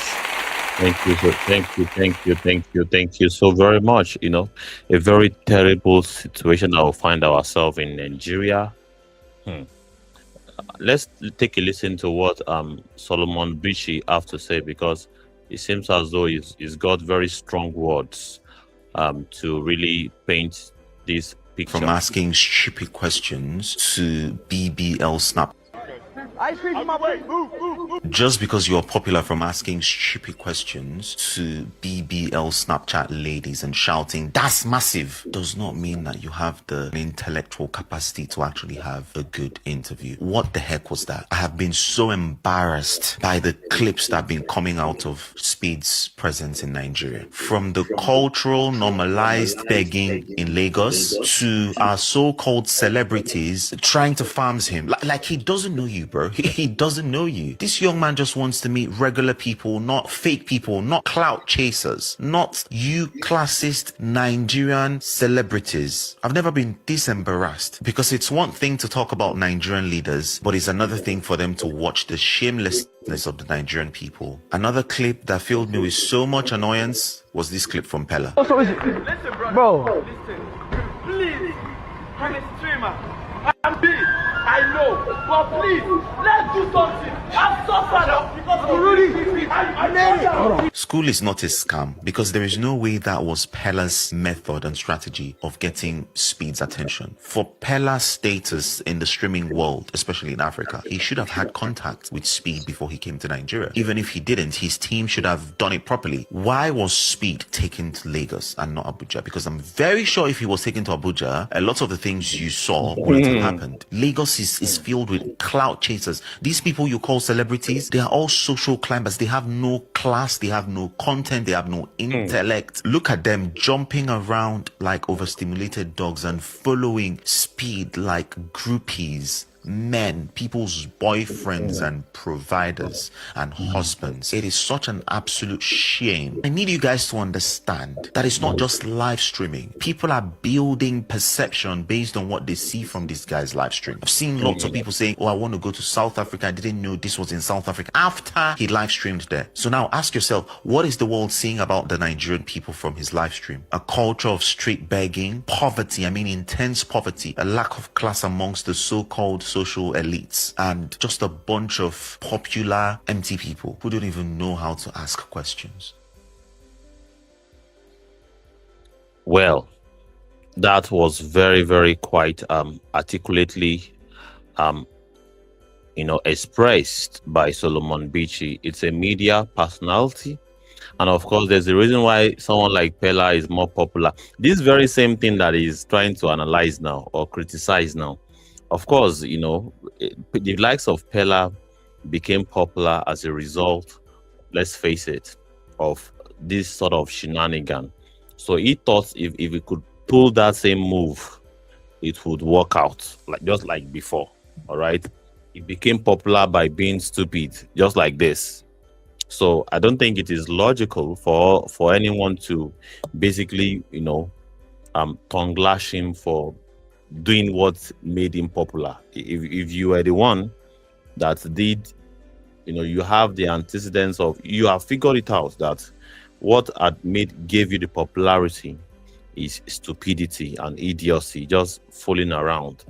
All right, what you continue doing, most likely the same thing to maintain that, because if you have an audience that love it, all right, whatever we are doing here today, that we had 242 live viewers now, is because these 242 live viewers love what we are doing. Of course, they are paying attention to what we are doing, or whatever we are doing is bringing us, is bringing them their attention, right? But it will not make sense for us to now deviate, to now start doing idiot stuff, stupid stuff. We will lose that audience.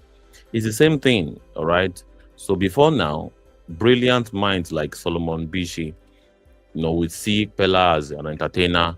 If anybody calls him out for being stupid, people like Solomon Bishi say, "Come on, man, that was his niche. That was his niche. He should continue doing what works for him."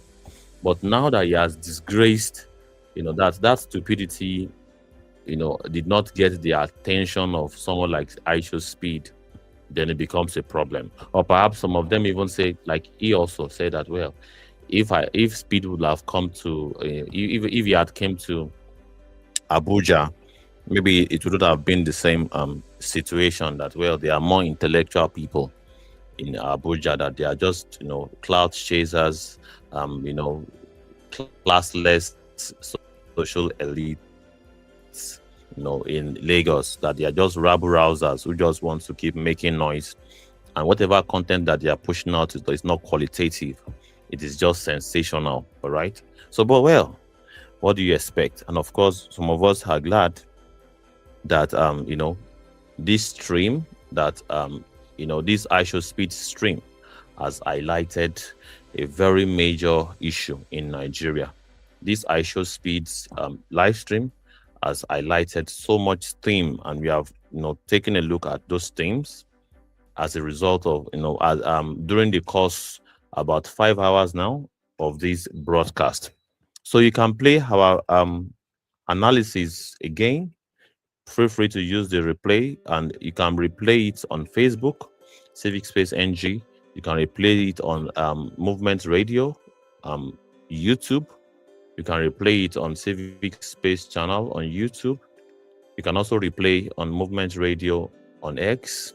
You can replay it on Liberation Chat on X. So we have dissected this issue, and we have highlighted the overall implication or overall lessons for all and sundry for the Nigerian people.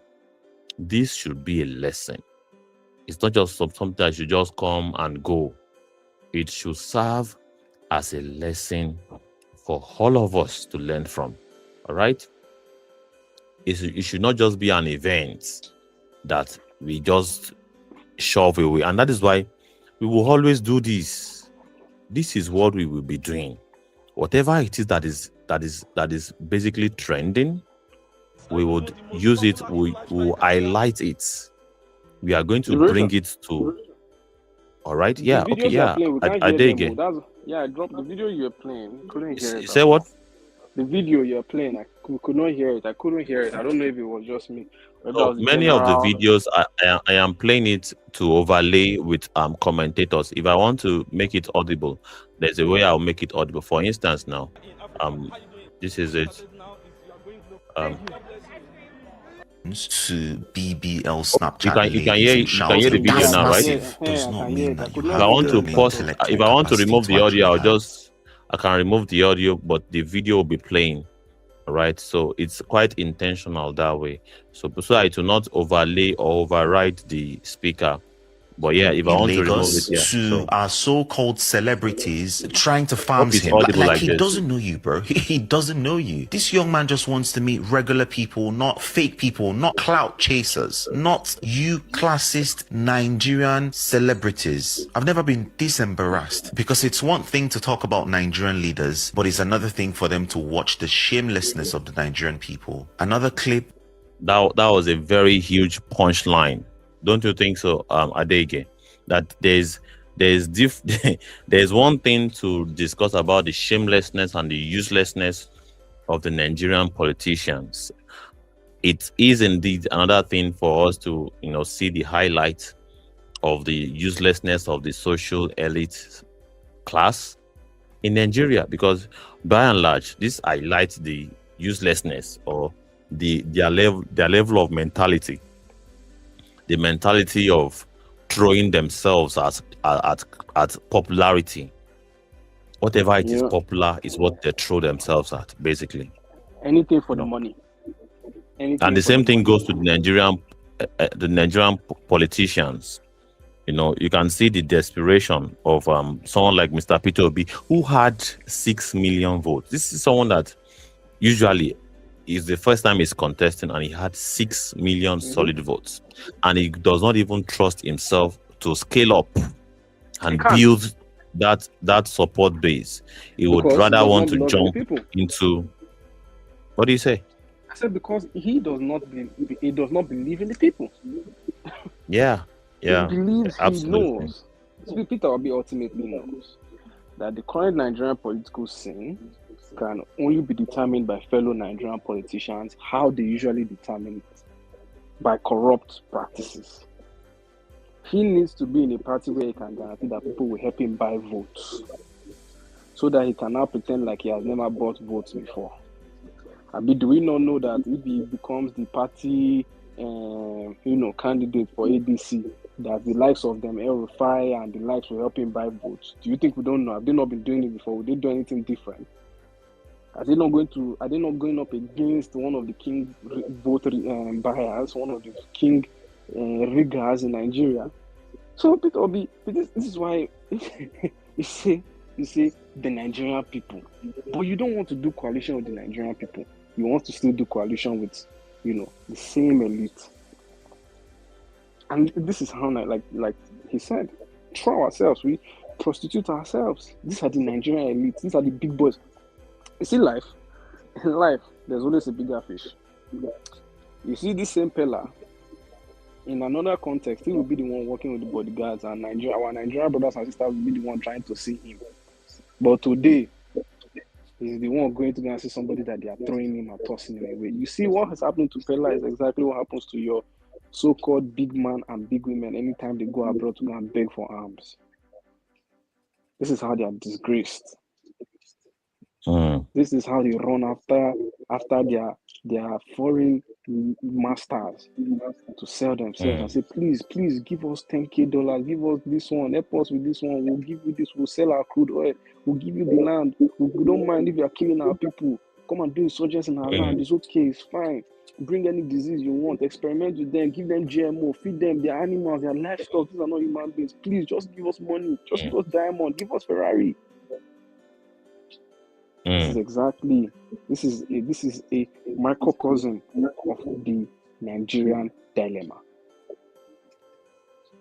This is the situation of the Nigerian people. Clear as day.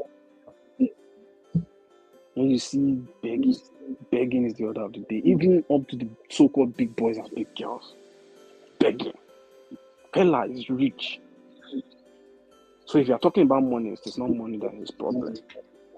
Yeah. At least in the Nigerian context, right now, he's able to do better than a larger percent of the Nigerian population.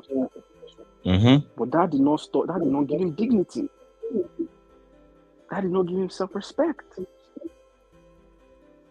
So a big account balance is not directly proportional to self-dignity. And that's what we have clearly seen here.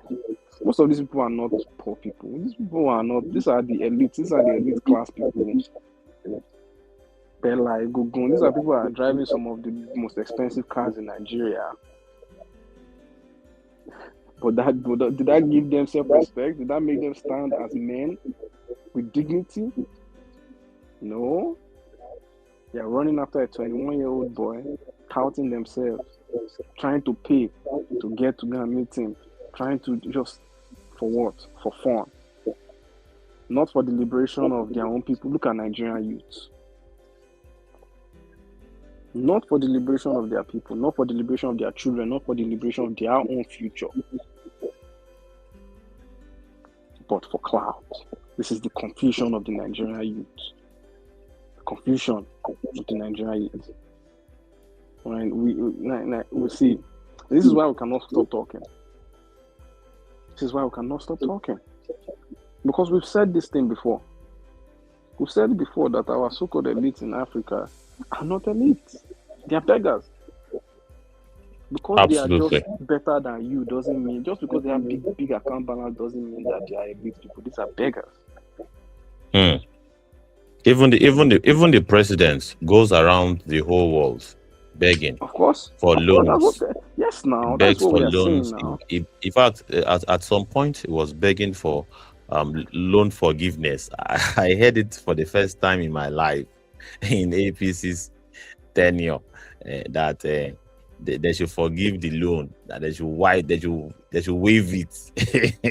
He was begging. He was literally begging the international community for them to waive some of the loans of the Nigerian government. If I was a Dangote, that money that they waive for me, I'm the one that should be begging, telling Nigeria that don't worry, I'll pay because of the situation. I remember the time that I remember very clearly in the time of Obama. In the time of Obama, when America said they had debt, when Apple told Obama that how much is the debt that you are talking about, we'll pay the American debt. That was what Apple told Obama at the point in time. How much is the American debt? We'll pay the American debt. Obama say, eh? Obama say, eh? Look at our own Nigerian elites. They are always waving from what's in the column? From what was the name of this company that they created for them to clear all their losses, all their economic losses. When they had their economic crash, when they started dashing them loans, paying them. I've forgotten the name of the company. They gave them that one. Give them, okay, you lose money, government give you money back. Is it Paris Club? No, not Paris Club. The company is still existing today. That we used to bail them out. It was a bailout company. It starts with N. I can't remember the name. The money has not still got billions. The money has not come back. They carry this money and they used it to buy boats, to buy jets, to buy yachts, to buy everything. Nigerian youths, no bailout. No bailout for Nigerian youths. Tinubu released 8-point agenda, renewed hope. He said we'll stop insecurity. If this IShowSpeed know it, if he know say he sure for him, why they no carry IShowSpeed, carry him go Bono? Let him go and Hey, there. he won't make it die. Because even by and large, see all these guys, they see IShowSpeed. This is the kind of life that IShowSpeed is living now. Is this kind of life that they aspire to live. So IShowSpeed is projecting the lifestyle that they want or they imagine themselves living. And of course, they have figured it out that, well, compared to the level that IShowSpeed has gotten to in terms of social clout, global recognition, their own is still very much, very much a rookie in the scheme of things. And of course, looking at how IShowSpeed himself got popular, IShowSpeed himself was basically acting crazy with Ronaldo. That was what gave him the, So these guys, they have figured it out that, well, for you to have relevance, you have to throw away shamelessness. That is what gives you, clout in our own era now. This is our era. It's always the black man that has to be shameless. In this our own era. He must always lose his Look at dignity anytime if you compare this with Mr. Beast now, Mr. Beast, that one, no wahala, no stress, just high budget, content. Now in the just the way just the way these guys they found your camera is somehow what happened? Oh, okay. Maybe you should change the angle. Yeah, so just okay. the way, Good now. Just the way these guys they found IShowSpeed. Now IShowSpeed, you want this way Mr. Beast do. All of them did. And how they found Mr. Beast this though, you understand? So just the way our business president they go meet Macron. And so Macron and Macron they treat her like boy if you rub the head, sir. And so Donald Trump they do Macron. Just the way Donald Trump they do all the Macron. They expose the text, they talk say they not get mind to look the eye. You understand? So in this system, we've just been lost in a system where we're even at the bottom of the bottom. And even the so-called influencers, they are the bottom. See, if you know the bottom barrier, if I did lower, there's something below the barrier, below the bottom of the barrier. So an influencer is just a popular slave. Mm-hmm. It's just a popular slave. And you know why it's like that? See, the truth is, you are only as strong, right, or as powerful as your people. There is no strong man in a weak community. When he steps outside or when he's exposed to the external, he's a weak man. Because if you are one strong man, everybody around you is weak, right? You are also weak. You understand? So you will notice that countries that are doing countries like Russia, maybe Russia or even China, right, where the people are strong mentally, their leader is also strong. You understand? He's not subservient. But even that aside, now look at this our celebrities. How they call it? Mistake. Look at this our celebrities, right? See, okay, how much do you think like would be their price to buy them? You understand? So celebrities that are running around at IShowSpeed like this, if we already, APC call one of these guys, say, Mojo, they we already know the price of that strongest man in Nigeria. His own price is $10,000. So yeah, that one don't tell us your like wow. You need a woman. Dignity.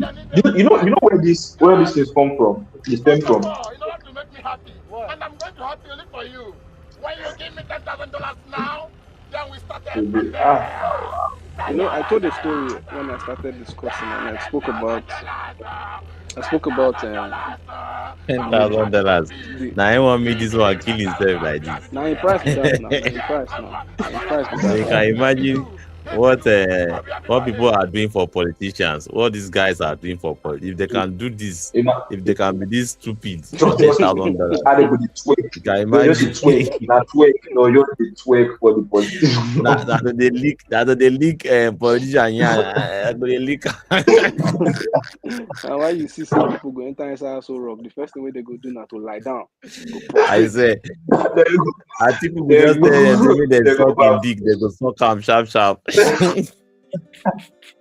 See, these are broke people. They are broken. Like they're broke. For you to do things like this, they are broken.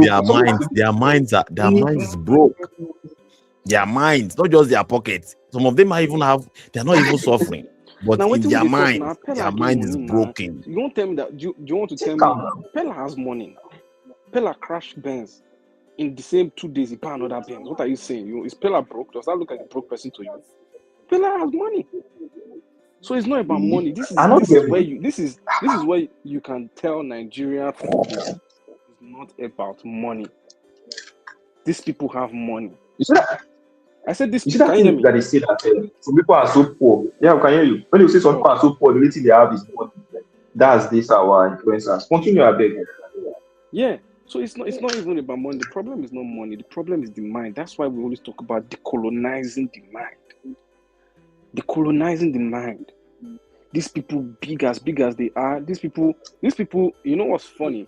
These people, you see how stupid Nigerians are. Nigerians are so stupid. Especially these people here, right? These people, Nigeria is a country of about 200 million people. That means on an average, Pella has more fans.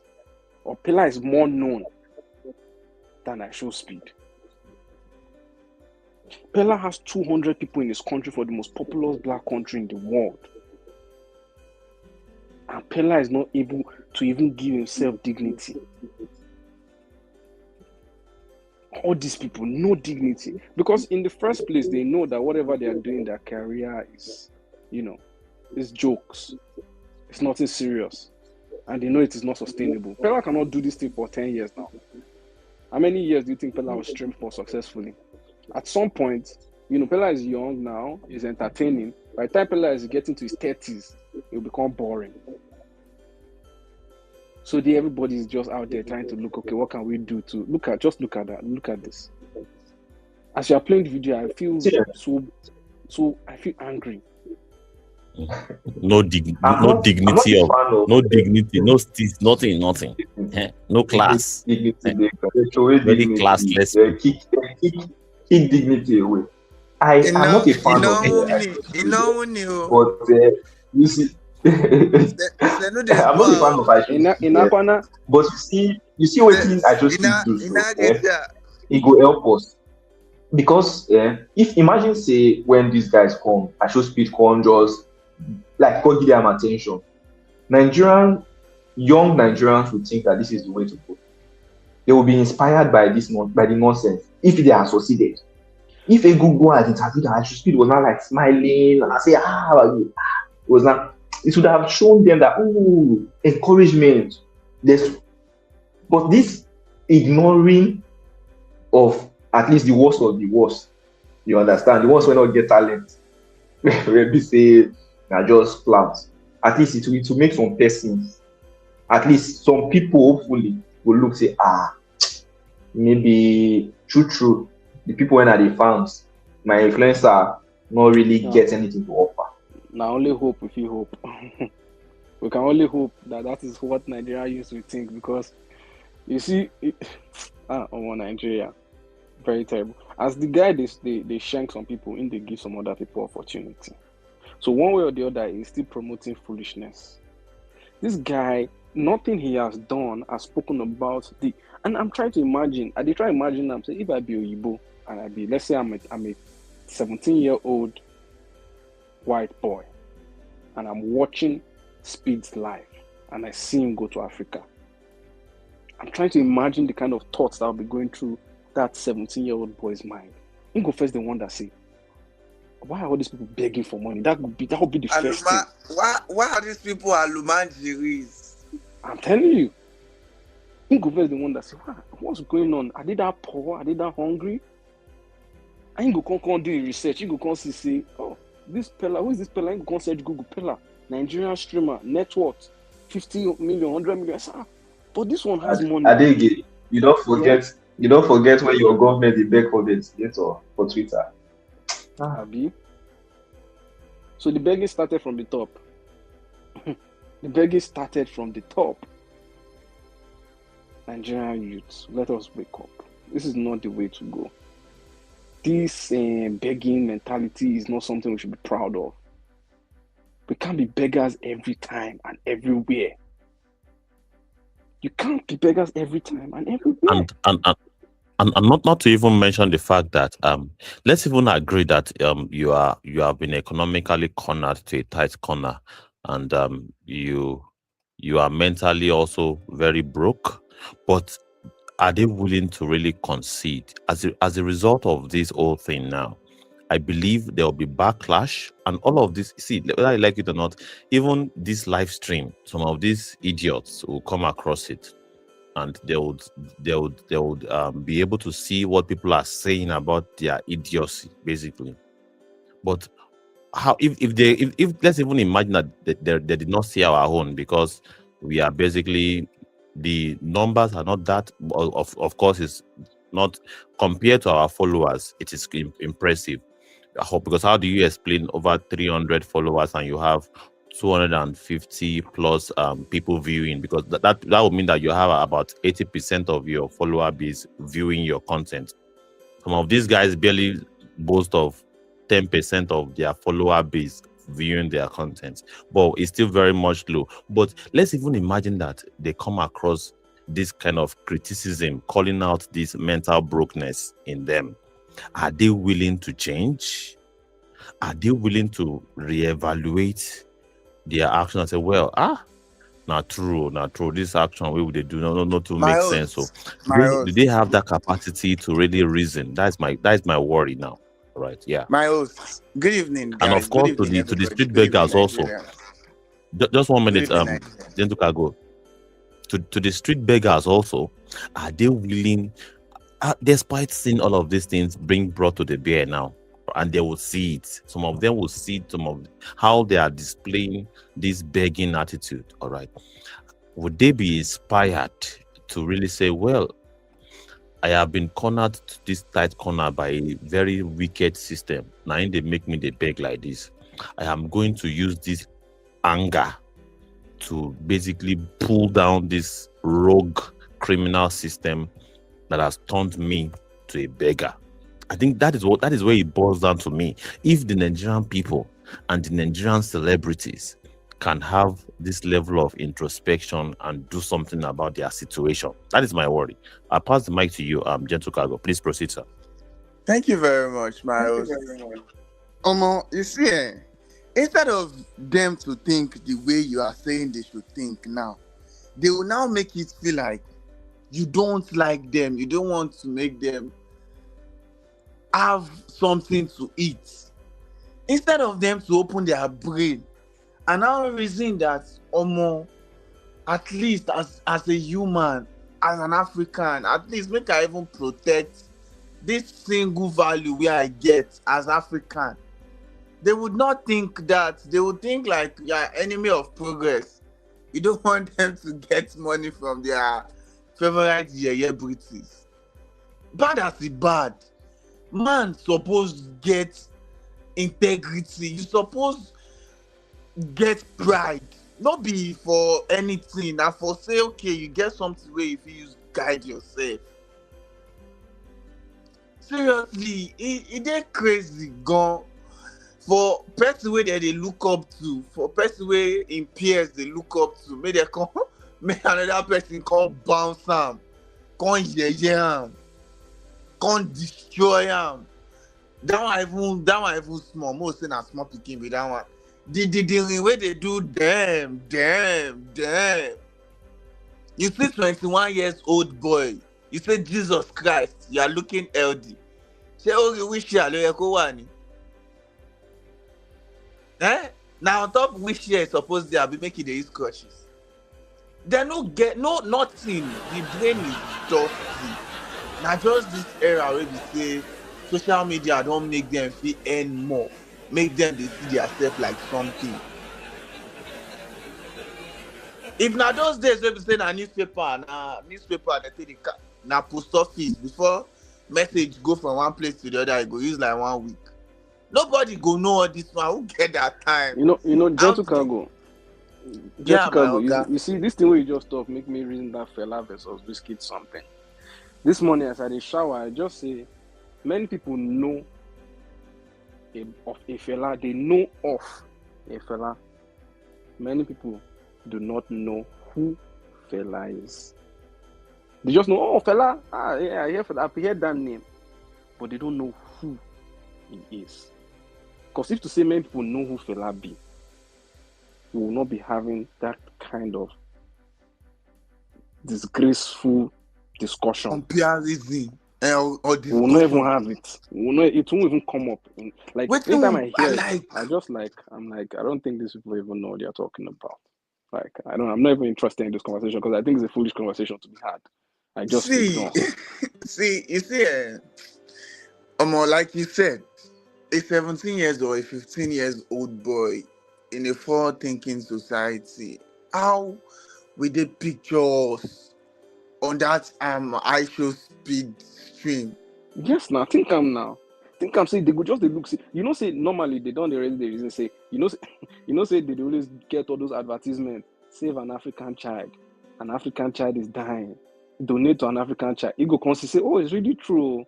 So these people are really dying. Let's donate to them. Let's save their life. Let's help them. Like we have just been disgraced. 50 million people. I said that is over the population of Canada. Canada is about 40-something million. That means that boy has just shown Nigeria to a whole nation. That boy is carrying a whole nation, showing them the streets of Nigeria. Was it from my end? And this is what Nigeria had to offer to the world. We always say, oh, Nigeria, people don't get to see us. Our information is not out there. People don't get to see what we are about, what we have. The Nigerian spirit. This is the Nigerian spirit. Begging. Cloud chasing. Am I being aired running now? after a celebrity. This one, speed they work out for your own country. Nobody did look am. Am I being aired now? Nigeria. Yes, you are being heard, Gentle Cargo. Yeah, You are being heard. but Adegi was speaking. Did you hear his submission? I could not even hear Gentle Cargo. I could not hear him. I'm just hearing him now. I think my network or something. Adegi, can you hear Gentle Cargo? Yeah, I can hear him now, but it's low. Oh, okay. How about now? Oh. How about now?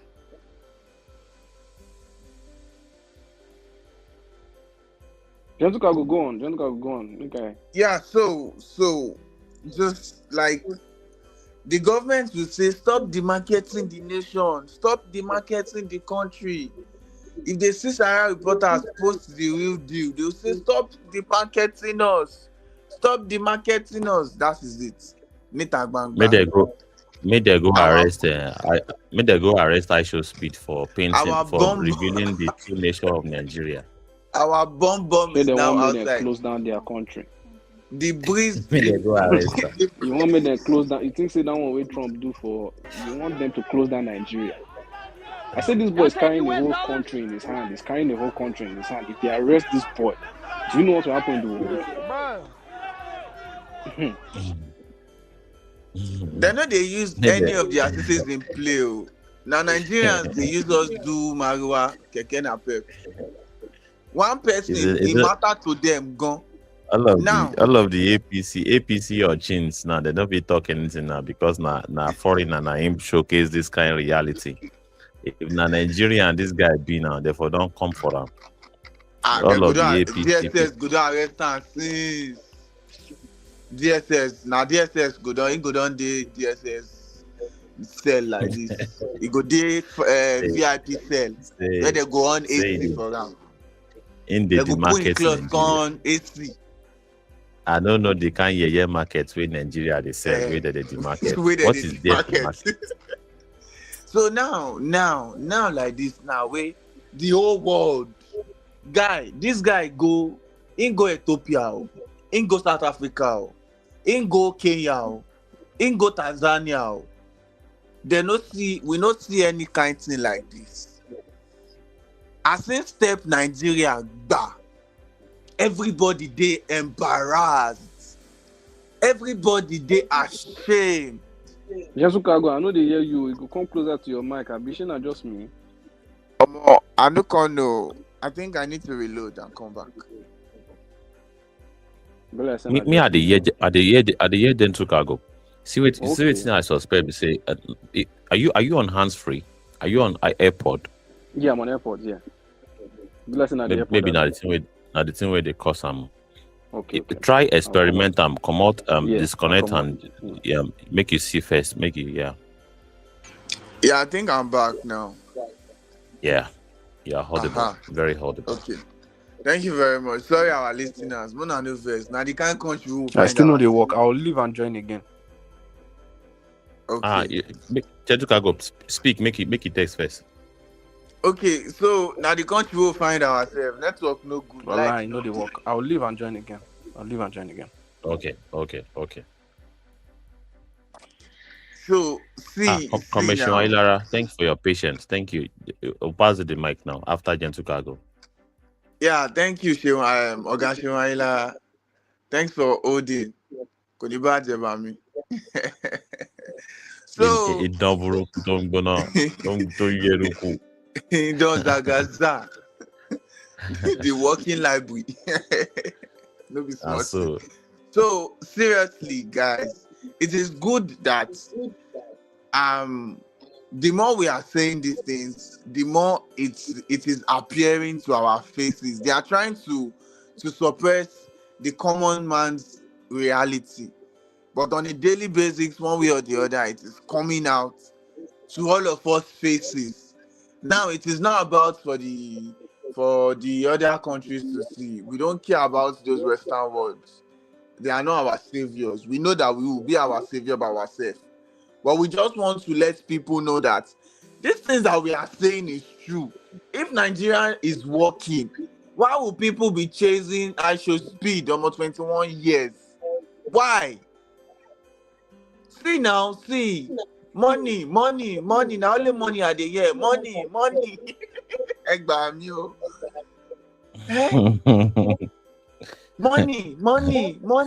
Why? They're not even shame. Say camera carry their face, their girlfriend, their wife, their fiancé, their family, their papa and their mama go see their face, say that they beg money. Nothing like shame.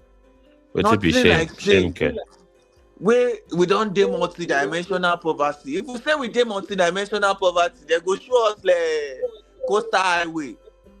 They go say na lie. If we Nigeria say is a thriving, they go say it's a thriving economy. Exactly. They go say na the right path. Say they don't the reform don't shape the country in the right way. If we complain, say now we be the lowest life expectancy for the world, they go say na lie. Say now we know the shop, we know the work, now why we no shop. Like say the work day. If we say we need 24 hours light, my brothers and my sisters, they go say, "Shey you dey say ice block." Hi, thank you. I mean, I'm dropped, Tori. It is what it is, and that is why streaming, live streaming, as well as it is a tool in the hands of absolute charlatans, it could also be a tool in the hands of the revolutionaries. Let's pass the mic back to Comrade Shewailara.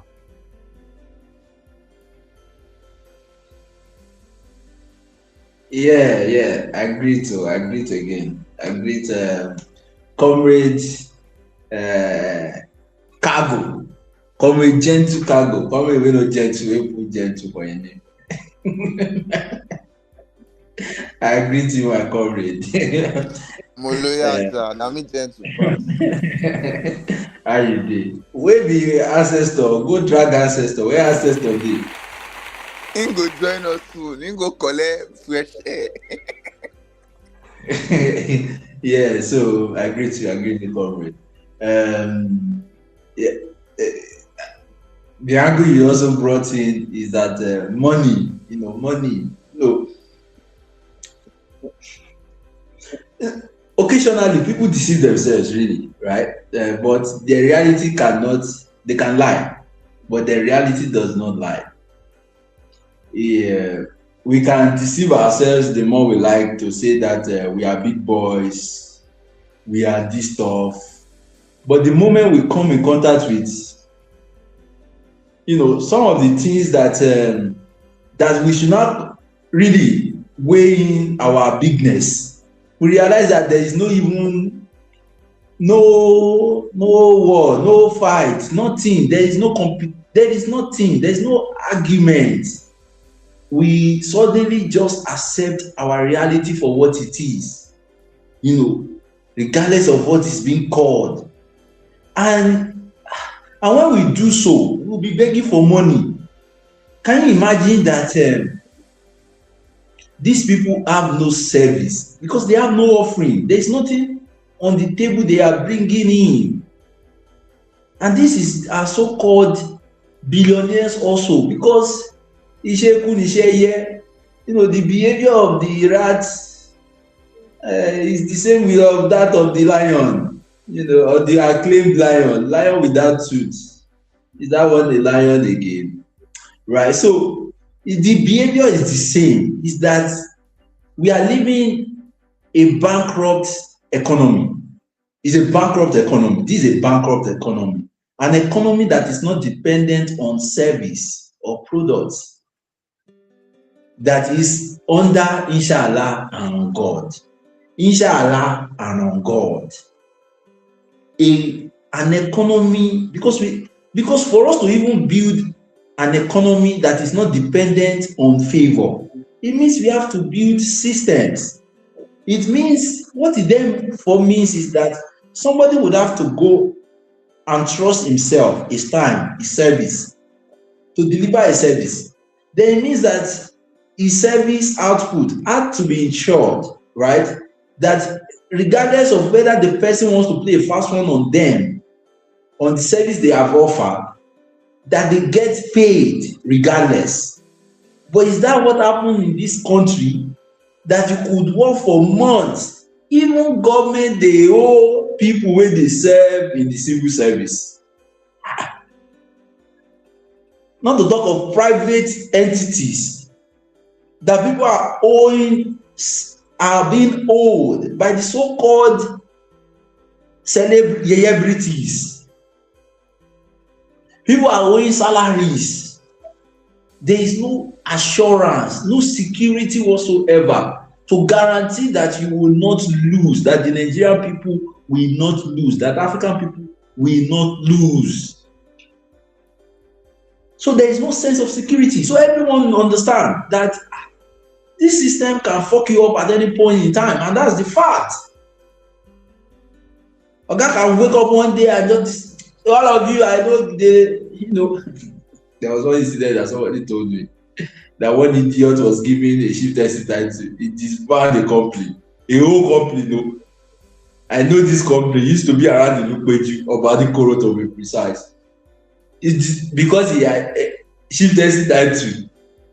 In the case of D1 too, and Kenny's music, is that not what is some of the things that led to the disband of Kenny music? Oloye, you want to go and get Oye.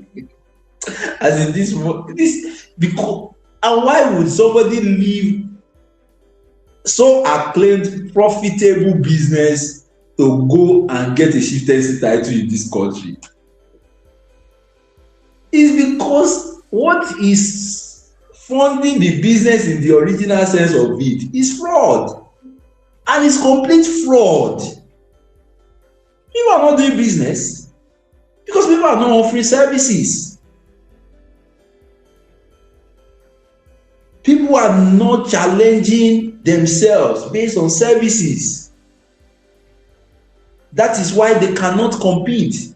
That is why the only essence of their competition is who buys what and what buys what, not based on work done. They say somebody produced 52 album in a singular album. I don't know how they produce some now because them they produce in singular album, they produce 4 tracks. They call that one album. They produce 4 tracks of song. They call that album. But in a singular, see, one fella song track, it covers of people album 12 tracks. Because to produce 10 tracks, like they say, is 3 minutes. 3 minutes times 12, that's a 6 minutes. One singular song is about 28 minutes. One singular song. So to make an album, you have a standard of about 12. I think Two-Face created the standard album then, about 24 in the standard of R. Kelly. Between 12 to 24 track of songs. Someone did 56 or 52 albums. Nigeria said, where is this medal? Where is his medal?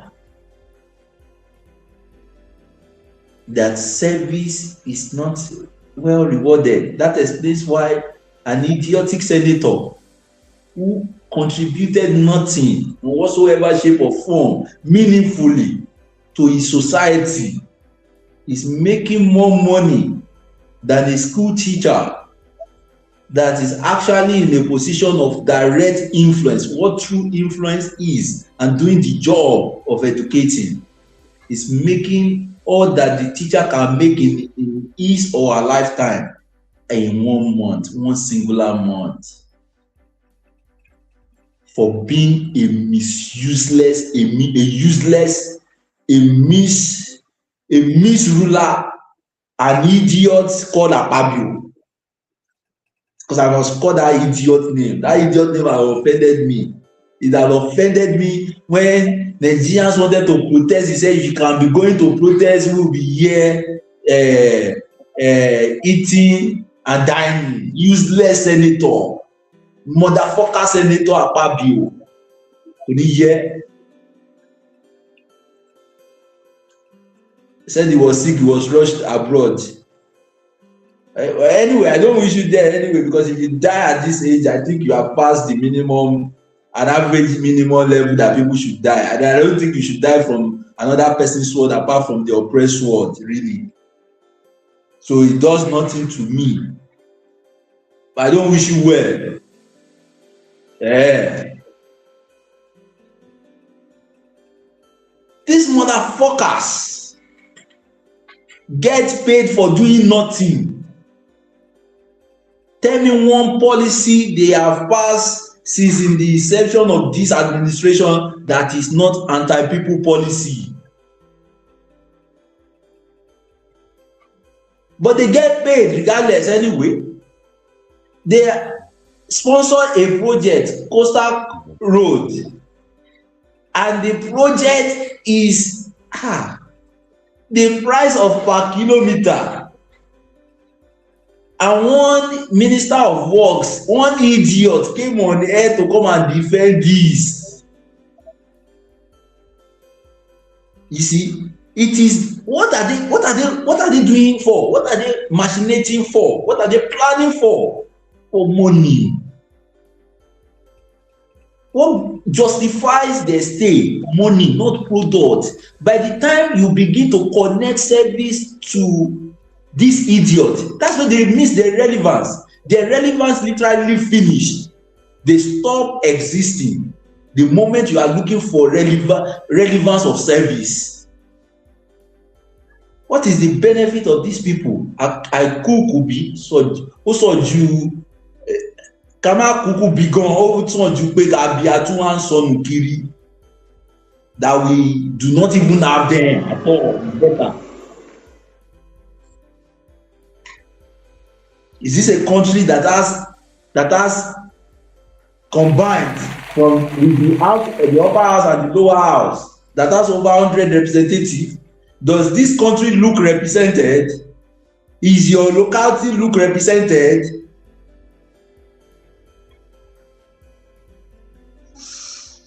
Is this a represented community? Is this a represented society? No service. People are not interested in service as such. The followers of this idiot too, those that they have molded, have nothing to offer other than money. In fact, they look towards gaining the money. Money defines everything for them. Money, like in their words, they say it turns insults, not their service. Not the service. By the time you look at every institution in this country and you begin to ask questions based on service, they lose relevance. They become uselessness. Useless. Obasanjo carry power bank. Omoali, they carry power bank. A former president carrying power bank. The idiot is carrying power bank.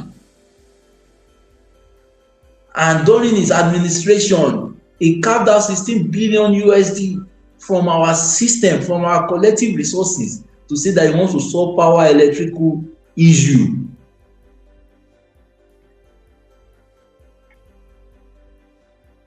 This idiot, by the time you just question and say, what do you do? So what have you done in your community? Go and ask anybody among all these idiots, what do you do? They can tell you who they are. They are glad to tell you who they are. Like the Sonwoku idiot or Sonwele, that his name is Sonwele, meaning paying the. Do you know who I am? Yeah, now all they do is that they will be quick to tell you who they are, but tell them what impact has their influence done or their office done. So I said Sanwo-Olu said he didn't say, he went by these motherfuckers are motherfuckers, and these are the uselessness leading us. No, how can we expect anything good from these idiots? Their minds is in a bad state. This idiot for PR went So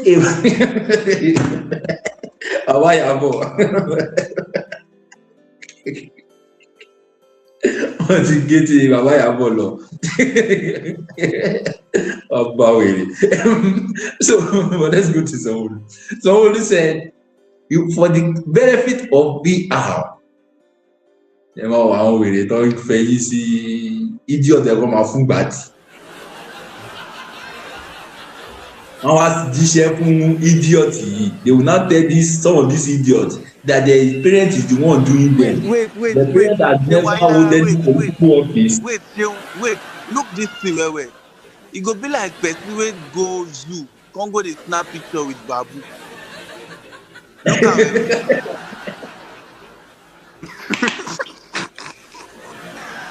it be like babu when they wear clothes for, where people come dey near and go snap picture. You get point, you get point. But they will tell these people when they snap, say their parents are the one doing them, they will believe it. But their parents never cover Nigeria, never squander the resources of Nigeria, never extorted Nigeria $16 billion, never, use the resources that was supposed to feed Operation Feed the Nation, never converted it to their own farm. Their parents never had access to national resources, but they believe it. But they will believe that. But when you tell them that this animal is not an abuse. For these people, animal is not an abuse. I wish they are animal. Say this one won't kiss monkey. No, I wish it's even a monkey. Monkey is better. Monkey is not an abuse. You need to go and do research about monkeys. Do you know what it means to have your life sustained in the air? The technicality to understand living in the air, navigating between a branch to the other, the mathematical calculation or geometric calculation that has to be done. We dey rate him and no. We think because we can talk, we think we are the only one doing science and mathematics. No, except the monkeys, maybe the chimpanzee you are talking about, or monkeys that you are talking about, referring to, are the ones that are already trapped. Maybe the ones in the museum. Maybe I can say, we can argue that, but these ones to compare themselves to animals, no. Animals are far better. I will pick animals over these idiots. I will pick animals because animals don't forget their generational responsibility to their community. These idiots are forgetting what their responsibilities are. They have. These are not fit to be called humans in every respect or ratification. These are not fit to be called animals. To call them animals is to uplift them. These are bastard children of Africa. That is what Kwame Ture called them. These are bastard children of Africa. Reprobate minds. Agba òṣì, agba ìyà ni àwọn eléyìí. These are the people you see, you just keep. You just keep. Looking at them alone is annoying.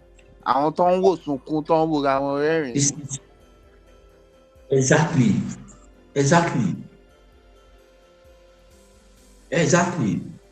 These are not. So can you imagine that these people, what they have to show, even as a president of the most populous black nation twice, is to show money. That's what they have to show. Money, cash. That is their essence in life. That these ones never rose beyond the physiological needs of the Maslow hierarchy. It's not Maslow because it's the normal hierarchy of needs. That the hierarchy of needs is that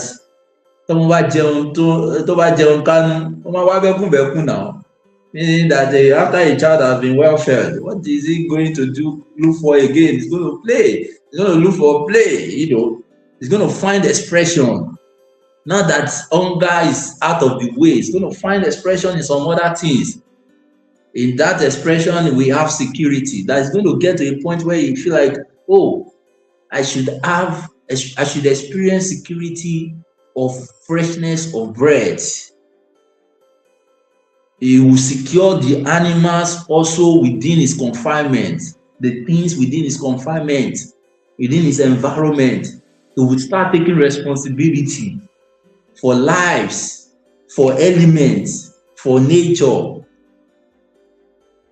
Child on that, he take responsibility for themselves. Let take responsibility for, these idiots are just idiots, motherfuckers, idiots. So back to what we're saying, that these are the people that they learn from. These are the models. That the models are these ones. Have you not seen a viral video that went viral at some point in time when, I hate to insult women, but we insult these idiots. But when a particular, I will not mention her gender, a particular person was praying to a child and said, this Bible, you will use it to do corruption. Have you not seen that prayer point? These are the idiots that influence such prayers, such spirits. Which prayer point is that one? I don't watch one.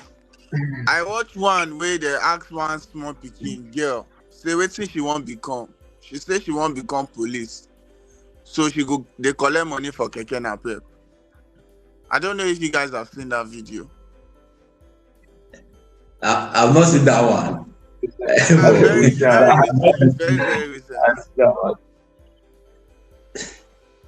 You see, so these are the people these are what they are influencing. They are influencing madness. Madness that the apex of human existence is just for money.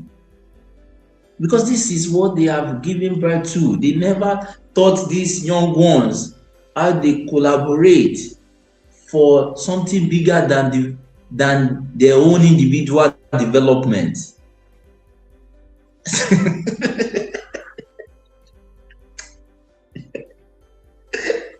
What the fuck? What the fuck? Be a former president. God. Just take a look at that ambience. Look at that hall. Look at the exotic. Look at these guys. Whenever they want to do anything, they go for the best of the best of the best. Look at how this place look like heaven. All right. One would almost mistaken that. But they can't sustain it. They will come out of this all. If they are interested in taste, and this is what I are saying, if they are interested in taste, the best for themselves, bro. But they give the lowest quality to the people. It's interesting. Please proceed, Commission. They are not even involving of self that much. Commission, Obasanjo, for example, right? That man might die, right? Thinking and believing like he was Nigeria's best person. Like he would actually think that he did well. Because there are psychopaths around him that keep telling him and keep praising him and keep hailing him. Even if he knew before, say, I lose this country, I destroy this country, he knew before. But over the years, and say as Baba they would, the people see the farms and they call mix and they do all those. He go they believe say say he actually do well. He go they believe him. And I'm like say the guy get book. I don't know all of them get book these days.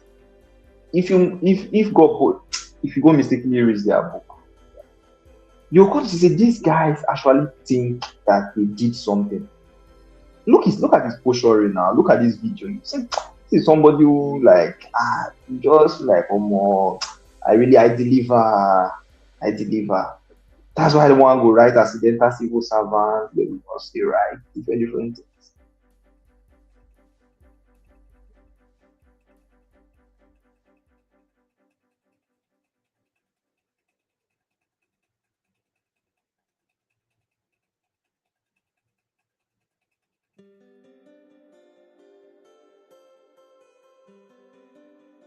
Commission, are you there?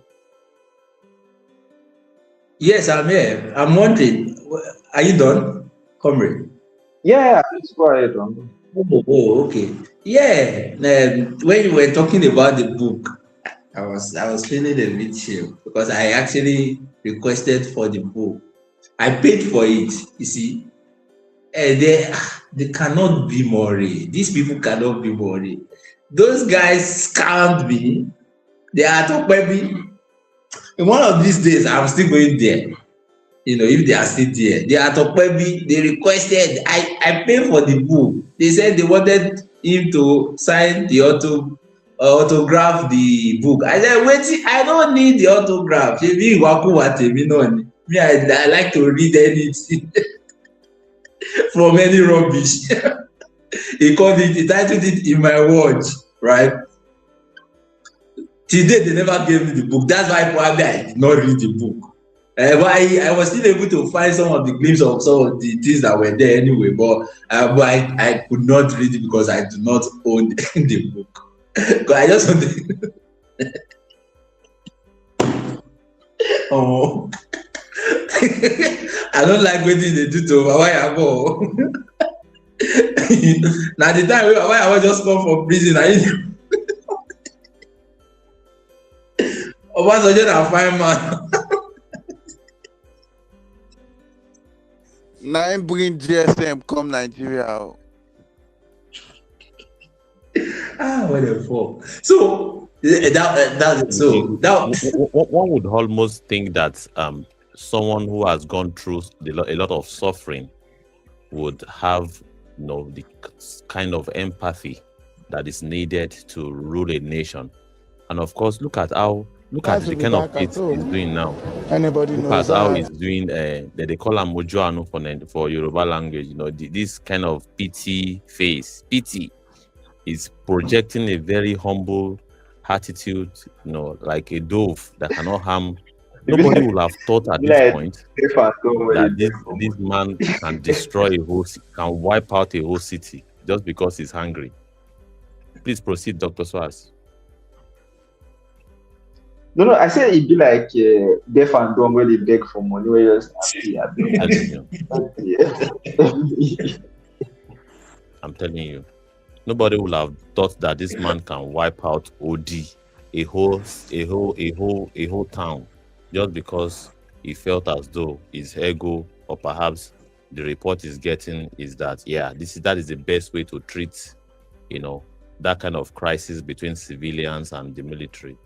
Nobody would have thought that this man would embezzle 16 billion under his administration.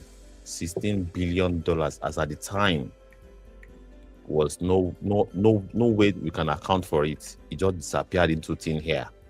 All right, and these are the sort of elites, and you see them dancing. They should be very sober. That is what we should trigger me. The kind of failure that these guys have, you know, perpetuated calls for sobriety. You know, if you are an Olodo in a school, if you have gotten 0, you should not be proud. You should be working with a very sober attitude. You should be gentle and go about without making any noise. But these guys, you will see him still making noise that he is the best president ever in Nigerian history. This is where I draw the line. This is where I have issues, really. Please proceed, Commission. Or so as one say something. This can pay you this is truly pay you. But you're speaking from the heart. I can feel this. Commission, please continue. You want Olodo to go to the back in the school he initiated? Who does that? The school of Olodo must be in front. It must be the principal. It must be the school proprietor, and it must definitely be the school headmaster. You know, so at this point, and I think Nigerians got deceived to think that uniform makes the man. No, the man makes the uniform. Obasanjo is a military man for a reason. Some of the things, this is why some of people call Baba Fela a prophet, because he sees through the uniform. It took someone like me, maybe years to ascertain what Baba Fela was singing about in the early 90s, late 80s. It took me his letter that he wrote to the Council of England, because he wrote a letter to the Council of England on behalf of Ikwere Madu. And that is where Obasanjo fully introduced himself. So Obasanjo that you saw was a facade that looked like person wey no fit chop the whole of the pack of fufu akpu, my people will call it. This is a facade, and he played the game for people who are driven by emotion and look and facade, just like they are falling into the game also that this obedience is playing. Guys talking rubbish, and you consider that humility. Person no get brain. If they tell you say you no get brain, they consider it as humility. And to destroy you finish, remain with that. See his stomach now. See so, but this is not about this idiot, because the example, Obasanjo has no intellectual property to give. Nothing. Me, I will not be disappointed because I pay for the book, to have read the book, because I've read some more disturbing books. Many people think today I just come to speak of Adeboye and some of these idiots without knowing them. I've read some of their biographies. I doubt if some of the people who are following them understand that they have biography. They have a biography book. I doubt. Maybe one of these days I will show you that of Adeboye that I've had nothing less than 20 years now. Very bulky. So I buy. I waste my money on these idiots. Yes. To know them, yes now. That's what I waste my money on. I buy the idiot they have to say. Even though they are uninterested. That's why I mean that they are uninteresting people. They are the most boring of the people, uninspiring. There is nothing driving them apart from individualistic personality. I doubt a generation that have made these ones teachers, these ones institutions of learning. And such is the likes of the idiots now, because the young shall grow. Stupidity also would grow. Obasanjo has become a stupid old man. But his impact, even in the civil war, cannot go unnoticed.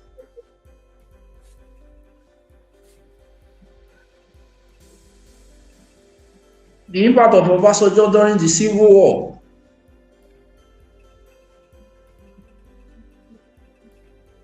They will say they are acting under order. But that is not enough excuse. These people should, that's why they are interested in ending history, because there is nothing that justifies their story in our history. They are the villain when African history is being told correctly. So they have to either miseducate us or not even get us into the classroom at all, so as to sustain their so-called undue advantage only based on money.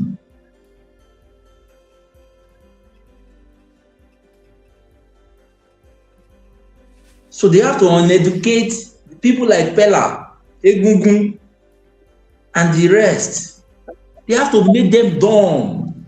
And it's not that they are just uneducated because some of these idiots didn't go to tertiary institutions. Check those who went there. What were they teaching them? What have they trained them?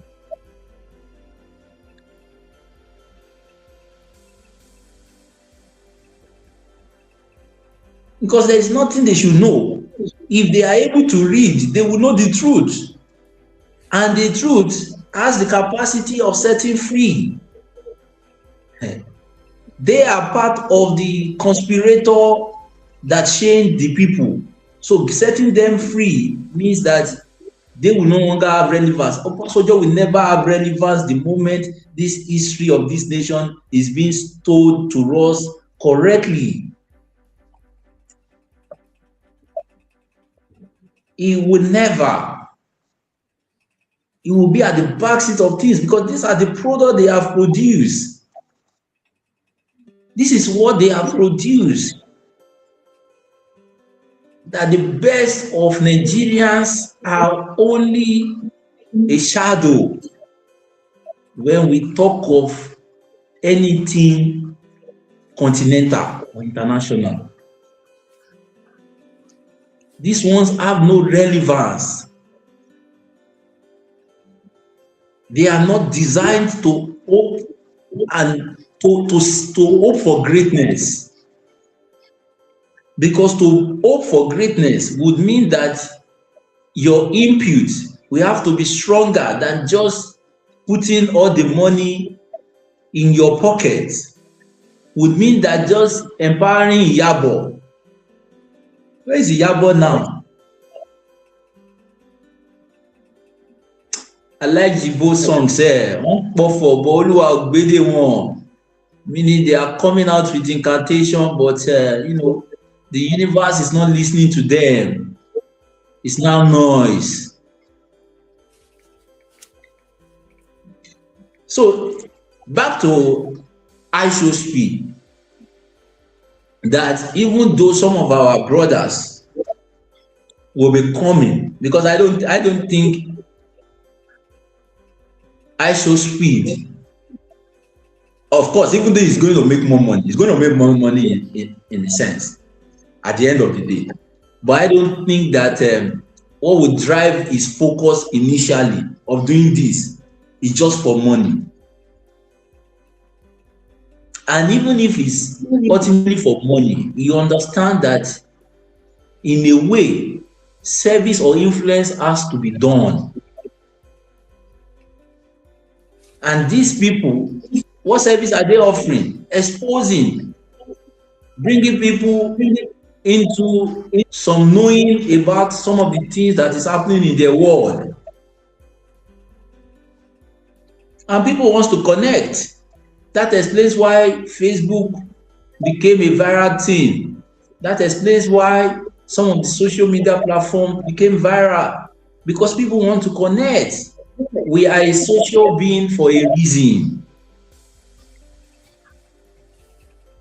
So when you help people connect, you are providing a service. Is that not the service of Facebook? Is that not the service of X, formerly Twitter? Is that not even the service of the platform we are currently on? That it helps to connect. But what service does these idiot show streamers have to show? Well, let me remove Tayo Aino from the equation. I don't know how many know Tayo Aino. Tayo Aino is giving real service in the streaming world. And he has been doing this for almost a decade. So he's been good at this. Right. Some other persons too that I might not be able to remember their name. Just because you're popular from asking stupid questions to BBL Snapchat ladies and shouting, "That's..."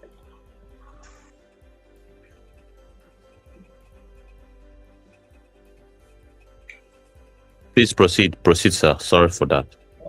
Oh, all right. I had the volume, so I thought maybe you want us to hear this. No. It's just overlay. Okay. All right. Yeah. So it is Tayo Aino too is doing a massive work in exposing, even though it's not revolutionary in any sense of the way, anyway. But it's doing something.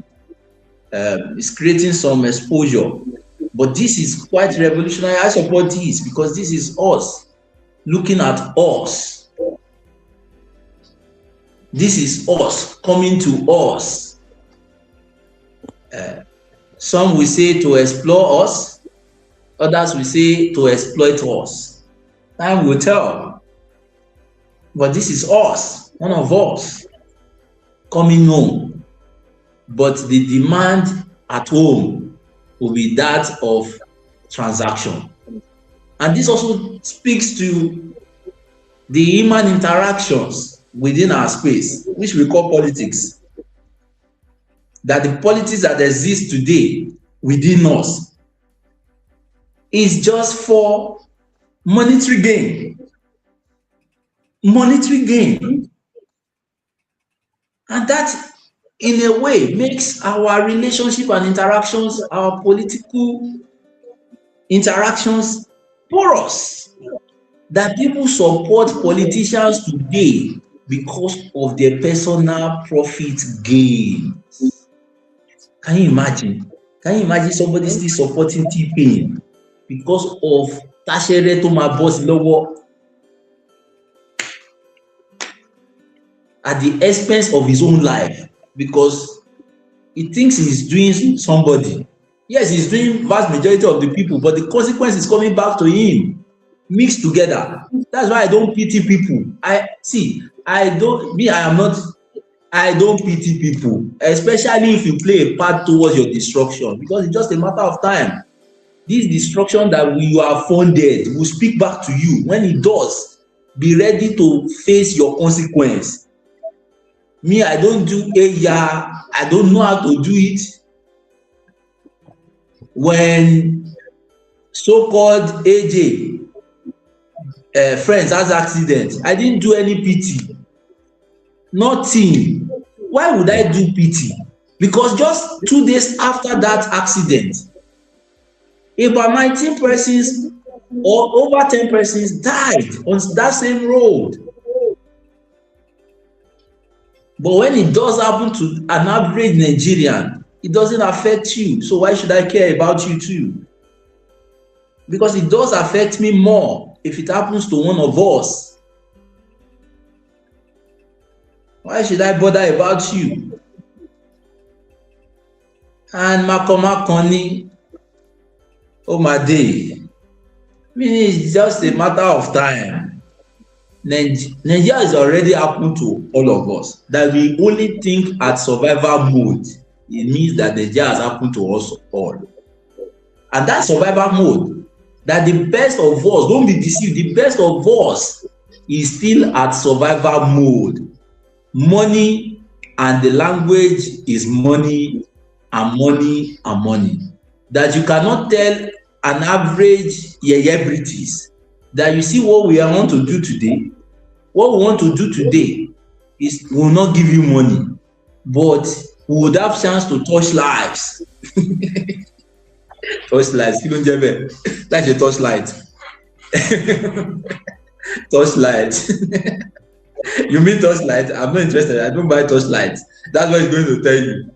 He's telling you what we have to do does not have capacity to bring you money. This reminds me, because talking about service, what service does these religious bodies truly bring? I was at Covenant one day. A friend of mine was wedding. And I was at the cafeteria. This was supposed to be a student environment also with the church. I could not eat there. The smell I was perceiving. What the heck? The oozing of the smell. I could not eat.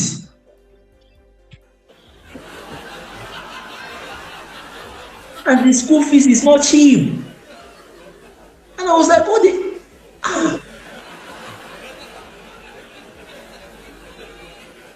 You know, we usually say this joke that by the time you start, that some person should go back to the school and collect back change because they have not taught them. That's it. By the time we start asking what is it that we learned? What was the service that we exchanged value for? See, me, I know the exchange of value, what we exchange value for in this country as the oppressed. Because now the aesthetics that we exchange value for, but the aesthetics do not build people. Yes, they play a part, they contribute, but if you build, no matter the amount of money you put inside building a structure, if you fail to train the people who live in it, it's just a matter of time. That place will become a animal zone level, unable to be lived, to live there, for anything living to come out of it. It will be unlivable. And such is the Africa that we experience today, based on natural resources, based on natural endowments. Should we be in this mess that we are in? Africa is not poor, in case you have not had that. Who should be begging? IShow, who is coming from an enslaved point of view, or Omonile Oloro, we like Pella, who should be begging who? Under normal circumstances, who should be begging who? It's because the idiotic Pella has been deprived of the resources that belongs to him or her, and that is answers to all of us. That's why we have to become the beggar.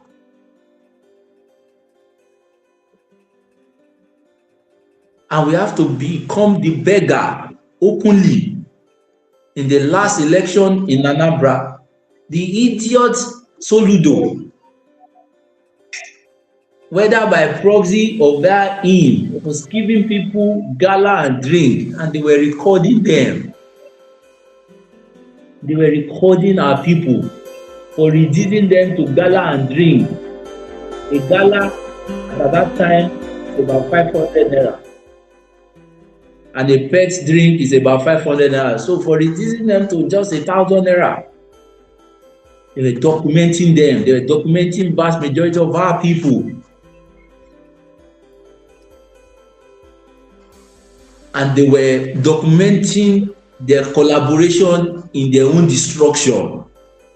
Because when we do vote for these idiots, they want us to lose the victim card, so that they can encourage us to collaborate in our own destruction as African people. So that's what is left. That the only show of proof to anything in this country is money. That people no longer talk of their contribution to their society, because there is nothing they are contributing. I said Sanwo-Olu went on a PR tour. That one is even funny. That idiot is mad though. You know, when it was Ambode the idiot, because he's an idiot too. But did the work and revealing. I don't know whether you got when they forced Ambode out of office, and when Ambode realized that they were going to force him out of office, the idiot went to do press conference, an open air press conference.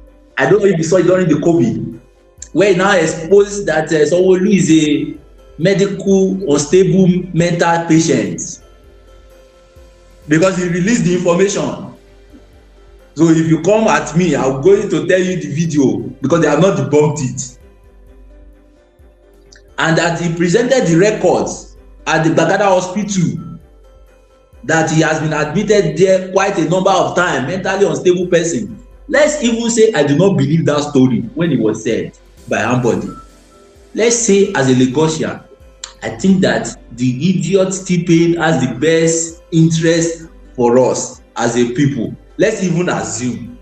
See, the day I saw the PR that this motherfucker did, I knew that something is not stable in his mental health. Only stable, Sanwo-Olu stable. He's not a normal. He's a mentally unstable person. A sitting governor went on a PR tour. He put cameraman, then he saw 2 children who were out of 1.5 million children out of school. So let's say Lagos is not the highest share of that. Let's even divide it equally by 36 states. Let's say by 36 states, let's say an average of the students that are children that are out of school in Lagos, which you cannot do because the population of Lagos is about 20 million, over 20 million, if not more. So it's quite high compared to some other states like Benue, like Ogun State, like some other states, right? You know, maybe northern states, we can therefore now argue whether the numbers are more there or not. But in Lagos, so let's say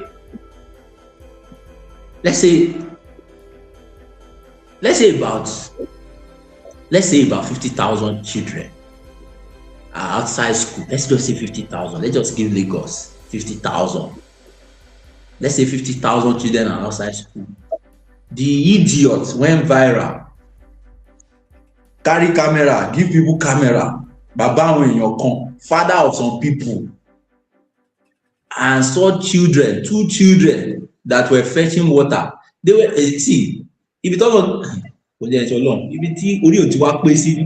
it's not just the 2 children that he saw that day, but he saw 2 children and said and did his campaign, PR campaign. I was not the one who released the video. The idiot self released the video. They had their TV stations. But some of us, not be all of us, will be stupid like Pellas or Egunguns, where 2 cents, 2 naira, where they don't want to give them, but they entice us. Some of us are breed of Baba Fela. We are composed in a different manner. Not be everybody go end up like Wizkid. Not be every street child go be a beggar.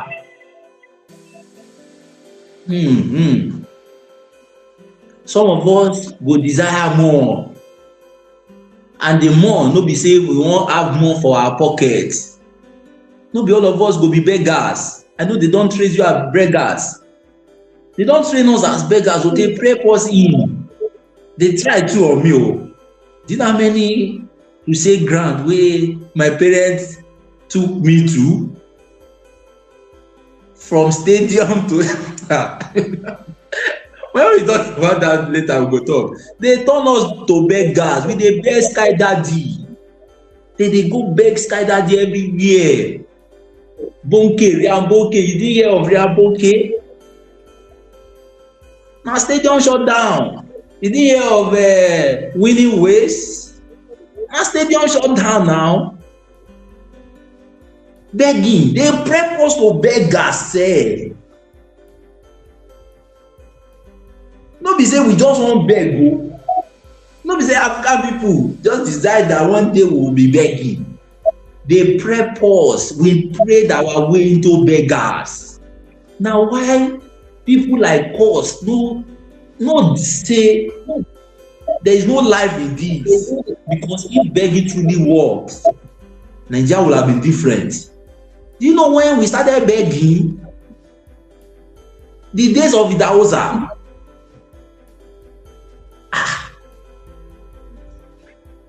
So, no be all of us go mad though. No be all of us. No be all of us. Some of us go learn from the street, because the street truly represent us. Say African people, we no need leave you. We need to become uni. We no need leave you. So someone who gave 2 children scholarship in his own state. 2 children scholarship. And he went to interview the parents. I saw the parents too. I was sad for them. They will call it testimony, but that sadness that they could not also see that beyond just their 2 children, there are people who are homeless, and they cannot use that as an advocate to advocate for more children to be inclusive, because the concept is never inclusive. The concept is exclusive. The more exclusive it is, the more fortunate we become. The more others are deprived, the more meaningful you become. That is misery. That is the beginning of madness.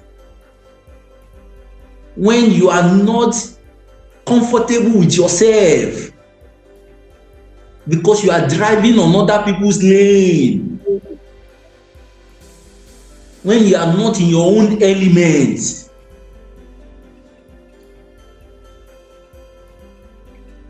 So you don't measure your life because your life is miserable. The moment you see and say, your own life does not make any sense. But because you are seeing that some other people are experiencing a tougher experience of life, then you now suddenly say, I thank God. It's the beginning of madness. It's the beginning of madness. And that's the madness we have exhumed in large numbers. Because they don't prep us. Imagine the work where you don't do for 1960. You do it for 60 years. You intensify it in 1980. You call the plant religion like water. They prep us into this individualism. Pella is not schooled, not because of his willfulness not to experience school. It's because they could not afford it. Someone with such resources is not thinking of, let me not hear this similar story again happening to people that I know that are from the same community with me. That's not the perspective.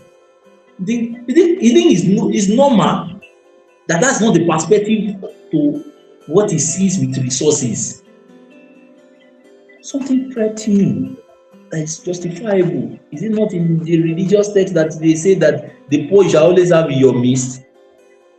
Mad talk.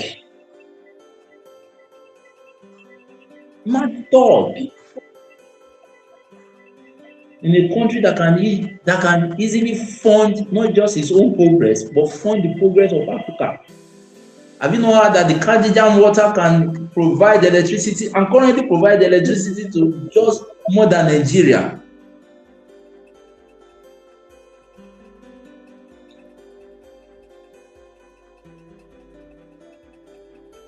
Motherfucker behavior. Alien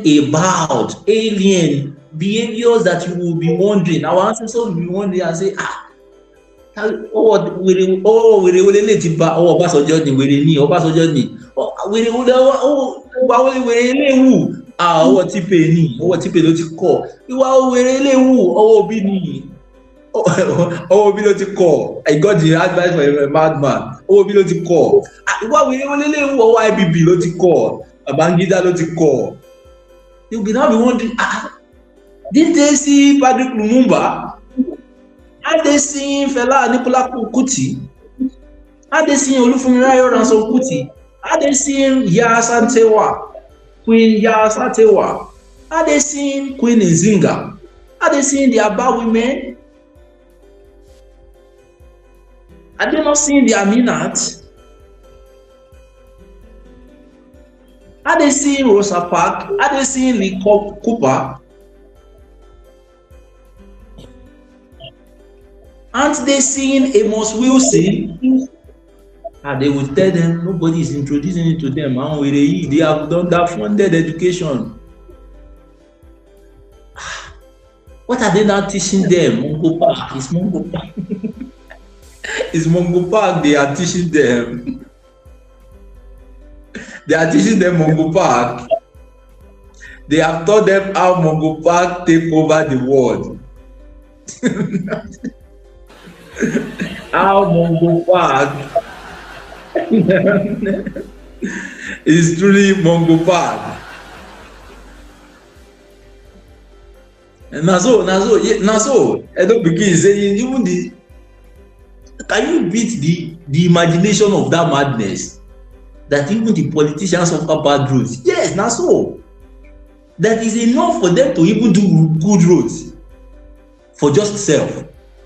See, if Nigerians see them do good roads, Nigerians with the level that I know today would never have thought about it, that they are only doing good roads for themselves just to drive their expensive cars. But that will be too much of things to do. This is how alien these idiots are. Anything that other people would benefit from by property or not, they would rather not do it. They would also want to be in that shackles. And this madness. Where is Sonwoku children going to school? They are going abroad. Don't they want to father their parents? Don't they want proximity with their children? I saw the governor of Oyo State going abroad intermittently, almost every time, to go and see his family, because that's where his family is. And I was wondering, because they are useless. Because if they are truly responsible as a family man to their children, to their direct children, to their biological children, it will reflect, it will rub off on how they govern the society. These people are useless. And I was like, it's even enough reason to build a school where your own child can even go to. People will not even know that you are building it because of your own children, just your own children, because you want your own children to be in a proximity with you, so that you can train them. But they know they have nothing to offer. These people know they have nothing to offer, so they have to give their job and contract their job out. They have to delegate it. I know you have been taught that delegation is a good thing, but even in that business school, they will tell you that there are roles and things you should not delegate. There are things that is your core responsibility to do. Only delegate things that are not your core responsibility. How can people be delegating being a father? You see? So when they come to delegate being a governor, when they leave us and Japa in a year and only spend 3 weeks in the country that they govern, that explains it. Because they are idiots who are used to not taking responsibility. When the president with any small, Romeo abroad, when he goes abroad, it's because he's an idiot. He is obviously not present.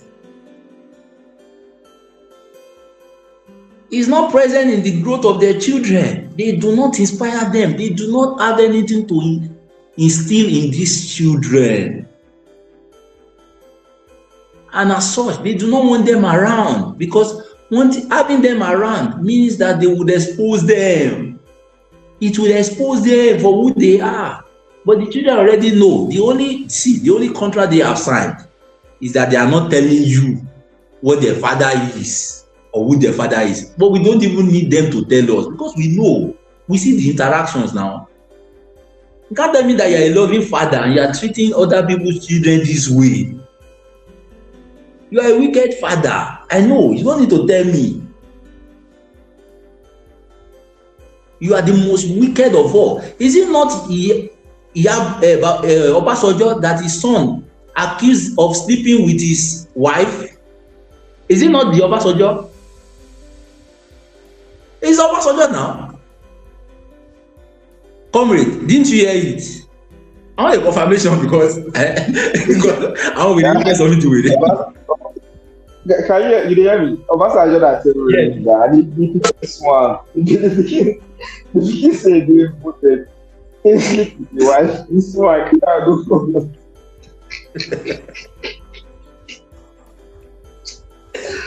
Oh God, I want to. And these are the respected figure. No, something is wrong. And what is wrong is the value chain. What are you worshiping your God for? How can you go and be begging the universe for money? That your biggest interactions with the universe, with what you claim to be powerful, is money. It's just for money. That the whole essence of measurement of your faithfulness of the universe over your life It's just money that the universe does not print. How can idiots sustain such relationship with you? And you too, you continue in that. They have already deceived his parents because he's a poor idiot. He's from the wretched of the wretched. It wasn't his fault. But it's his fault if he is not coming into power to realize that he now has a responsibility to correct that. But these people hate. If you read Adeboye's biography, you will know why he hates Nigerians. They hate you. There's nobody that can tell me that Adeboye doesn't hate you. Or Tinubu doesn't hate you. And it's the same thing with the Yaya British. It's from hate. They hate Nigerians. They can't forgive Nigerians for the things that have happened to them. Even though it's not all of us, it's some very idiot in the realm of political power. And just like all of us too, we have genuine reasons to hate. I hate what I experienced as a child. The horror I had to go through as a child, not from my nuclear family, but the horror I have to go through, I'll describe it in my biography. Some of the things I will describe only them in my biography. The horror I had to go through, growing up in an environment where you just wake up and another dead body.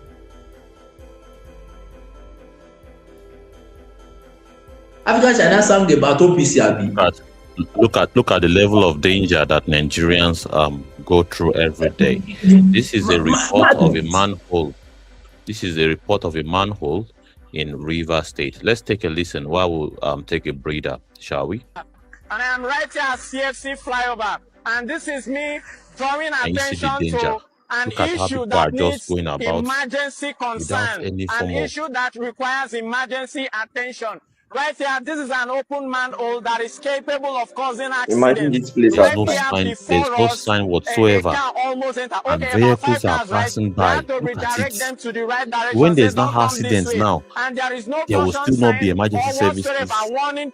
See that onto the pass. Now, this is pass not only beside the happening at manhole. CFC flyover. Look at it. Look at it. If you also Look at go the closeness. down there, you will see another manhole. They have stolen the cover. Maybe they want to sell it. I don't know why. If you go to Rumola flyover, you see the same thing. You go to Ikoku flyover, you see the same thing. So I'm calling on the concerned authority to not just get it fixed.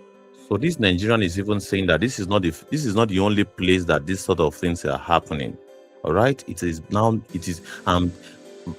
vehicular movement is still going on as normal, and the first responders, the emergency services, they don't even put sign. Maybe people even take note from a very long distance, say manhole there here, make you drive carefully. Nothing like that. Nothing like that. But to go an extra mile, take an extra measure to ensure the security this is a dispatch rider giving this report. To deter people from stealing this. This is very, very sensitive, and it can result in loss of lives. Thank you still they steal the manhole though. They stole the manhole to go and sell because of this the iron. They go sell the iron and the kind of hunger with the whole Nigerians now because all right, what would make anybody steal a manhole? And of course, there is no even any form of sign to indicate to oncoming and ongoing vehicle that something dangerous is there. And of course, this must have destroyed so many cars. All right, and you say you get government. We say, and they collect tax. These are people that they say they want to be collecting tax, despite this level of mediocrity. Please, Commission, continue what you are saying. I just need to highlight this and bring it to the attention of the people, because this thing now, if you can't cause accident, 10 people buy, they will now be saying, what kind of devil is this? What kind of devil has come to drink blood today? These are avoidable deaths, avoidable, and so many of these avoidable deaths are scattered everywhere in Nigeria. Commercial, please proceed. Thank you. Very much. I am Oron Godswill. Yeah. I mean, Comrade Swaz, you want to say something to this before I go on? By the way they scare me. I don't know if I'm audible, but they scare me for that road. Imagine that road. It is dangerous. Okay, yeah. So it is dangerous for daytime. But can you imagine how dangerous it is at night? Exactly. And once you just enter, very big hole. Very big. This thing, if you come out your shock absorber, even though spoil your tire yourself. Your tire have to be very big. Very anyhow society. Look at how close that vehicle will pass now. Look at how close. See, we have normalized this. This should not be a normal something. This is a madness.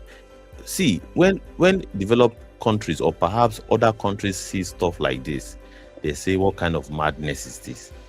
And this is just one out of the many situations that people live with. Like nothing is normal. Look at that bus. See as he pass, just as if danger not there for that place. That is the kind of negligence. All right, negligence. The man, look at, and just to pay attention, the big man we get the truck we kill Anthony Joshua friends. We know about the person we get that vehicle. Now the driver we do reckless driving as far as the law is concerned. Now in the cash, the no cash big man we get a trailer we park for express. Nigerian judicial system is a criminal, according to Dede Farotimi. And of course, every day goes by, you see the validation of that assertion. Let's proceed. Commission, please proceed with your ministry. Yeah, we are seeing a system we are now 299, almost 300 across all platforms. And it seems as though our numbers are swelling, but well, maybe we should do this till the top of the hour, maybe perhaps 1:30 a.m. or perhaps 2. It is 15 minutes to the top of the hour of 1 a.m. here. So let's see if we can just push this for like 45 minutes more, and let's see. Let's hope for the best. Doctor, thank you, Jerry. You say still don't they cash you? You're on duty, right? Yeah. All this man. Wow. Comrade, not this sleep. Well done. No, these are the essential workers. These are probably funny enough. This is refreshing. Comrade, is there anybody that is sleeping in this country? Even if you want to sleep, even if you misguide want to sleep, your problem will wake you. You know when your problem go visit you for dreams, or Gafa, you don't forget school fees. For dream. Before, while growing up, they say that dream, that if you are hungry, you don't have money to spend. That's one of the fastest routes you could go. Now to enter your dream and enter any tree in your dream and eat. When they ask you for money, just simply wake up. But now, even for your dream, they ask for money before they give you food. So how you constitution? And if you manage to eat for dream, you don't pay. They go beat you.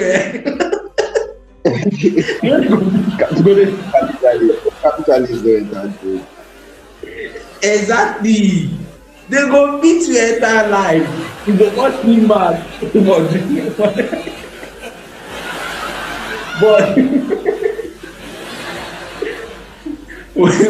But let's. So we are seeing the systemic error. One of the things that the state wants to hide is to hide the problem. The state wants to hide the problem. The state understand the marketing that it does also for them. Really, it does not make them look good also, because they want to deceive themselves that they can have modernization or civilization. No, they can have civilization outside development. That modernization can replace civilization. So when you ask an average African to measure his life, whether his life has experienced progress, take cognizance of how they measure their life. It is never on the things that affect internal but output. Even when they measure their life based on the things that were supposed to have affected internal, they still talk of it as an output. So for instance, if you ask an average student that what has changed between you undergraduate and now graduated in the last year, they will tell you that I am now a BSc holder. Even though on a normal sense of it, to be a Bachelor of Science degree holder in any field of study, the minimum is about 3.5 years. Imagine a mind that have been conditioned or being exposed to knowledge for 3.5 years. Imagine what that mind would be. But that's not the focus when they tell you that I'm a BSc holder. The focus now is on the title, not on what that thing is supposed to make them. So we are not becoming. The idea of African expectations towards things is not becoming. It's not transforming. It's not transformation. It is to just be. Be. Because at the point of be is owning, whether you can validate it or not.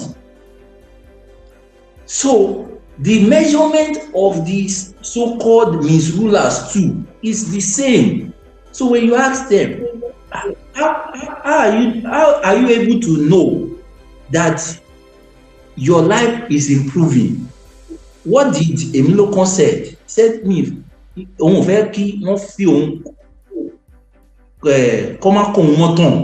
meaning he does not want history to forget him. By how?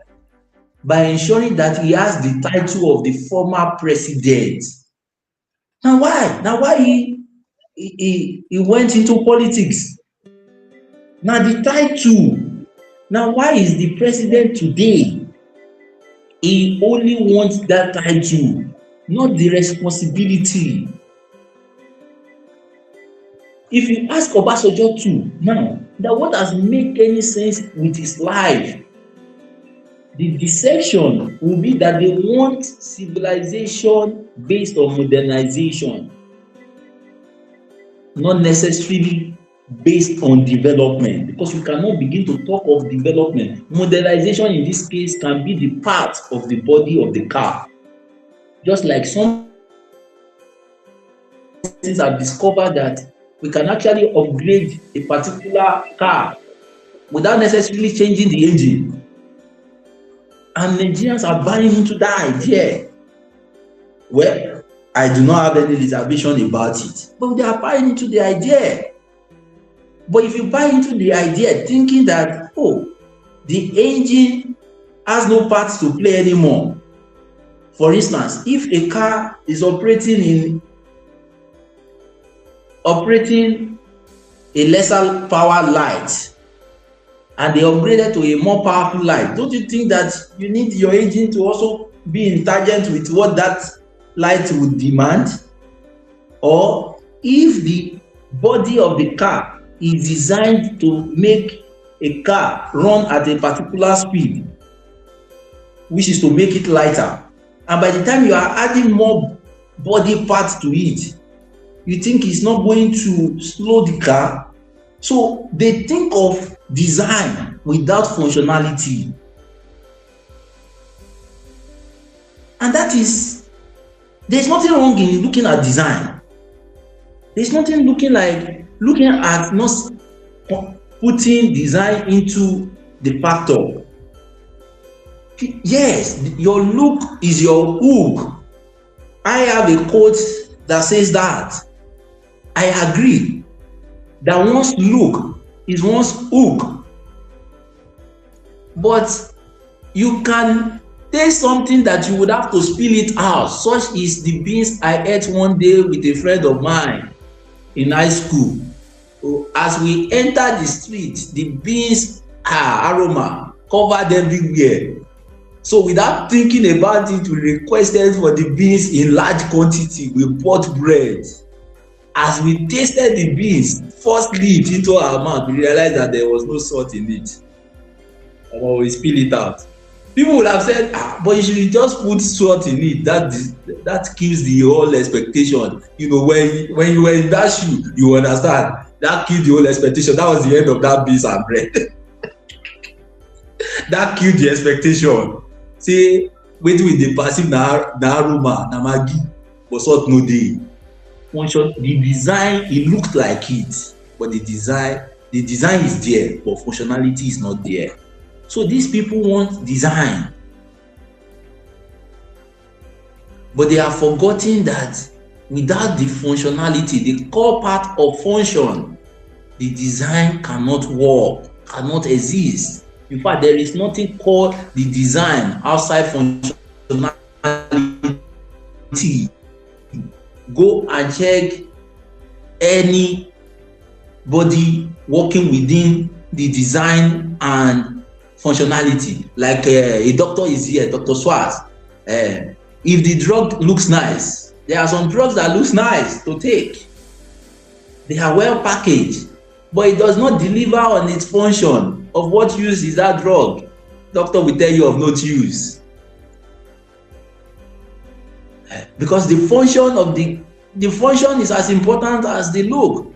Maybe yes, the look, when you are dealing with children, maybe having a drug that is smell appealing, that is look appealing, like vitamin C, for instance. I mean the yellow one that tastes sweet, that tastes like sweet. Maybe it appeals children and encourages them for taking more vitamin C into their body system.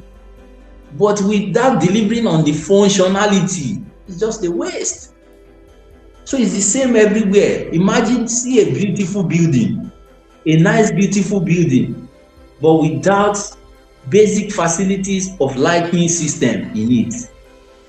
Without basic facilities, or maybe when you get in or you step in, when you touch the wall shock you. They say, but it's beautiful. Such are the houses that is being displayed and sold in Nigeria. They will tell you that there is a lot of house. I don't know anywhere in the world where people convert. You can see this is Mercedes S-Class. They convert them. This is Mercedes S-Class 2010. They upgrade them to Mercedes 2020. I don't know where anywhere else in the world where this level of fraud is. See, as they commot the bumper and the boot, they commot the boot. They can't use welding. They welded the design of a 2020 into a vehicle of 2010. That is about a decade apart. This level of fraud, this level of show off. They want to show off. Sometimes you could just see vehicle of 2020 on the road. No, you don't go nothing. I upgrade them. This level of how do I even call it? There's a name that I used to call. There's a street name that I used to call it. Some sort of show off. But there's a street name that I used to call it. Show off. In Nigeria, the culture is now becoming popular. Just to corroborate what you were saying, Comrade Aylara, that we have a culture of normalizing the abnormalities. The show-off mentality, even from so-called poor people, is just that they have a mindset to oppress or to impress, not particularly to just live a happy life. They want to impress, They want to oppress their neighbor. And this needs to change. And the reason why we do all of this thing, all of this naivety way they do, now to re-engineer the mindset of the people. All right. And of course, we are over 301 now. So you can see that by and large, we need to reach out to a lot of people. And of course, this sort of content is necessary, perhaps, to dilute all of the rubbish that people are exposed to across all social media. So please proceed, Comrade Dailara. Yeah. For me, it's win both ways, not necessarily. I appreciate the fact that we are even seeing ourselves capable of improving, some of these things, some of these tools. This also points to the fact that Irishalunda Alamu, that our people are skillful. Talking about the fact that because some oligarchs, some idiots will come and say the people are not skillful, they do not deserve the investment. That's why we are not putting such investment. This further reveals that our people are skillful, that they have the skill to do some of these things if they have to. That the investment really is what is lacking, right? This it's never in doubt for me anyway. But for people who still want to argue it, at least this helps us, showcase that you can see the works being done. But I hate the idea in which it's done for, and that's what you are talking about. The idea at the end of the day is to further prove that what is not there is for poverty to compete with poverty, is to impress. Person wey never get wan come impress another person wey no get. Confusion break bone, yepa double wahala for the body. And the owner of dead body. And the owner of the dead body.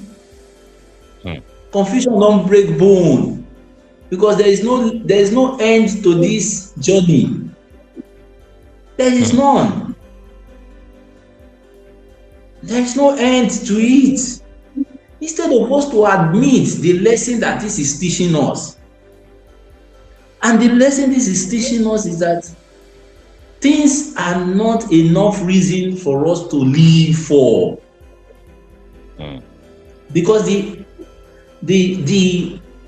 car that he upgraded from in quote was his answer prayer when he bought it originally. But years down the line,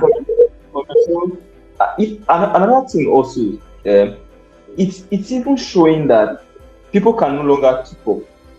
Like before, people could actually buy this, let's say by 2025, people could have bought the 2022 model, right? At least the middle class or the average person, or person who just gets small bar, right? But now people can no longer buy even these things, so they now have to fake it. You understand? Even iPhone, the same thing.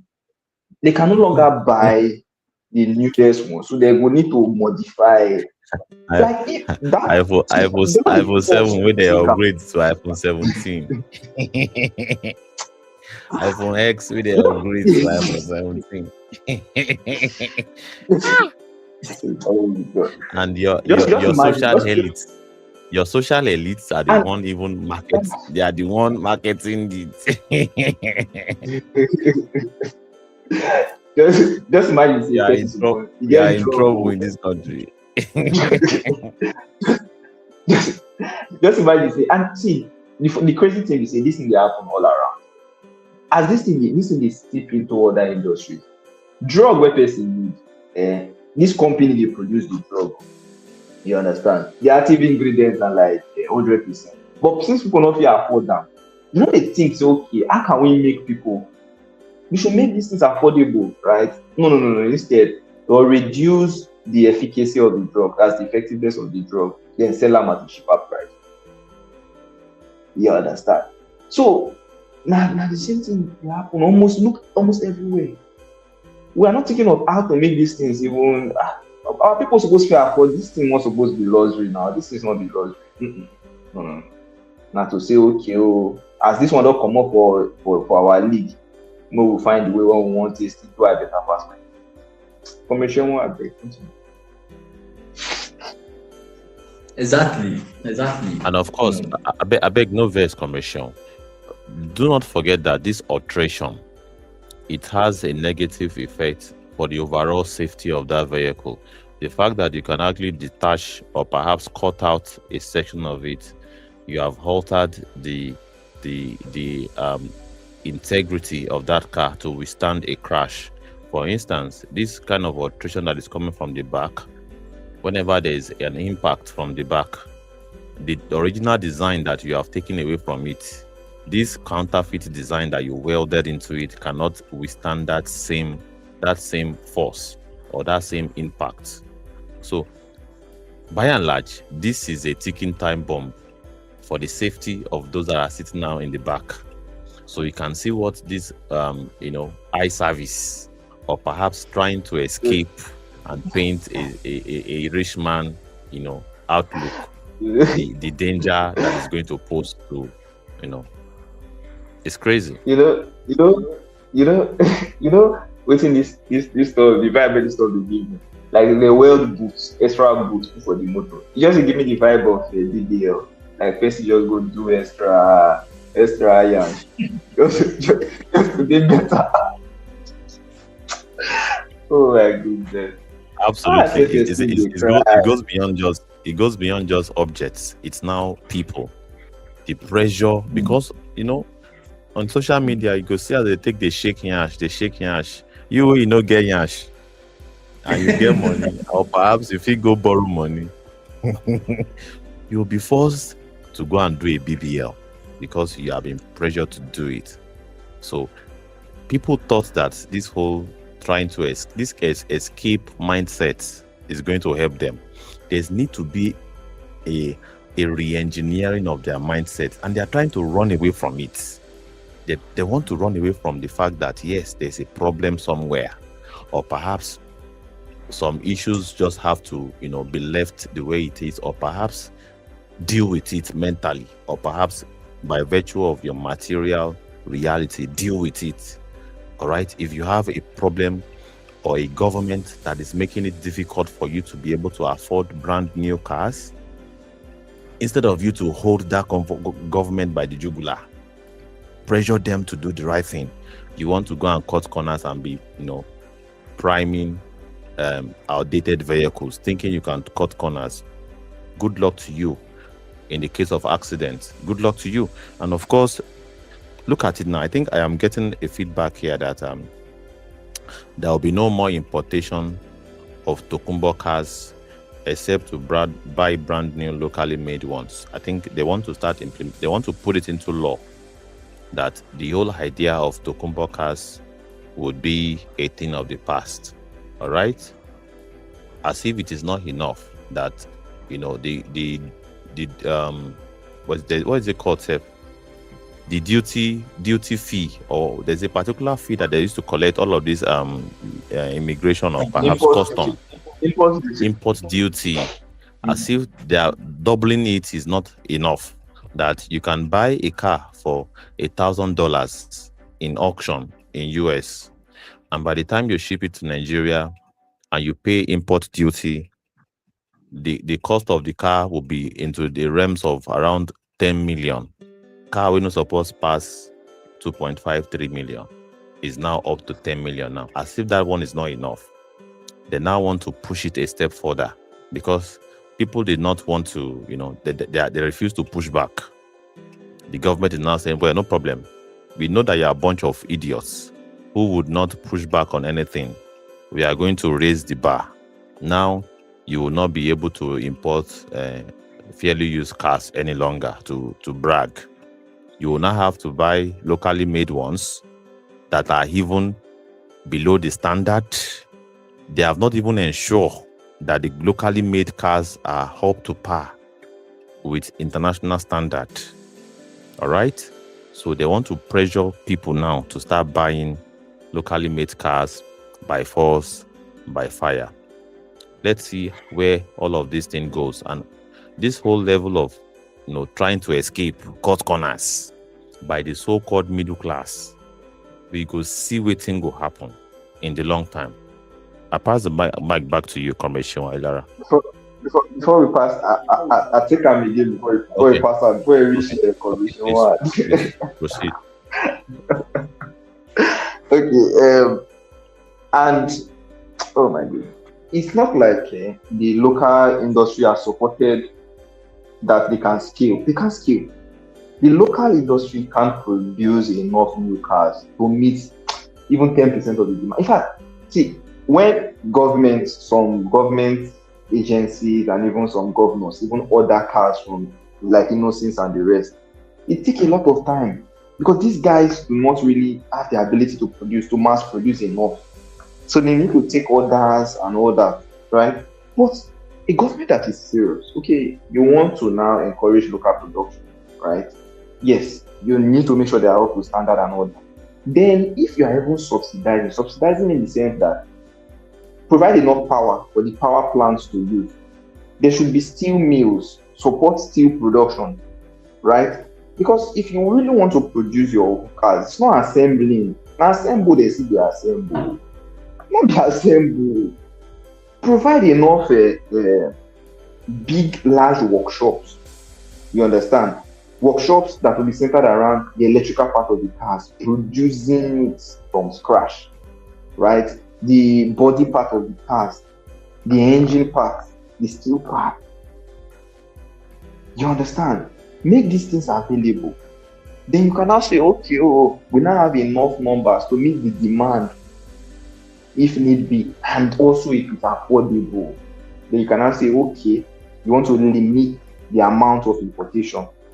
Maybe not even by outright banning. You can now say, okay, imported cars, maybe you now increase the tariff. Although this guy don't bastardize for this useless man don't bastardize for tariff. But in that way, right? But if you subsidize your local production enough, people will go for it.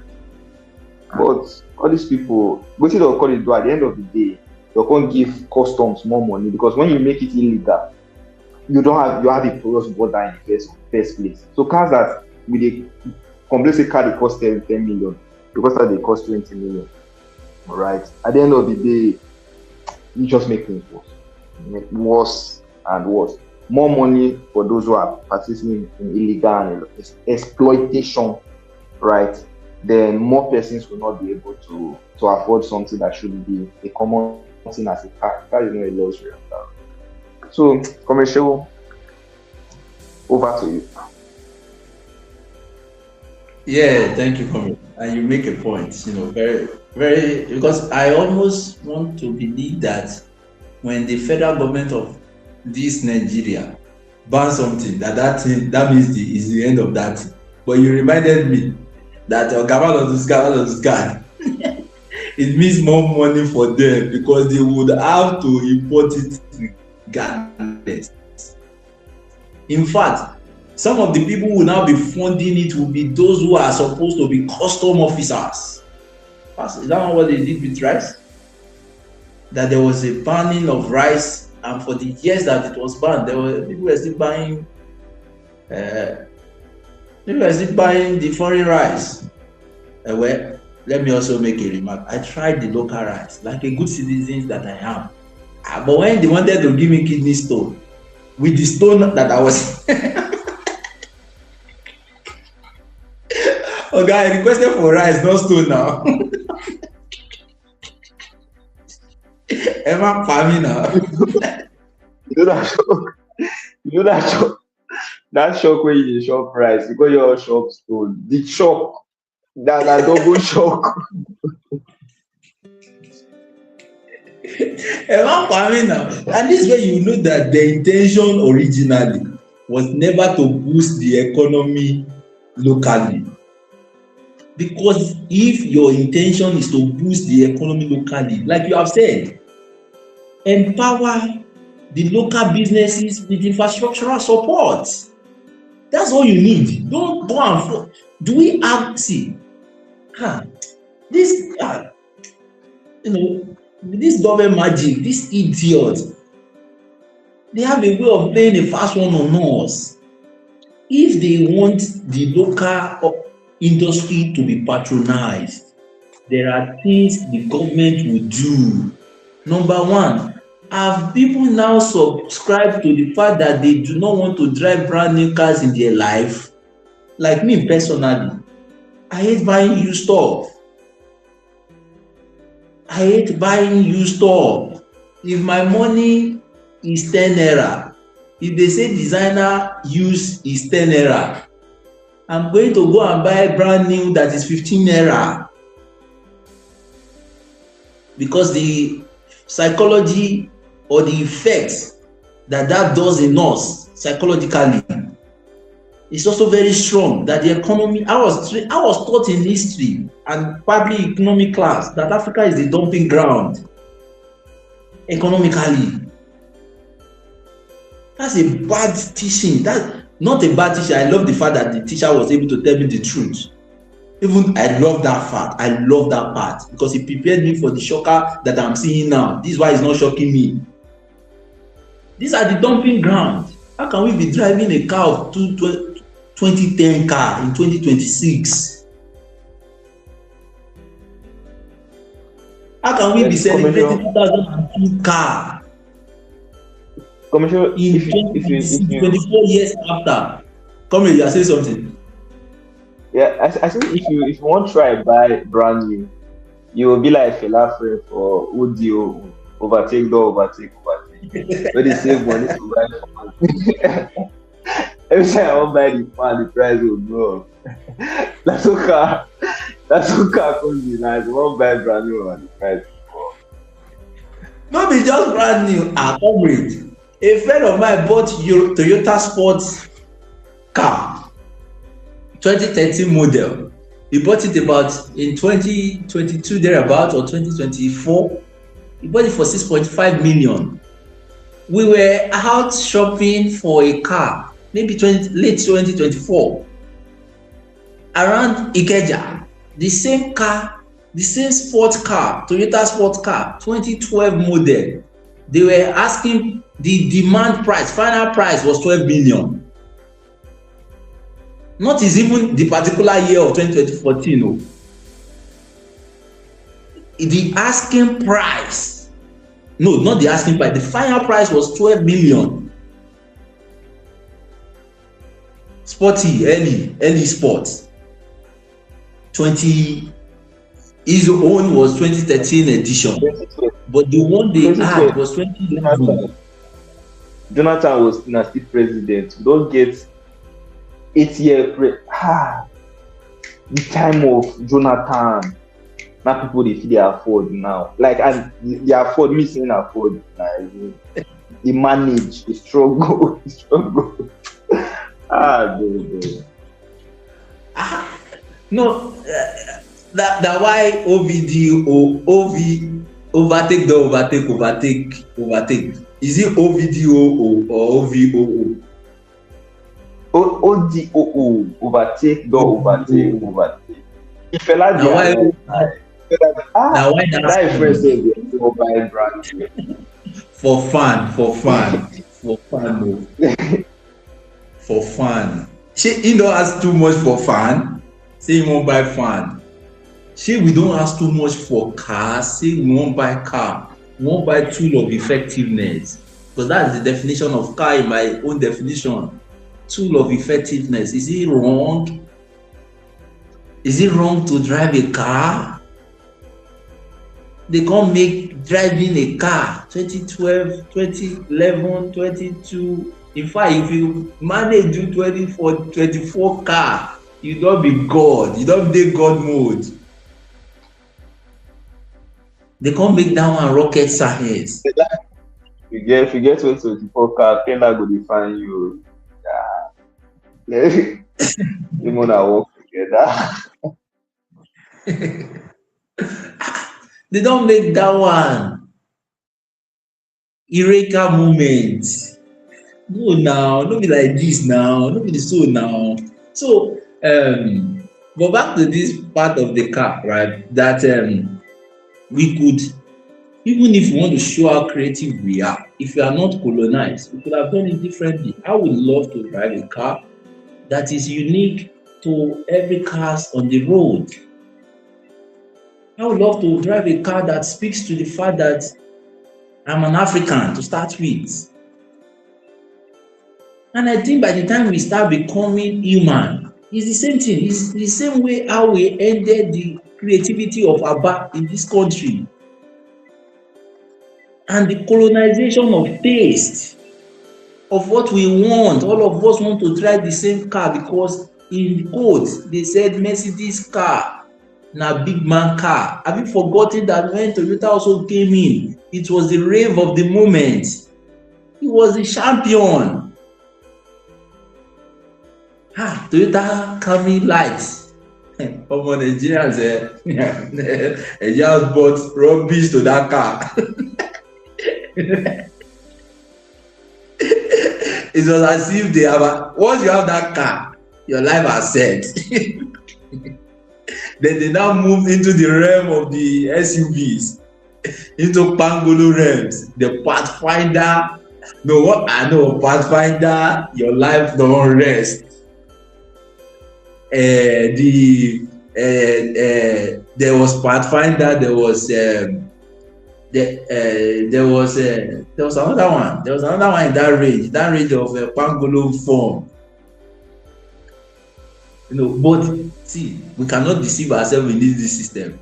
Nigerians went in Lagos, if you drive those cars in Pathfinder, they go take it to weather. May they do one guard. Civic Space go remember. They go take it to weather. May they do Baba sheet buruku in front of it so that if any car jam you or you jam any car, Highlander, I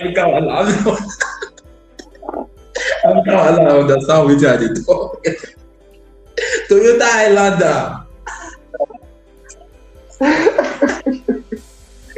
If those cars jam you at 50 kilometers per hour, you don't feel survive. Even at 40 kilometers per hour. Man.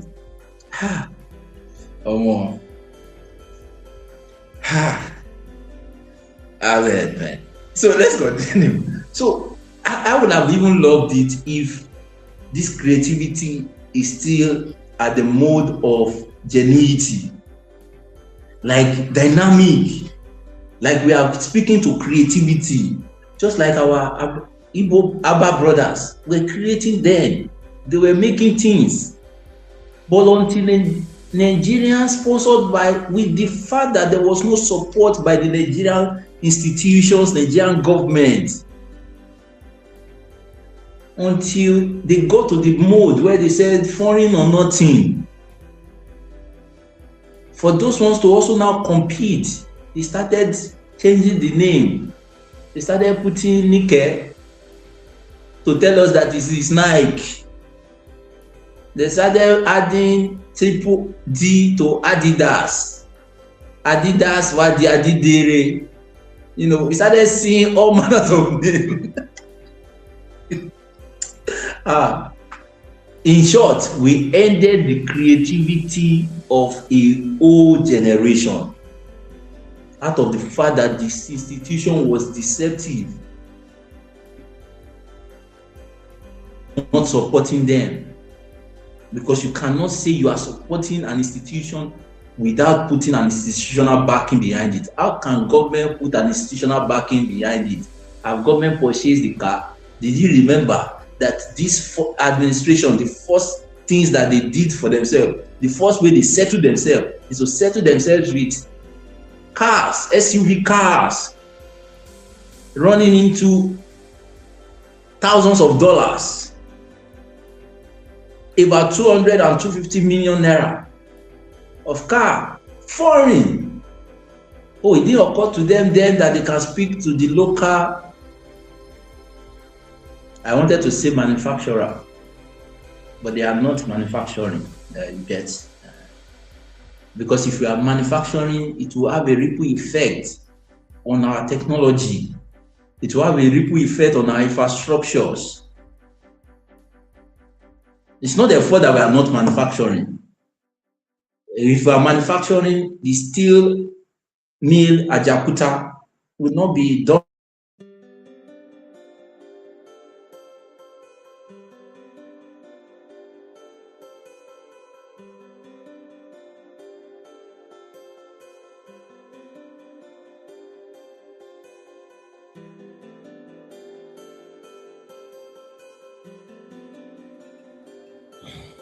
It seems as though commercial is having network, or is it just me? Okay, I think it's commercial having just a network. it's not just Yeah, it's network breakdown from commercial. Well, I think we have been able to highlight a very very clearly today.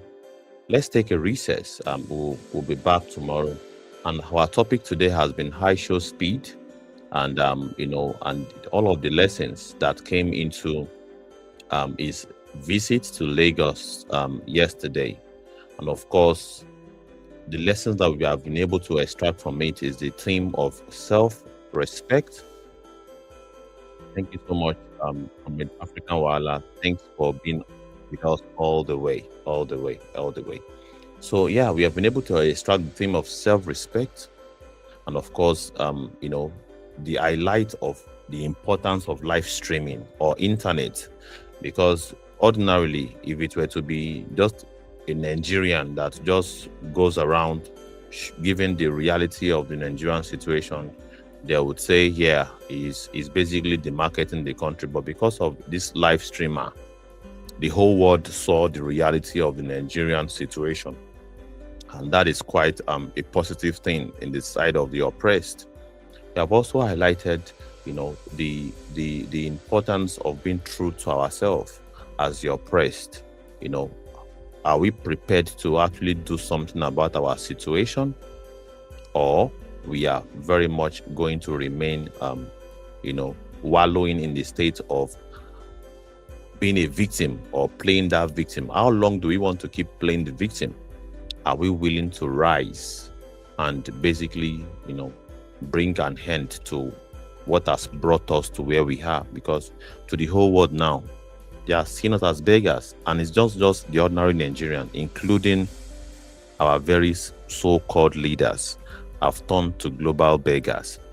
So what do we want to do about this, our reality?